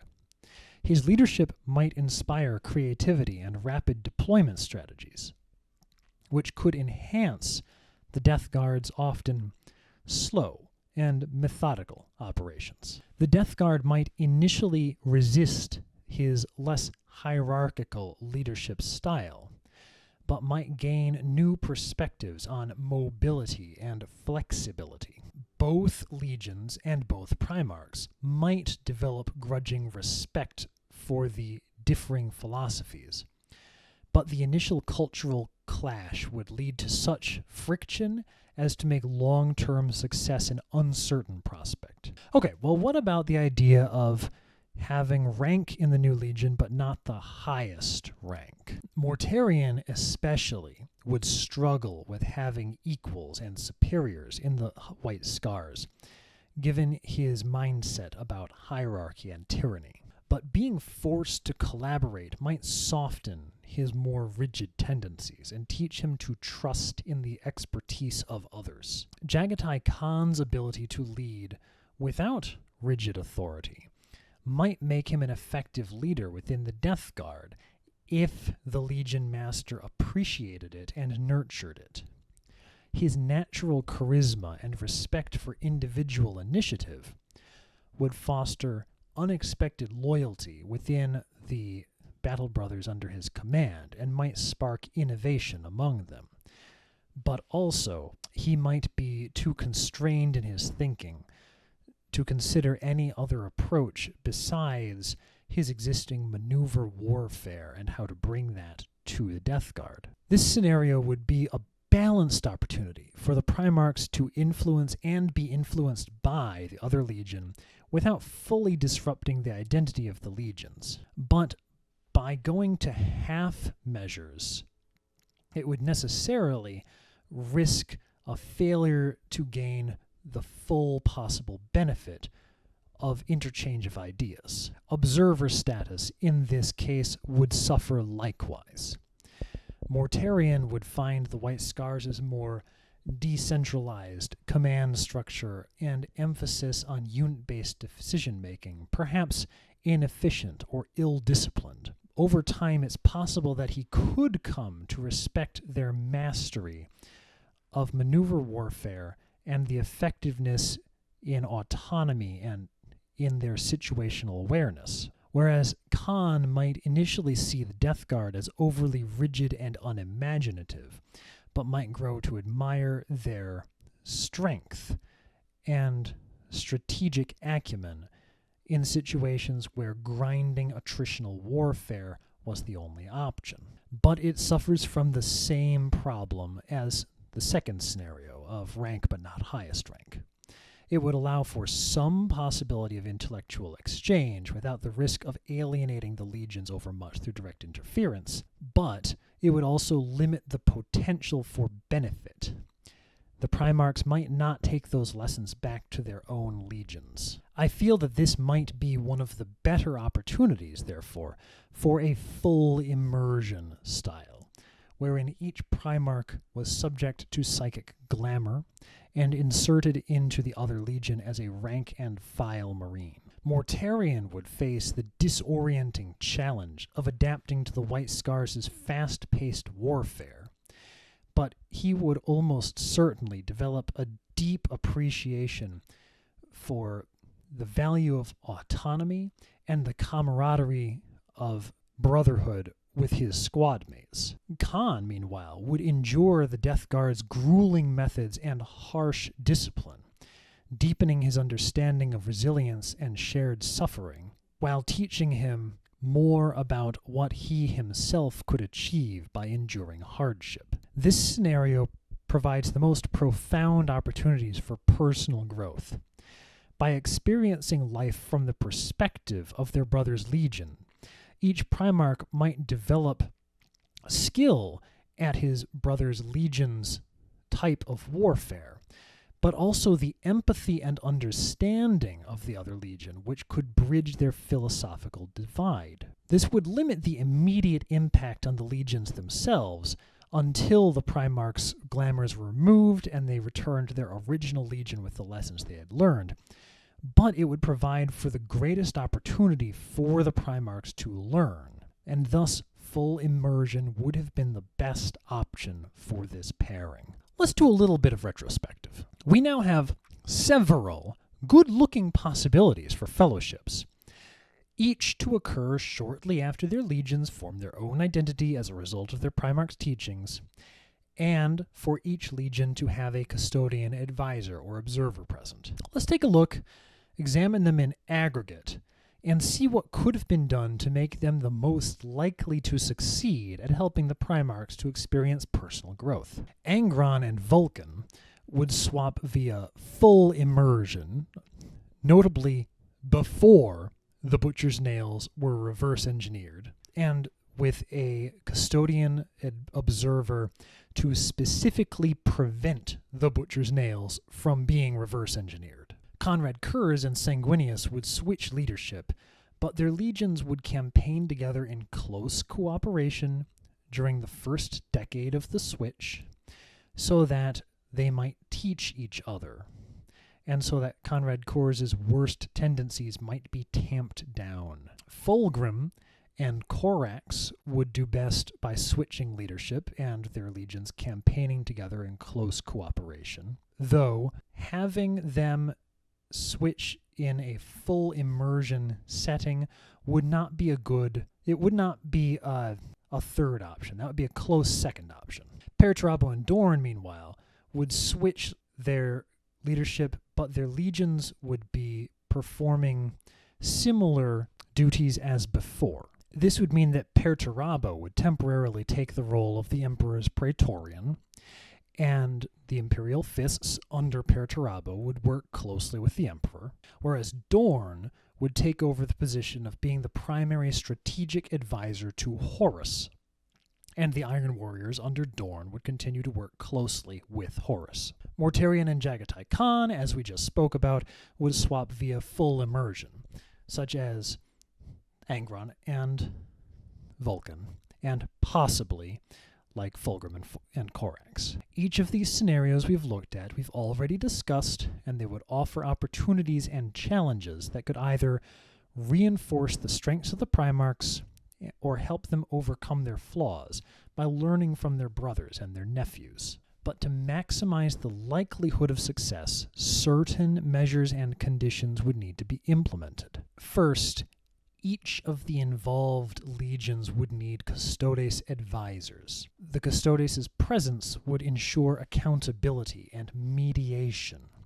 They would provide insights into the broader strategic context of the Great Crusade, helping the Primarchs to better understand their temporary roles, or helping the legion masters of those legions whose Primarchs swapped via full immersion to better understand their temporary role in leadership. Custodes could thus subtly guide interactions to foster mutual respect, avoid conflict, and to encourage a great deal of utilization of portions of a legion which included those Primarchs under glamour, so that they would have the opportunity to earn glory. Each fellowship would need to revolve around shared and meaningful goals, ensuring that the Primarchs felt invested in their temporary roles. Campaign objectives, aligning with each legion's strengths, would be good choices, because that would challenge the Primarchs to learn from the others' philosophies. A defined time period for the fellowship, maybe a decade or 50 years or like some specific length of time, would ensure that the Primarchs knew it was a temporary thing, thus reducing resistance. A clear mandate from the Emperor emphasizing the exchange of knowledge and perspectives might frame the experience positively, rather than having it be interpreted as a punishment. Structured time for the Primarchs to reflect on their experiences after the fellowships ended, perhaps mediated by the Emperor as they spoke with each other, could help them process their growth and their insights, what they have learned and gained, and what they're going to bring back to their original legion. Angron, by switching with Vulcan and becoming a battle brother in the Salamanders, could experience the camaraderie and the healing culture of the Salamanders, possibly soothing his wounded psyche despite his continued pain. Vulcan, immersed in the World Eater's harsh environment, might inspire a shift towards loyalty and discipline through his gene-bound compassion. Thus, potentially, once he showed his glory and his leadership and his immense combat potential and thus gained respect among his new brothers, might have provided for a shift towards the appreciation of protecting civilians. If they had a focused campaign against a foe that required both brute strength and humanitarian considerations, such as freeing a captive human population from orc domination, that might help Angron appreciate the Salamander's values, and Vulcan understand the World Eater's challenges. But, of course, effects to delay or counteract the effect of the Butcher's Nails would be the most critical to allowing for Angron to have long-term growth. Without any such prospect on the horizon, this would just be ticking down the time until he died. Meanwhile, with Conrad Kurs and Sanguinius's nobility and hope could provide a counterpoint to Kurs's fatalism, while Kurs's realistic appreciation of the frailties of humanity might temper the Blood Angels' idealism. Sharing a campaign together would ensure that their legion's philosophies were tested and allowed to evolve in tandem. Missions requiring a balance of mercy and justice, such as liberating oppressed worlds or ensuring continued compliance in worlds considering rebellion against imperial tyranny, could allow both Primarchs to see the merit in the other's perspective. Regular dialogues between the two Primarchs via Astropath, encouraged by the Custodes, might foster mutual respect. Fulgrim and Corax, who I believe could do well in a scenario of switching legions via glamour and full immersion, I feel would do better by switching leadership of their legions and then working in close cooperation. Fulgrim's pursuit of martial perfection and aesthetic perfection could inspire Corax's pragmatism to refine itself, whereas Corax's focus on subtlety and subterfuge might temper Fulgrim's excesses by teaching him the value of working in the shadows instead of the limelight. Sharing a campaign or two might thus encourage a blending of their approaches. Campaigns requiring precision strikes and meticulous planning might thus highlight their complementary skills. Avoidance of over-glorification of success might help to mitigate Fulgrim's vanity, and the quiet accolade gained from within the legions or from the Custodes observers might help to ensure that they each felt validated. Perturabo and Dorn might be the most important. Dorn would be able to develop a deeper understanding of the burdens that his brother Perturabo was under, and the thankless tasks that the Iron Warriors suffered under.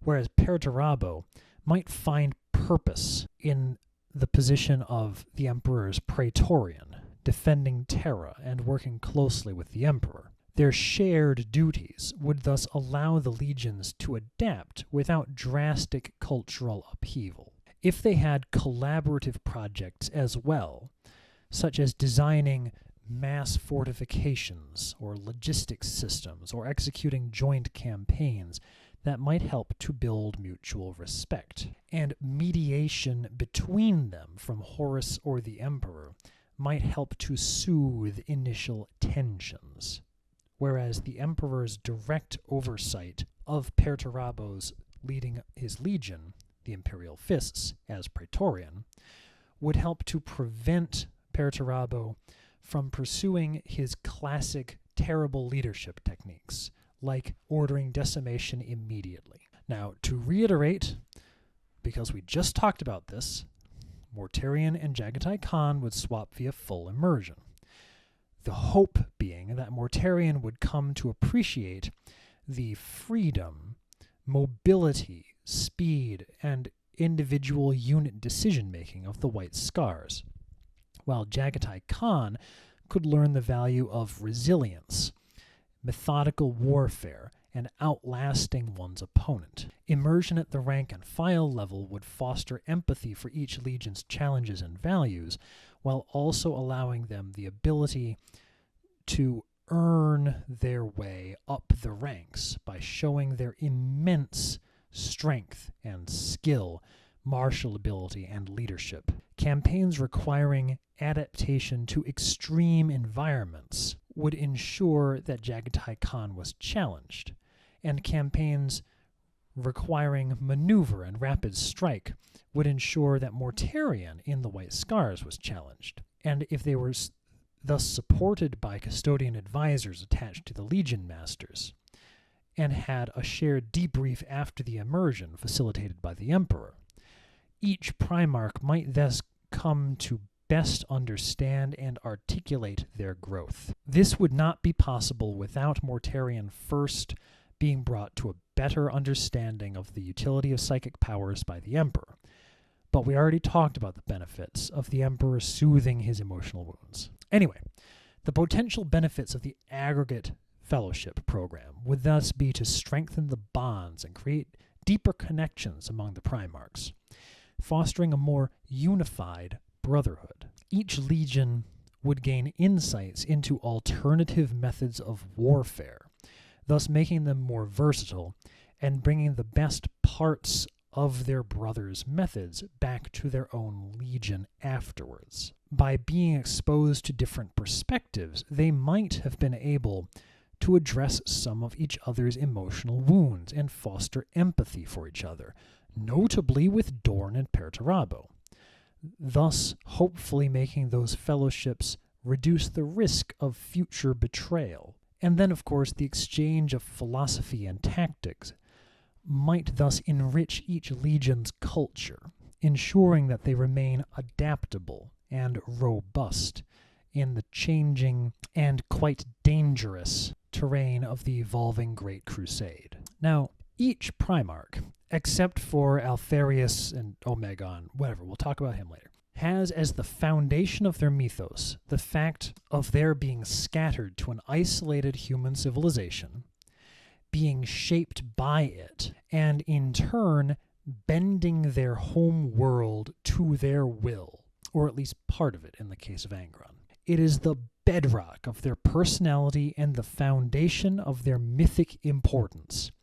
Though cast to savage worlds, they rose to rulership. For those Primarchs swapping legions via full immersion, it is obvious that their talent, skill, natural strengths, and incredible leadership abilities would have them perform very well as Marines and then as leaders and officers, and gain them wide acclaim.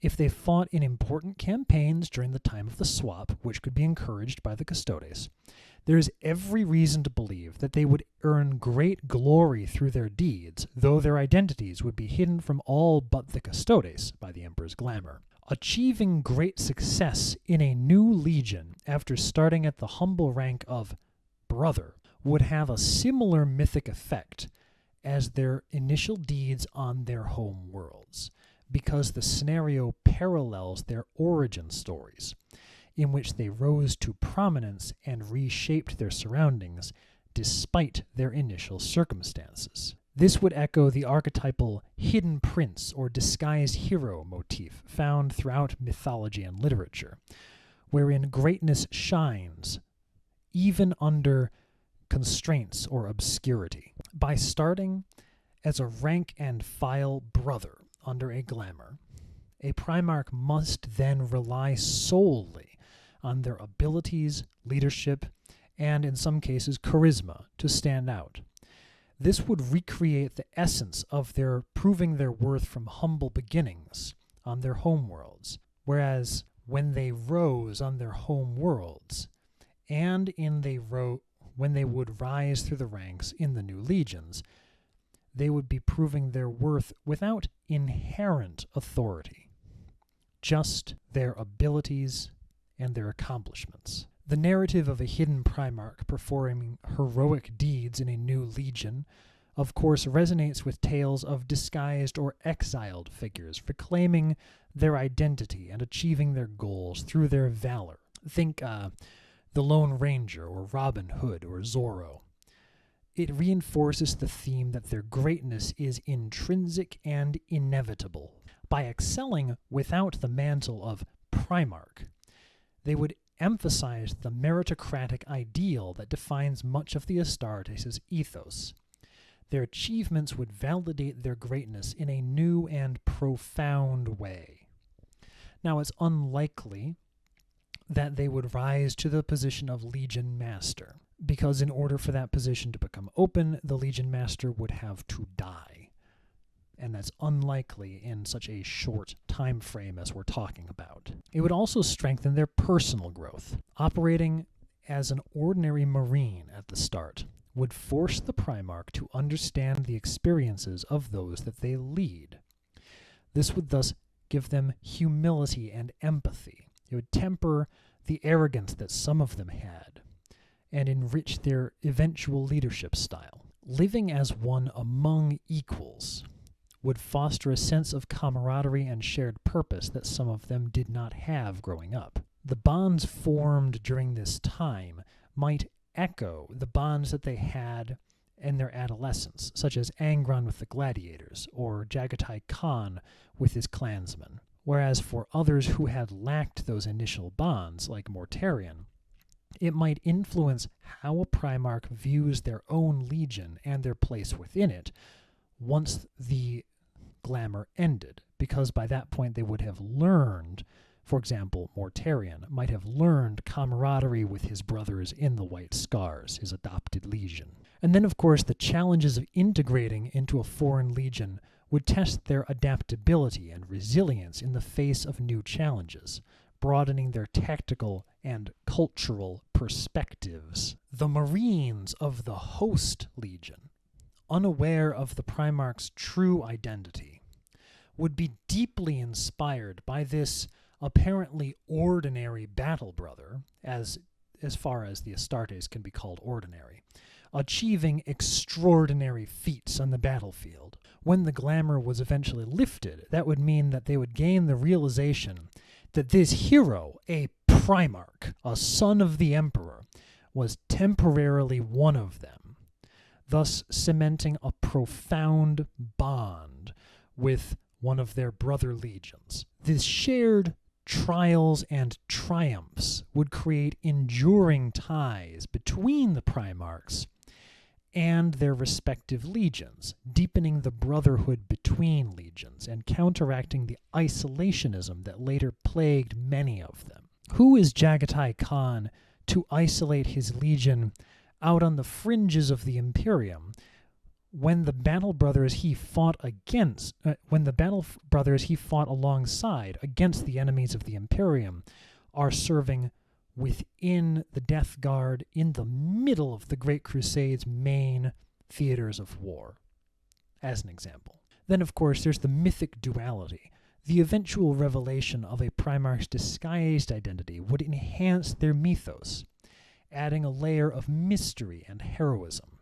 Thus, they would be celebrated not only for their deeds as a Primarch leading their own legion, but also for their deeds and their time as a mere Marine in a new legion who rose to greatness through their own abilities. The most important possibilities for this, I feel, would be Perturabo and Dorn gaining appreciation for each other's methods of gaining validation or failure thereof, and also Angron with the Salamanders. Angron's triumphs in Vulcan's compassionate legion might highlight his latent potential for leadership and humanity, creating a narrative of redemption and untapped greatness which was absent when he was among the World Eaters. He would gain a sense of brotherhood with the Salamanders, which he did not have in a position of leadership with the World Eaters,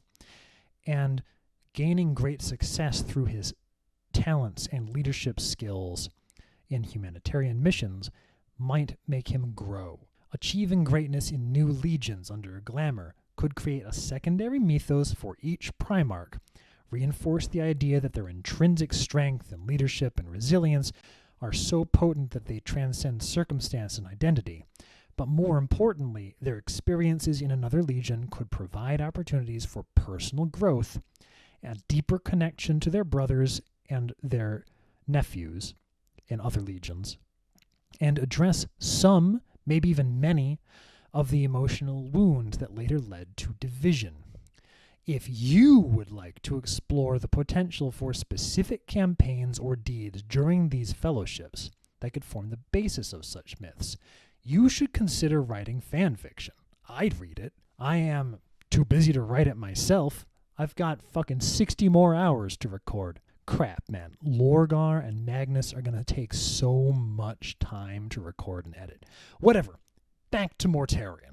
Mortarion's potential contributions to the Imperium's domestic administration and governance are an interesting exercise in counterfactuals, because despite his grim demeanor and preoccupation with death and martial matters, Mortarion possessed qualities that could have made him an effective, if unconventional and limited, leader in specific areas of governance. He might have contributed to certain parts of the Imperium's administrative and domestic framework, though he would never have been a wide-scale administrator like Guilliman.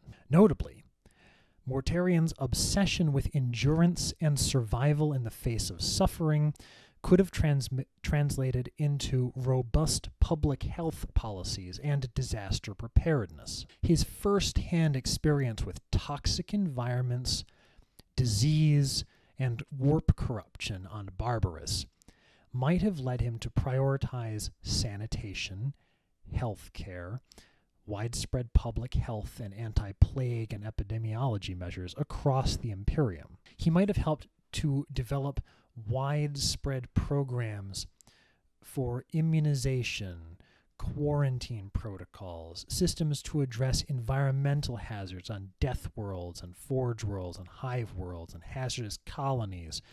His legion's expertise in endurance could have been applied to training planetary defense forces and ensuring that civilian populations were prepared for crisis. But there were challenges here.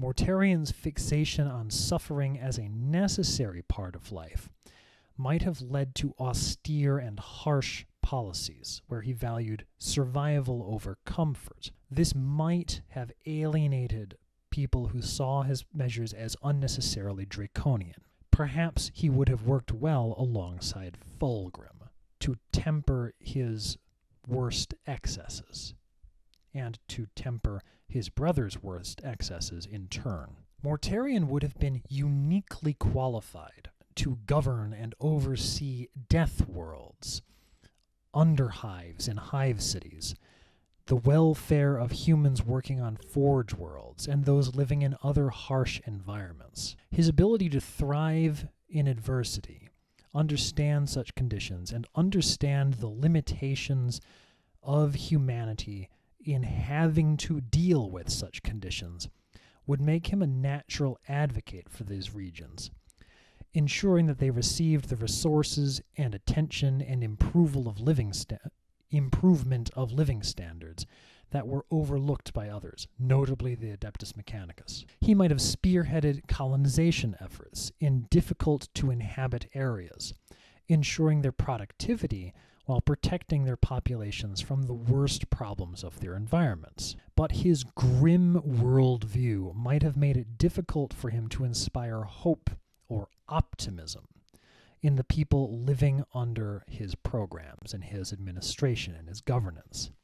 His policies would ensure survival and productivity, but it's possible that they might breed resentment due to their severity. Mortarion's sense of justice, shaped by his rebellion against the tyrants of Barbarous, might have made him an advocate for rooting out corruption and oppressive governance. He might have established strong systems to hold planetary governors and officials accountable for excesses and tyranny. Mortarion's strict moral code and intolerance for perceived weakness or corruption might, though, lead to an unforgiving system of justice, and his disdain for psychers and those he viewed as tainted might have led to policies that marginalized, persecuted, or exterminated segments of the population, notably mutants, which would have the potential to create systemic inequalities or run into a spiral of purity purges. Mortarion's experience on a toxic death world would also have made him a good administrator to advocate for sustainable industrial practices and environmental protections to prevent worlds, especially forge worlds, which were newly colonized by the Imperium, from falling into the same state as Barbarous. His pragmatism and focus on survival, though, might have overridden these concerns in situations where the needs of the Imperium demanded industrial output, leading to a tension between his ideals and the realities of governance. Mortarion's philosophy of finding strength through hardship might inspire resilience and unity among populations enduring hardship, providing an example of someone who rose above impossible odds to serve as a powerful narrative for the downtrodden to try to live up to. But he had a severe lack of charisma and difficulty emphasizing with those who did not share his same grim outlook, and this would limit his ability to inspire or connect with people emotionally. His leadership style might thus foster stoic endurance, but not enthusiasm or joy. Thus, we can see that Mortarion's governance would, of course, reflect his personality, including the contradictions inherent in his character. His hatred of tyranny might make him a staunch defender of human rights in principle, but the rigid authoritarian tendencies that he used in the leadership of his own legion might manifest in practice, leading civilians. His disdain for weakness and corruption might create strong, disciplined societies wherein the worst excesses of the nobility could be punished, but also harsh and unyielding environments where dissent and vulnerability were punished instead of fixed. His bitterness and unresolved trauma might thus color his policies, leading to a focus on survival at the expense of hope, progress, or cultural flourishing. And so Mortarion's contributions to the Imperium's domestic and administrative framework would likely focus on resilience, justice, and survival, because he might be unsuited to other areas of governance, but he might be decent at those. His pragmatic and austere approach would ensure that the populations under his care would be able to endure harsh conditions, but his lack of empathy and his grim outlook might make his governance harsh and joyless. If guided and tempered by more hopeful voices, perhaps Sanguinius or Fulgrim, Mortarion might have thus been able to balance his pragmatism with a more humane vision. The early days of the Horus heresy, leading up to the Istvan III betrayal, offer a valuable window into Mortarion's character, highlighting his inner conflicts, emotional vulnerabilities, and susceptibility to Horus's influence. We're going to look at this period so that we can take a look at his personality and the factors that contributed to his ultimate fall to chaos. Most importantly, Mortarion's lingering resentment toward the Emperor continued to shape his actions.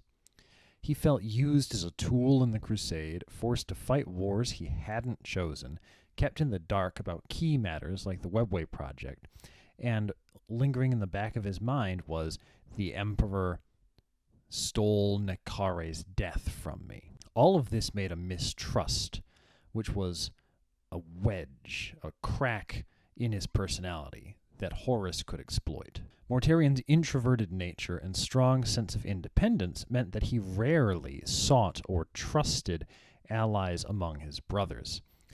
This isolation made him more susceptible to Horus, who offered camaraderie and validation, and in turn worked to isolate Mortarion more. Mortarion's approach to war was pragmatic, even brutal. He valued effectiveness and endurance, prioritizing results over ideals. This mindset aligned him with Horus's arguments about the Emperor's hypocrisy. Notably, Mortarion had long opposed the use of psychic powers, seeing them as a dangerous reliance on the warp. So the Emperor's tolerance of the use of psychic powers in the Imperium, notably after the Council of Nicaea, astropaths and navigators, and Horus's knowledge of the Emperor's secretive Webway project, all conflicted with Mortarion's core beliefs, reinforcing his idea that the Emperor was untrustworthy. Horus also contributed to Mortarion's idea that the Crusade was an endless grind, to make him disillusioned with the Crusade. The Death Guard were put to fight into the worst conditions and given the hardest tasks in the most terrible, toxic environments. Horus played on this bitterness, framing it as evidence that the Emperor saw the Death Guard as expendable. And while Mortarion could be cold and distant, he was deeply loyal to his legion. He viewed the Death Guard as an extension of himself, made in his image and strengthened by shared suffering. So when he saw his sons as victims of the Imperium's demands, he saw a reflection of himself victimized by the Emperor. Horus's arguments that the Imperium used the legions as disposable tools, or at least used those less favored legions as disposable tools, resonated deeply with Mortarion. Of course, some Death Guard officers quietly supported the Emperor's policies, remaining more loyal to the Emperor than to Mortarion. This made an internal friction within the Death Guard, which reflected Mortarion's broader struggle to reconcile his ideals with reality. Horus, at this time the War Master, was the most adept at reading and manipulating his brothers. What he offered Mortarion was a sense of belonging and respect that the Emperor had failed to provide. Horus flattered Mortarion's strengths, presenting him as a necessary pillar of the rebellion. This validation contrasted sharply with how the Emperor had always treated him. Horus was thus able to frame the heresy as a fight for freedom from the Emperor's tyranny, a narrative that appealed to Mortarion's hatred of oppression. And interestingly, Horus was able to present a different framing of the heresy to each of his brothers that he was recruiting. The Istvan III betrayal, of course, revealed the depths of Mortarion's willingness to compromise his principles out of perceived loyalty to Horus. During the Istvan III massacre, he killed roughly a third of his own legion, demonstrating a ruthless commitment to the rebellion. His justification that loyalty to the Emperor was a fatal flaw reflected his growing detachment from his former ideals. Tensions with his first captain, Callus Typhon, began to simmer during this period. Typhon's secret allegiance to Nurgle undermined Mortarion's authority. But Mortarion trusted Typhon implicitly, and his blindness to Psykers and the Warp, his distrust of Psykers and the Warp, blinded him to the signs that he should have seen about Typhon's corruption and sorcery. Thus, Typhon was able to start spreading the corruption of Nurgle throughout the Legion. So during this time period, but even before Istvan III, we can see Mortarion craved recognition for his sacrifices and strength, with the Emperor's failure to provide him those things, leaving him vulnerable to Horus's manipulation. His rebellion against Nekare as a youth, and his distrust of the Emperor at that time period, all stemmed from the same thing, his need to forge his own path. By framing the heresy as a fight for freedom, Horus was able to exploit this. Similarly, despite his aloof nature, Mortarion craved camaraderie and understanding and validation. By being in such an isolated position within the Imperium, that made him susceptible to Horus's overtures of brotherhood. Even at that late a stage, there was still opportunity to put Mortarion on a different path. The Emperor could have eased Mortarion's bitterness by acknowledging his unique challenges in the sacrifices he and the Death Guard had made, and the incredible benefits to humanity that they had made for them in the Great Crusade. Greater attempts to foster relationships between Mortarion and other Primarchs, maybe Ferrus Manus, might have countered Horus's influence. And finding ways to respect Mortarion's views on Psykers, even if imperfectly done, might have built trust. Finding ways to reframe the Council at Nicaea decision might have built trust. We see Mortarion here as a deeply principled but wounded figure, where isolation, disillusionment, and a need for outside approval made him susceptible to betrayal by manipulation of those factors. Addressing those needs might have made it harder for Horus to exploit him, thus potentially preventing his fall. Remember, he had a third of his legion that he needed to kill in order to join Horus outright. That's a tough sell. There is every possibility that he would have said to Horus, hey, I support you, but I'm not going to kill my sons for you. Thus, we can see that the events of Istvan III, and also the later drop site massacre at Istvan V, are critical in understanding Mortarion's character, his deepening moral compromises, and his slow descent into the clutches of chaos. These moments show us a grim lens through which to analyze the emotional and psychological toll of his choices. and how Chaos manipulates its champions by exploiting their unhealed wounds. Remember, the hypothesis is that Chaos keeps a person stuck in their deepest pits of emotional turmoil, unable to heal, and then ultimately rewards their champions with daemonhood, forever putting their emotional needs out of reach. We might find evidence of this in the Istvan atrocities. Mortarion's participation in the virus bombing of members of his own legion on Istvan III, and then following Angron down to the surface to hunt the survivors, betrayed the ideals that he once championed as the liberator of Barbarous, and the liberator of the Galaspar cluster, and the hero of so many humans that he had freed in the Great Crusade. His justification that loyalists were traitors to the cause revealed the extent to which he had rationalized atrocities in the name of loyalty to Horus, even at that early stage of the 7-year-long Horus heresy. The culling of Death Guard loyalists on Istvan III showed Mortarion's emotional detachment.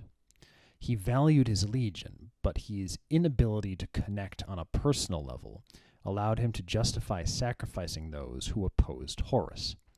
This act thus exacerbated tensions with figures like Garo and other high captains in the Death Guard, with Terran sympathies, who exemplified the ideals Mortarion once held. Mortarion's actions at Istvan III thus deepened his isolation by isolating him from his sons.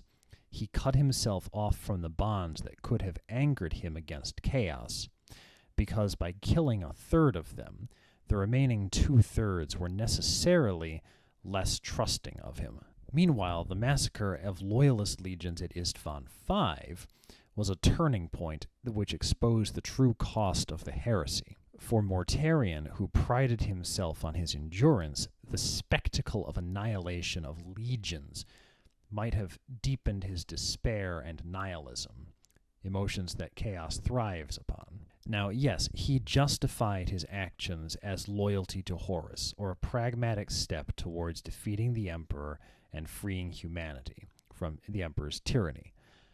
But he knew at the time that it marked a point of no return for his ideals. This campaign thus solidified Mortarion's reliance on Horus. He saw the rebellion as the only viable path forward. His failure to question or resist or push back against Horus's growing corruption reflects his increasing entrapment in the emotional wounds which Chaos exploited. It's an interesting idea to ask whether Mortarion would have remained loyal to Horus if Horus had lost but survived the Horus heresy. But I'm not going to go into that. Anyway, the events of Istvan III and Istvan V demonstrate how Mortarion became ensnared in his worst emotional wounds, magnified by Chaos. His bitterness, resentment, isolation, and mistrust of others were reinforced by these atrocities, keeping him in a state of unresolved emotional conflict. His belief in justice and liberation was eroded as he committed acts which contradicted those values in the name of liberation from tyranny of the Emperor. Chaos ensured that he remained stuck in this moral dissonance, unable to reconcile his actions with his principles. Chaos, of course, rewards its champions by forever putting their emotional needs out of reach. Nurgle was preparing Mortarion for daemonhood, putting him into the deepest pits of despair, twisting him so that he embodied the forces that he once opposed before locking him into place as a daemon. What we can see here about Mortarion's character is that his strength was turned against him. Mortarion's endurance, once a source of pride and strength, became a tool for Chaos to break him.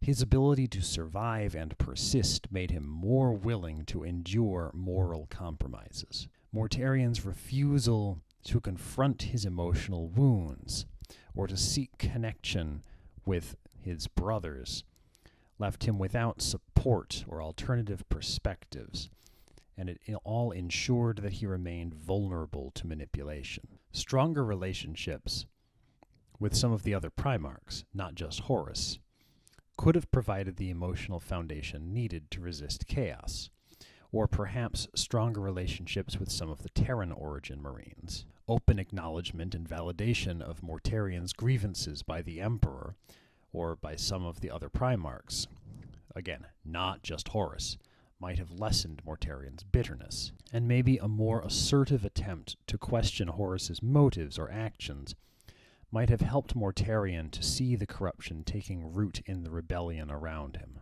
And so in the atrocities of Istvan III and Istvan V, I feel we can see more evidence that indeed chaos works by amplifying its victims' existing unresolved emotional wounds and then isolating them from any sources of healing or redemption, trapping them in a cycle that ultimately makes daemonhood seem like a fitting culmination of their journey, even though it's actually enslavement to their chaos god, or chaos undivided in some cases, whatever. Now, regarding Mortarion's deeds between Istvan III, when he threw his lot in with the rebels, and his eventual fall to Nurgle specifically, we could look at a few things in more detail before we dive into Nurgle-specific matters. If you want to explore any of these in greater detail, feel free to leave a comment and then go make your own video. The Shadow Crusade saw Angron working alongside Lorgar to spread devastation across the Imperium, notably Ultramar, and to sow terror among its defenders. Here's some key questions to explore. How did Angron's disdain for Lorgar's mysticism influence their collaboration? Did their differences create fractures that impacted the Shadow Crusade's effectiveness? In that case, why use the World Eaters at all instead of the Death Guard? How could Mortarion's reliance on attrition warfare have shaped the nature of the Shadow Crusade? Did his methods align with or diverge from the larger goals of Horus and the traitor Primarchs? Is that difference why he was not included in the fight against Guilliman? Although Mortarion rejected each specific chaos power for much of this period, it's clear that the seeds of corruption were already being sown, and that leads us to some questions. Were there moments when Mortarion inadvertently embraced chaotic methods to achieve his goals even before consciously throwing in with Nurgle? How was Typhon, later Typhus, already influencing Mortarion's path? Was Mortarion aware of Typhon's dabbling in sorcery? Or if he wasn't aware, why didn't he see the signs? How did Mortarion's mistrust of others exacerbate his vulnerability to chaos? Did he have any growing mistrust of Horus, or was Horus his one figure that he trusted implicitly? Mortarion continued to serve Horus, even as doubts about chaos and the corruption that chaos was having within Horus's mind grew. Did his loyalty to Horus stem in the first place from personal admiration, a sense of duty, sheer pragmatism, or a real friendship based on emotional needs and validation and shared experience? Was his friendship with Horus thus impacted here? How did Mortarion reconcile his hatred of chaos and the warp with his participation in Horus's rebellion, especially as his allies, notably Lorgar and Magnus, made full use of summoning daemons and the use of psychic powers? Mortarion's eventual turn to Nurgle was the culmination of several factors. Should we examine how the grueling nature of the war impacted Mortarion and his legion? Perhaps the physical and psychological stresses they endured set the stage for their eventual corruption. Were there key moments where Mortarion's faith in his decisions wavered?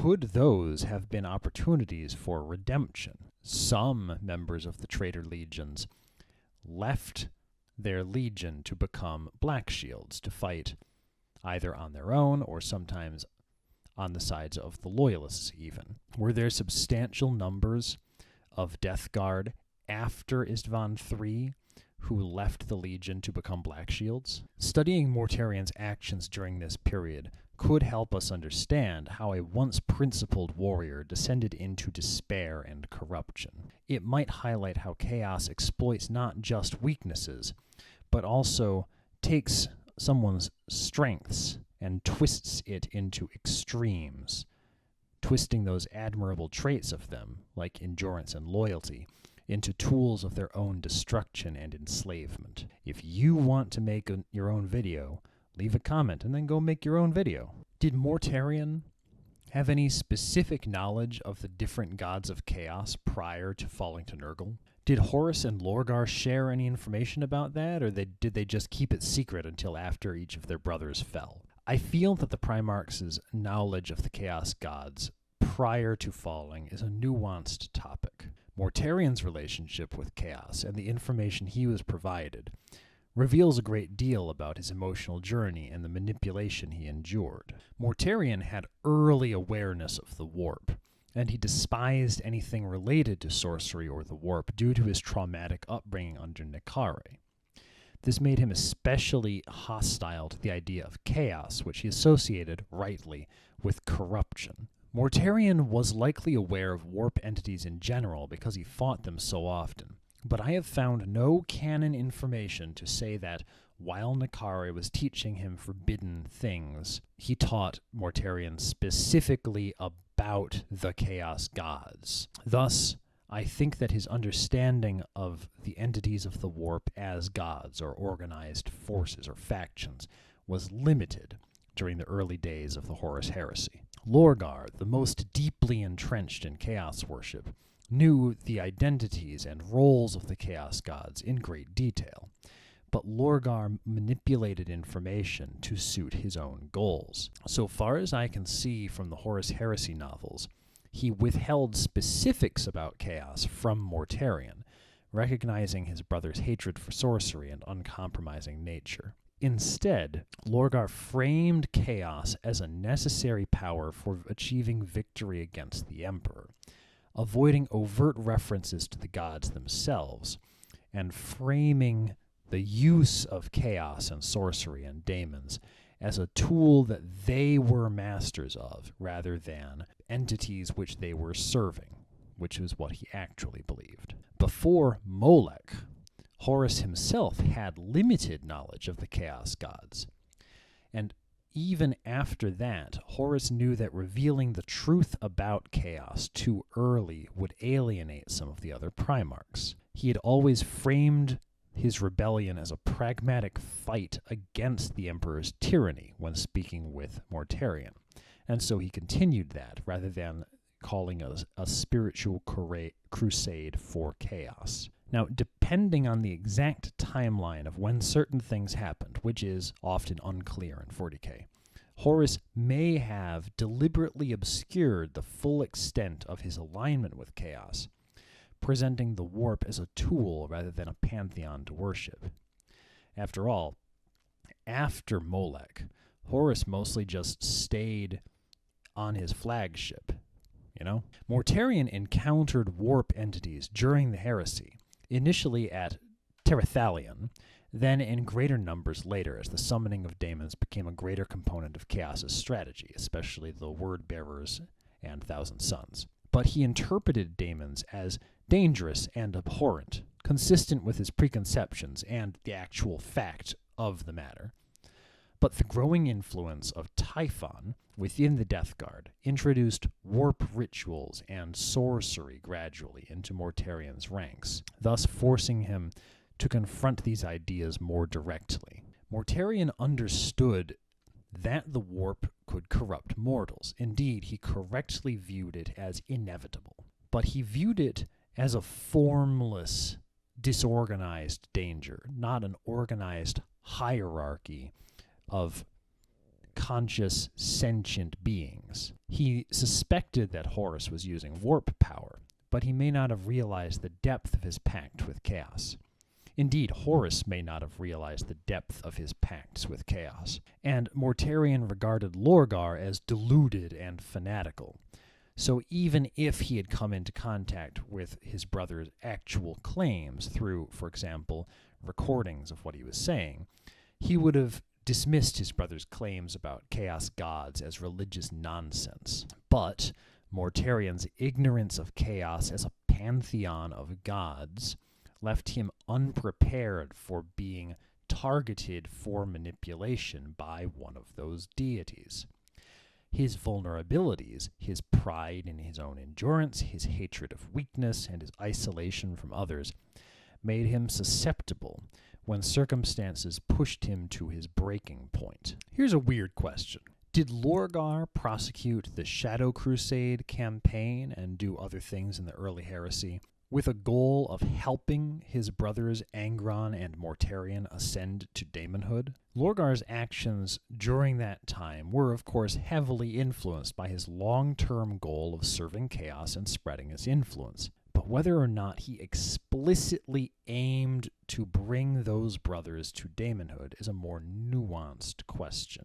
By the time of the Shadow Crusade, Lorgar was fully committed to chaos. He viewed the ascension of mortals, especially Primarchs, to daemonhood as a form of enlightenment and ultimate power, a communion with the divine. Lorgar saw his brothers as means to expand the power of chaos, so helping them to ascend to daemonhood could thus solidify their allegiance to a chaos god and strengthen Horus's rebellion. I see no evidence that Lorgar attempted to have Perturabo or Conrad Kurs ascend to daemonhood as daemon princes of Chaos Undivided at all. But each ascension of one of his brothers to a specific chaos god might have demonstrated the truth of chaos's power in Lorgar's mind. By showing Angron and Mortarion what chaos could grant, Lorgar may have hoped to convert skeptics among the traitor legions.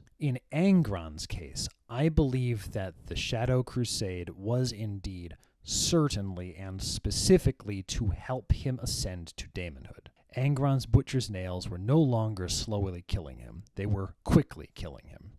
And Lorgar viewed ascension as a way to save him, while also binding him irrevocably to chaos. While Lorgar's actions might seem like an attempt to help Angron, the information we see in canon, in the Horus Heresy novels, show that his true motivation was more self-serving.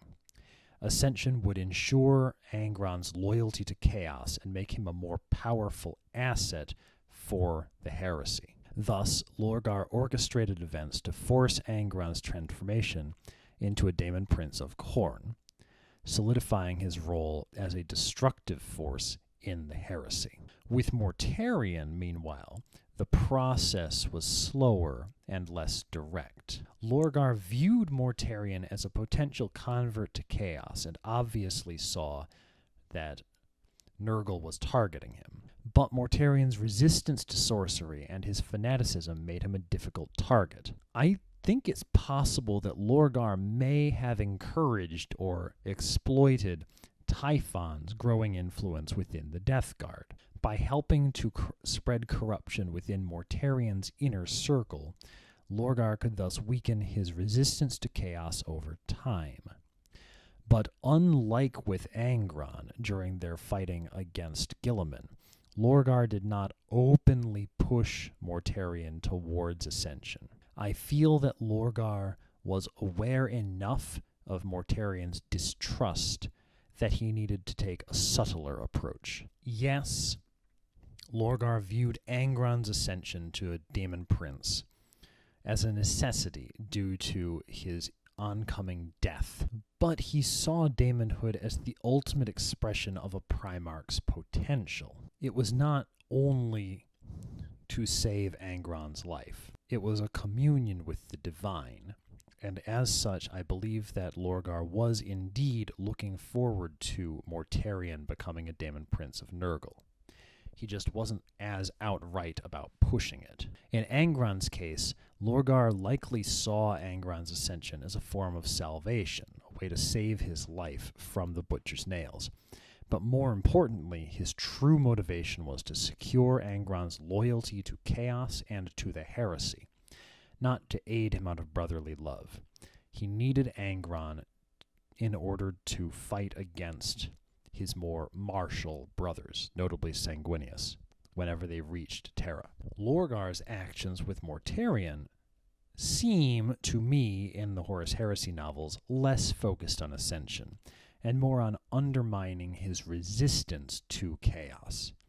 His approach was indirect and driven by his broader goals. And so, Lorgar's motivations for pushing his brothers towards ascension were tied to his devotion to chaos and his desire to secure their allegiance to the traitor cause. But he may have framed his actions as helping them, even while his true intent was self-serving and religious, aligning with his belief in chaos as the ultimate truth, and daemonhood as the total communion with the gods. Now, in the most recent canon I'm aware of, Mortarion discovers knowledge of daemons and the chaos gods on Terrathalion, while licking his wounds after a fight against the White Scars. While fighting a daemon on Terrathalion, Mortarion discovers his own innate psychic potential, and he uses psychic power willingly to defeat the daemon. This moment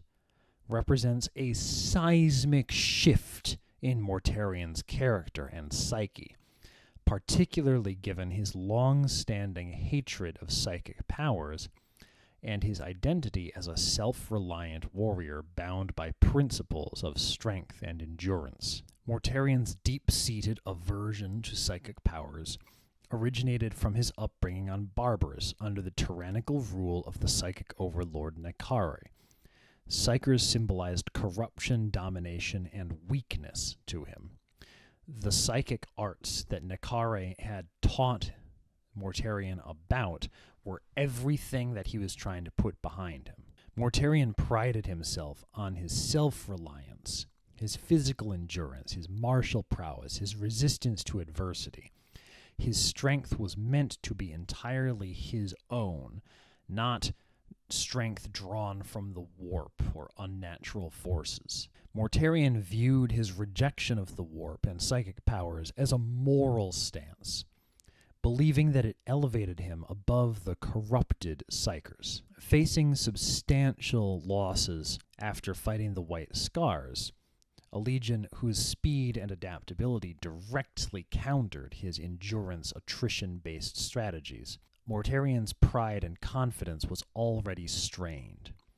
Facing a daemon on Terrathalion thus forced Mortarion to confront the raw reality of the warp's powers. It reminded him of the overlords of Barbarous and the existential threat of the warp itself, and his powerlessness against it using conventional means reminded Mortarion of how he had once been horribly wounded at the Battle of Istvan Extremis against Slaneshi cultists who used daemons and psychic powers. For Mortarion to willingly draw upon his latent psychic potential to fight to save his own life meant overcoming a lifetime of prejudice and self-denial. This act shattered the foundational tenet of his self-identity, that he himself was above the warp and its corruption. He'd gone into the Horus Heresy thinking that he himself would be able to come out of it lacking chaos corruption.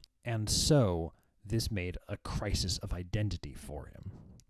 It was an immediate internal conflict. Yes, Mortarion rationalized it as a necessary evil to make sure that he could survive, but it was still a betrayal of his core values. Resentment and self-directed anger were already things that Mortarion was prone to. This moment thus deepened his self-loathing and bitterness. Bitterness towards himself and also towards those that he felt had pushed him into this situation, the Emperor, Horus, most recently Jagatai Khan. And by using his psychic power here, Mortarion took a step closer to chaos, even though it was unconscious and unintentional. The act eroded his resistance to the warp, making him more vulnerable to Nurgle's influence later. Mortarion's use of psychic power here is emblematic of a broader theme of the journey of the chaos-aligned traitor Primarchs. Despite their ideals, they fell victim to the very things they themselves despised. Mortarion had a hatred of Psykers, and so, through the hypocrisy and corruption inherent to chaos, he eventually became reliant on being psychic. And so his eventual reliance on the warp here was more tragic and ironic, which chaos loves. Mortarion's pragmatism, his willingness to do whatever it took to win, had always been a strength of his, but here it justified his actions in the moment, which began a further slide of his moral and spiritual decline. This event then deepened Mortarion's sense of isolation, as he felt unable to confide in anyone else about what he had done. He knew that his brothers, particularly Lorgar, would exploit this vulnerability if they had heard about it, so he kept quiet until eventually, stuck in the warp, he had to embrace it, which we'll get to later. Mortarion's view of himself, his brothers, and the Imperium became more cynical after Terathalion. If he could not trust his own principles, how could he trust anything else? The moment thus planted the seed of his eventual capitulation to Nurgle. Using psychic power made Mortarion more attuned to the warp, thus weakening his ability to resist its whispers and temptations. But the revelation in the Horus Heresy novels that Mortarion had psychic potential brings us to the obvious question. Did the Emperor or Magnus know beforehand that Mortarion had psychic potential? I feel that there is some indirect evidence in the canon that both the Emperor and Magnus may have known of Mortarion's psychic potential, or at least suspected, but they absolutely never acknowledged it or discussed it at all. Of course, there is also the possibility that neither the Emperor nor Magnus were aware of Mortarion's psychic potential. I mean, they seemed to have no clue about Lorgar's psychic potential somehow. Anyway, here's some arguments for maybe. The Emperor designed the Primarchs in the first place. He embedded in them unique genetic traits and retained a degree of psychic potential in many of them, even if latent. Mortarion's hatred of Psykers may even have been a deliberate aspect of his design, meant to counterbalance the warp's pervasive influence. Maybe the Emperor intended Mortarion to use psychic powers the whole time. Maybe he expected that Mortarion would have tapped into his own psychic powers when he fought Nekare, and he was disappointed in him when he failed to do so. It's easy to see that perhaps he had meant Magnus to be the psychic messiah of humanity, but thought that Mortarion would embrace his own psychic powers while simultaneously hating Psykers and corrupted Psykers, and thus push for a much more restrained use of them in the Imperium. Magnus, meanwhile, as the most psychically attuned of the Primarchs, the second most powerful Psyker in the galaxy, could have sensed latent psychic abilities in his brothers. Given his curiosity and willingness to explore the warp, perhaps he recognized the potential in his brothers, even when Mortarion, as an example, was unaware of it. However, I think it's unlikely. Their relationship was strained primarily due to Mortarion's disdain for Psykers. So if Magnus had been aware of Mortarion's latent abilities, he may have avoided mentioning it, knowing that it would only deepen Mortarion's resentment. But there are some clues in canon that maybe Magnus had some sort of unconscious idea about the psychic powers that his brothers had, or at least latent psychic abilities. There were Conrad Kors' visions, Lorgar's visions. Wait, no. He didn't know about Lorgar's visions. Sanguinius's foresight of his own death. Mortarion's abilities emerging during the fight on Terrathalion suggest that they were always present but just dormant. So it's possible that the Emperor or Magnus suspected that each of their brothers had some sort of latent psychic power. If the Emperor did not warn Mortarion about his latent psychic potential, even though he knew about it, though, then it seems that the Emperor refused to tell him, maybe as a test, or maybe because he underestimated the impact that this knowledge would have on Mortarion's psyche. Knowing Mortarion's deep-seated hatred of psychers, the Emperor might have chosen to suppress or downplay Mortarion's potential to avoid further alienating him. But knowing Mortarion's deep-seated hatred of psychers, Magnus certainly would have told him if he knew, because then it would have pushed him in a direction towards accepting himself and thus potentially accepting Magnus. Maybe the Emperor had planned to reveal Mortarion's psychic potential later, once he was more emotionally mature or receptive, or maybe he had always expected that Mortarion's psychic potential would bubble up to the surface at a time of extreme peril for him, such as fighting Nekare or fighting against Chaos in the Great Crusade or something.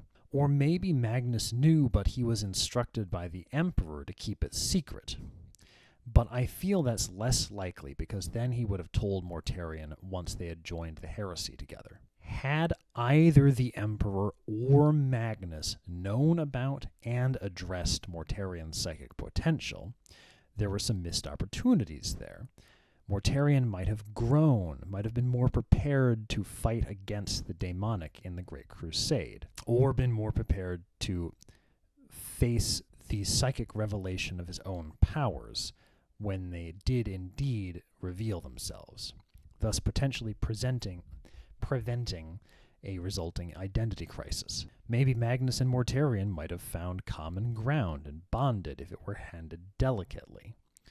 Though handling sensitive topics delicately was never a strength of the Emperor or the Primarchs, and understanding and accepting his own psychic nature might have strengthened Mortarion's resistance to the temptations of chaos. Ultimately, then, I think it's possible that the Emperor suspected or knew about Mortarion's latent psychic power and just didn't tell him, but I think it's very unlikely that Magnus knew. Anyway, after Mortarion speaks with the demonic at Terrathalion and experiences his own psychic powers, Mortarion's fall from that point onward can be pointed squarely at Typhus, and is well documented in canon. We need not consider exact causes and occurrences at this time. Rather, let's take a moment to remind ourselves once again that chaos functions by trapping people in their emotional wounds and forever placing their emotional needs out of reach. While he was trapped in the warp, his sons suffering all around him from horrible psychic plague, Mortarion reached previously unknown depths of despair, and that's when Nurgle got him. That's where Nurgle has kept him ever since. Mortarion's journey shows us the tragic essence of chaos, exploiting their pain, despair, and unresolved emotional wounds, twisting their strengths into weaknesses, and exacerbating existing weaknesses in order to trap their victims in an endless cycle of suffering. Nurgle's embrace of Mortarion was not just the granting of power, it was the eternal deepening of his anguish, framed as grotesque comfort by grandfather Nurgle. We can see Mortarion's despair rooted in his inability to save his sons, his failure to fulfill his role as their protector.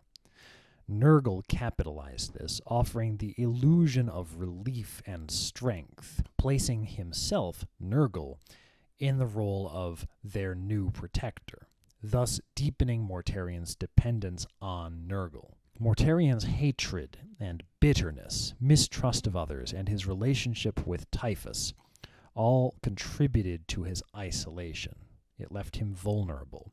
There was no one to guide him away from Nurgle's influence. As with other champions of chaos, Mortarion's ascension to daemonhood is a cruel irony.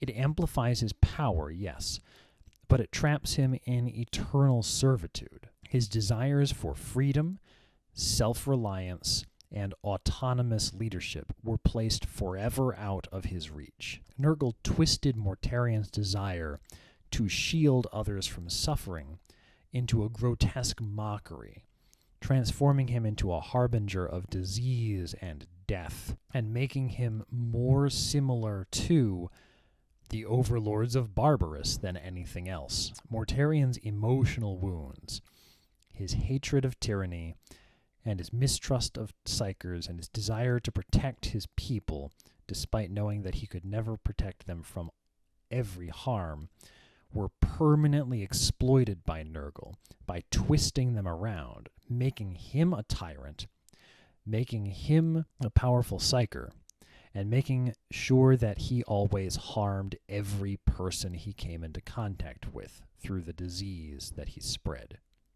He is now trapped in a state where he can neither heal nor grow. His bitterness towards the Emperor remained, but it's now amplified by the chaos corruption of Nurgle into being bitter towards absolutely everyone and everything.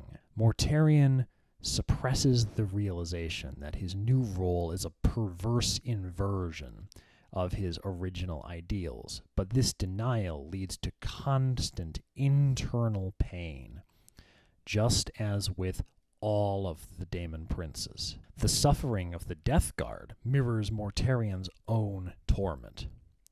Just as Mortarion is now bound to Nurgle's will, his sons are bound to the plagues and corruption of the warp, physically decayed to the point where their own gene seed cannot be used for reproduction, instead being dependent on Nurgle's tree of gene seed. Like their Primarch, the Death Guard are caught in a state of endless suffering, with their loyalty to Mortarion in some cases, and to Nurgle in all cases, preventing any hope of escape. Thus, Mortarion's story from his falling to Nurgle at the behest of Typhus up to modern 40k shows us exactly how chaos operates. Not by destroying people, sometimes by destroying people, but often by turning its victims' greatest strengths into weaknesses and amplifying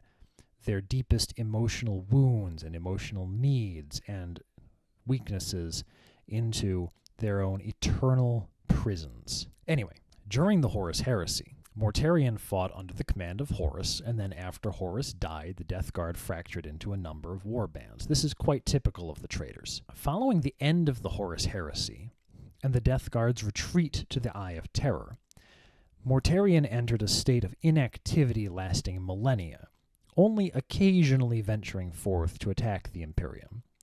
This is pretty common. This is roughly the same story as with Lorgar and Perturabo, but in this, I believe we can see further evidence that daemonhood makes the Daemon Primarchs unable to change or grow. We need not go too deeply into this, but we'll touch on it. Having long phases of inactivity is symptomatic of the state of daemonhood. The Eye of Terror is a realm of ceaseless chaos and stagnation in equal measure. Mortarion's prolonged dormancy reflects how daemonhood, when not actively engaged in mortal conflict, leads to a kind of psychic or metaphysical inertia, a freezing of purpose, while the occasional forays against the Imperium taken by various Daemon princes, Lorgar's done it before, Perturabo does it sometimes, Mortarion does it sometimes,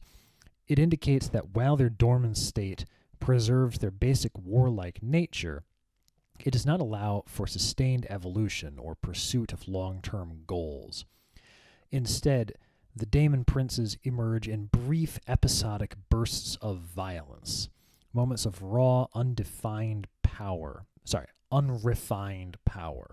rather than any strategic innovation. This inability to change or grow has broader implications. While mortals, even those serving chaos, can evolve their strategies to adapt to shifting conditions in the Imperium and the Warp, and to pursue a long-term goal, best exemplified by Abaddon the Despoiler's 13 Black Crusades. Mortarion's daemonhood, and that of Lorgar and Perturabo and so on, leaves them with largely unchanging identities.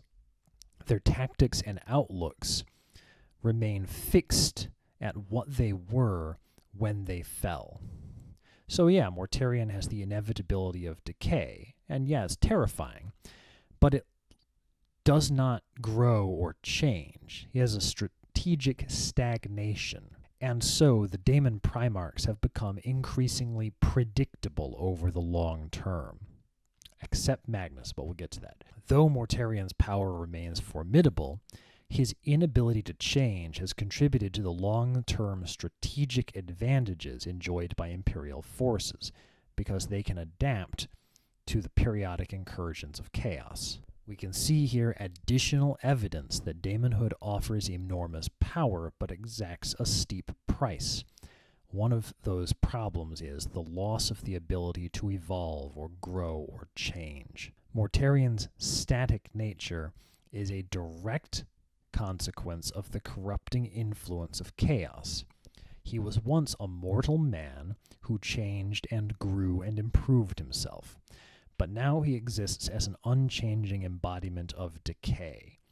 The only thing he can ever do is become worse. Thus, the example of the Chaos Daemon Primarchs shows us that the allure of absolute power comes at the cost of self-improvement or progress, except with Magnus, but we'll get to him much later. Interestingly, though, Mortarion's torpor seems to have been interrupted and perhaps ended entirely by the return of the loyalist Primarch Rabute Guilliman. Mortarion embarked almost immediately on a grand mission of vengeance, spreading new and improved zombie plagues to create a new base of operations for himself outside of the Eye of Terror, kind of near Ultramar. The Scourge Stars, 3 star systems tightly in the grip of the Death Guard. From these plague worlds, he set forth on the plague wars against the realm of Ultramar, ultimately failing in his goal of killing Guilliman and leaving Ultramar. What does it say about Mortarion that his hatred for his brother Guilliman was the thing that brought him out of his demonic torpor? I think that this is an important thing. And one, it's the only important thing Mortarion's done since the Horus heresy. We gotta talk about it. His hatred is a catalyst for renewal almost, is emotional energy overcoming inertia. His demonic torpor was a state of static decay, an embodiment of disease and despair that once set in motion rarely changes its course. His decision to embark on a great mission of vengeance against Guilliman shows us that intense, focused hatred can provide the emotional energy needed to disrupt that torpor. It remains to be seen whether this is going to be a long-term change or whether it's just a one-off, sudden burst of energy and then he goes back to stagnation. Guilliman's presence on Ultramar represented not just a military target, it was a personal affront to Mortarion's sense of identity. Also Magnus's, interestingly. This animosity was so potent that it served to reawaken Mortarion's offensive ambitions. Even a being fixed in place by daemonhood can be stirred by an existential grievance. You ever know, like, someone's poorly behaved dog that seems to act like it doesn't think other dogs should exist and just barks all the time at them and tries to strand its leash towards them? That's Mortarion. There is a duality of decay and combat in demonic existence. It's an inherent paradox of the state.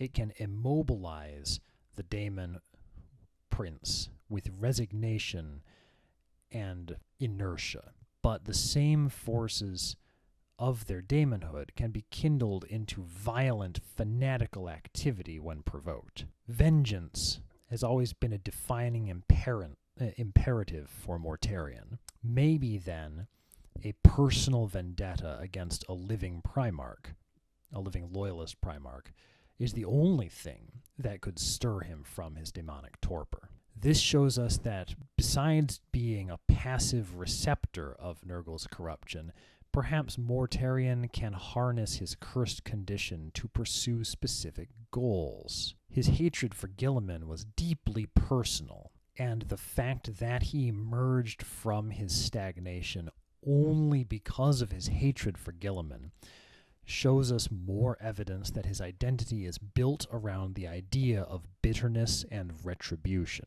The prospect of avenging what he perceived as a personal and existential slight was enough to propel him back into the fray. But the nature of daemonhood making a lack of growth or evolution, where one becomes a static fixture of one's worst impulses, means that one's strategies can no longer change. His capacity for change is shown here to not be completely nullified. This profound emotional impulse can break through even his demonic torpor, but he doesn't then pursue a bunch of new strategies. It's just the same old spread plagues, decay, attack. Perhaps we can also see a conflict between destiny and choice here. Mortarion's return to activity only in the name of vengeance shows us that his personal hatred provided him with a fleeting semblance of agency. Perhaps, then, even daemon princes can experience the turmoil of personal ambition and regret, notably in the face of Mortarion's failure to achieve his goal. By choosing vengeance as his motivator, Mortarion has reestablished himself as a significant, though unpredictable, military threat. The creation of the plague-ridden Scourge Stars as a new base of operations shows itself to be a deliberate strategic pivot, no longer just surviving and continuing to exist in the warp, but now pursuing direct retribution. This hints at a broader narrative theme in 40K. Individual grievances can have galaxy-spanning consequences, more important to the plot even than the whims of the gods. Of course, then again, Mortarion's reaction here, while powerful, also reveals vulnerability.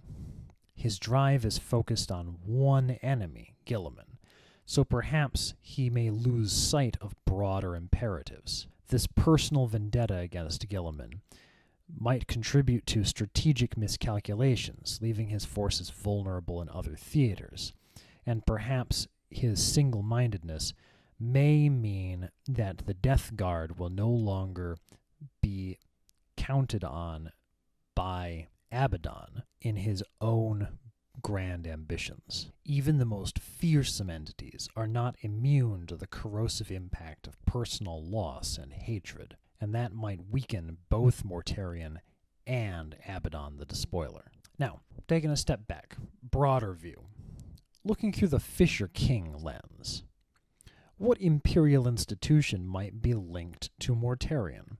What failings of the post-heresy Imperium can be linked thematically with his fall? I think the obvious one is the Officio Medicae and the Magos Biologus of the Adeptus Mechanicus. Mortarion's thematic association lies with institutions concerned with endurance, survival, and the cost of life in a hostile galaxy. The Officio Medicae of, I think it's part of the Adeptus Terra, and the Magos Biologus of the Adeptus Mechanicus oversee the Imperium's medical, biological, and epidemiological efforts. Mortarion was shaped by his struggles against the toxic conditions of Barbarous and his determination to protect others from suffering. The Officio Medicae and the Magos Biologus are supposed to strive to preserve life amid disease, environmental hazards, and genetic mutation and corruption, especially those caused by the Imperium's ruthless exploitation of resources and resulting environmental degradation. But we can see that the rather flawed approach to these institutions in modern 40K is emblematic of Mortarion's fall. They engage in inhuman experiments to further their aims. Mortarion's fall to Nurgle, a being of plague and decay, mirrors the grotesque extremes that the Imperium sometimes resorts to for survival, notably the use of servitors. The Imperium's focus on survival at all costs has turned many of its medical and biological institutions into instruments of cruelty, indifference, and exploitation, perpetuating suffering rather than alleviating it. Mortarion embodies the idea of enduring suffering as an end in itself, and this philosophy has become central to the Imperium's grimdark ethos post-heresy. The Imperium survives, but without any sense of hope or joy or progress, thus reflecting Mortarion's grim worldview. Evidence for this can be seen in the Imperium's relentless expenditure of its citizens. It treats them as expendable resources in its endless wars and in its industrial efforts. No regard for their quality of life or the emotional toll of constant hardship. Mortarion's mastery of death and disease mirrors the Imperium's reliance on tools of mass destruction, notably exterminatus and bioweapons like virus bombing, to enforce compliance to try to protect itself. These methods mirror Mortarion's fall to Nurgle, where suffering became both the means and the end. The Imperium's bureaucratic callousness in dealing with planetary populations reflects Mortarion's disdain for those who lack his resilience, treating others as weak and disposable. Then, of course, there's Mortarion's disdain and hatred for psychers and his fear of the warp. This is echoed in the Imperium's oppressive treatment of psychers and its fear-driven policies towards them, notably the black ships of the Inquisition,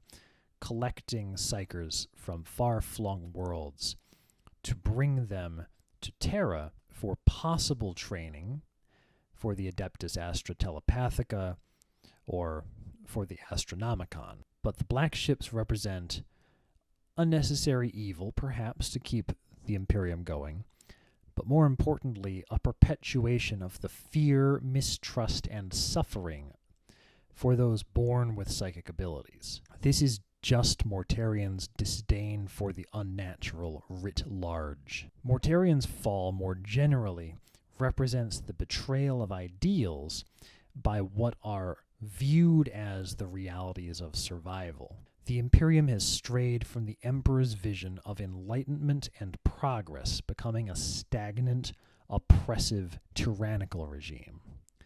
This thematic link mirrors Mortarion's bitterness towards the Emperor, whom he saw as a hypocrite who broke his own principles. But by breaking with the Emperor, Mortarion made things worse, and so we see the Imperium continue the same idea. It breaks its own ideals in the name of survival, but in doing so just makes things worse. Thus, overall, Mortarion's fall leads to a narrative as Fisher King, which illuminates several of the Imperium's flaws. Its willingness to sacrifice hope in the flawed attempt to survive by sacrificing ideals, its dehumanizing actions which it casts as pragmatism, its reliance on cruelty and fear to maintain control, and its ability to treat humans as expendable. We can see thus that Mortarion's legacy of enduring suffering initially a strength, has become, through his fall, an inescapable weakness of the Imperium's identity. Rather than enduring suffering to achieve one's goals, the Imperium instead now treats endurance of suffering as a goal in itself. Now, there are other matters we could discuss for Mortarion to better understand his emotional needs. Perhaps we might speak about his relationship with his adoptive father on Barbarous with more detail. How did the abusive and controlling relationship with his adoptive father, Nekare, shape Mortarion's view of authority and trust? Did this experience create an emotional need for autonomy, or did it instill such a resentment of perceived paternalism that Mortarion's actions during the Great Crusade, which show his need for autonomy, actually come from a place of rejecting the Emperor's paternalism? What emotional reaction did Mortarion have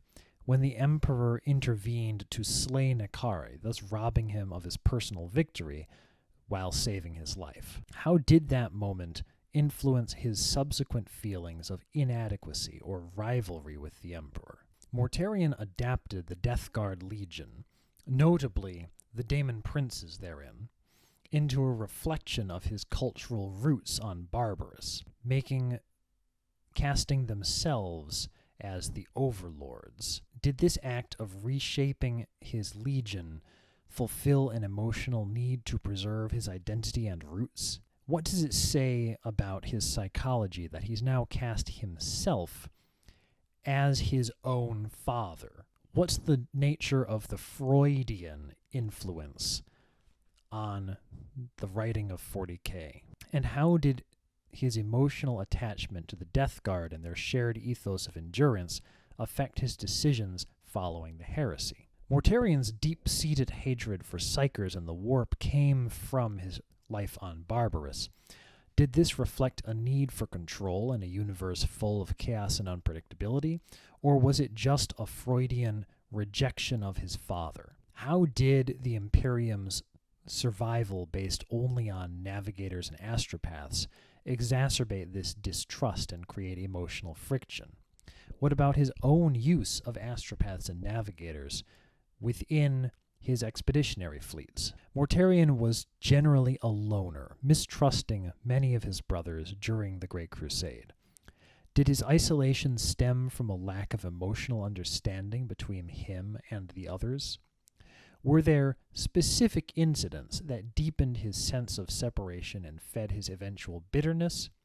Or was it just a long-term mistrust that was fed by Horus? We know that Mortarion felt undervalued and unrecognized for the harsh campaigns he and the Death Guard undertook. But how did the toll of these brutal missions work alongside the gratitude of the civilians he freed, such as in the Galaspar cluster? Were there other emotional needs or weaknesses which made Mortarion susceptible to Horus's persuasion, which we have not examined? To what extent did Mortarion see the rebellion as an opportunity to address his grievances with the Emperor? And to what extent was it an attempt to fulfill an emotional need for recognition and independence? Mortarion's eventual fall to Nurgle represents a profound shift in his emotional landscape. Did Nurgle exploit other emotional voids than previously mentioned? Did his eventual acceptance of Nurgle represent a surrender to despair, or was there also a warped attempt to find a sense of belonging and family with Grandfather Nurgle? I feel that these questions could offer a more nuanced understanding of Mortarion's emotional needs and his motivations throughout his journey. Maybe some of you should make videos about these questions.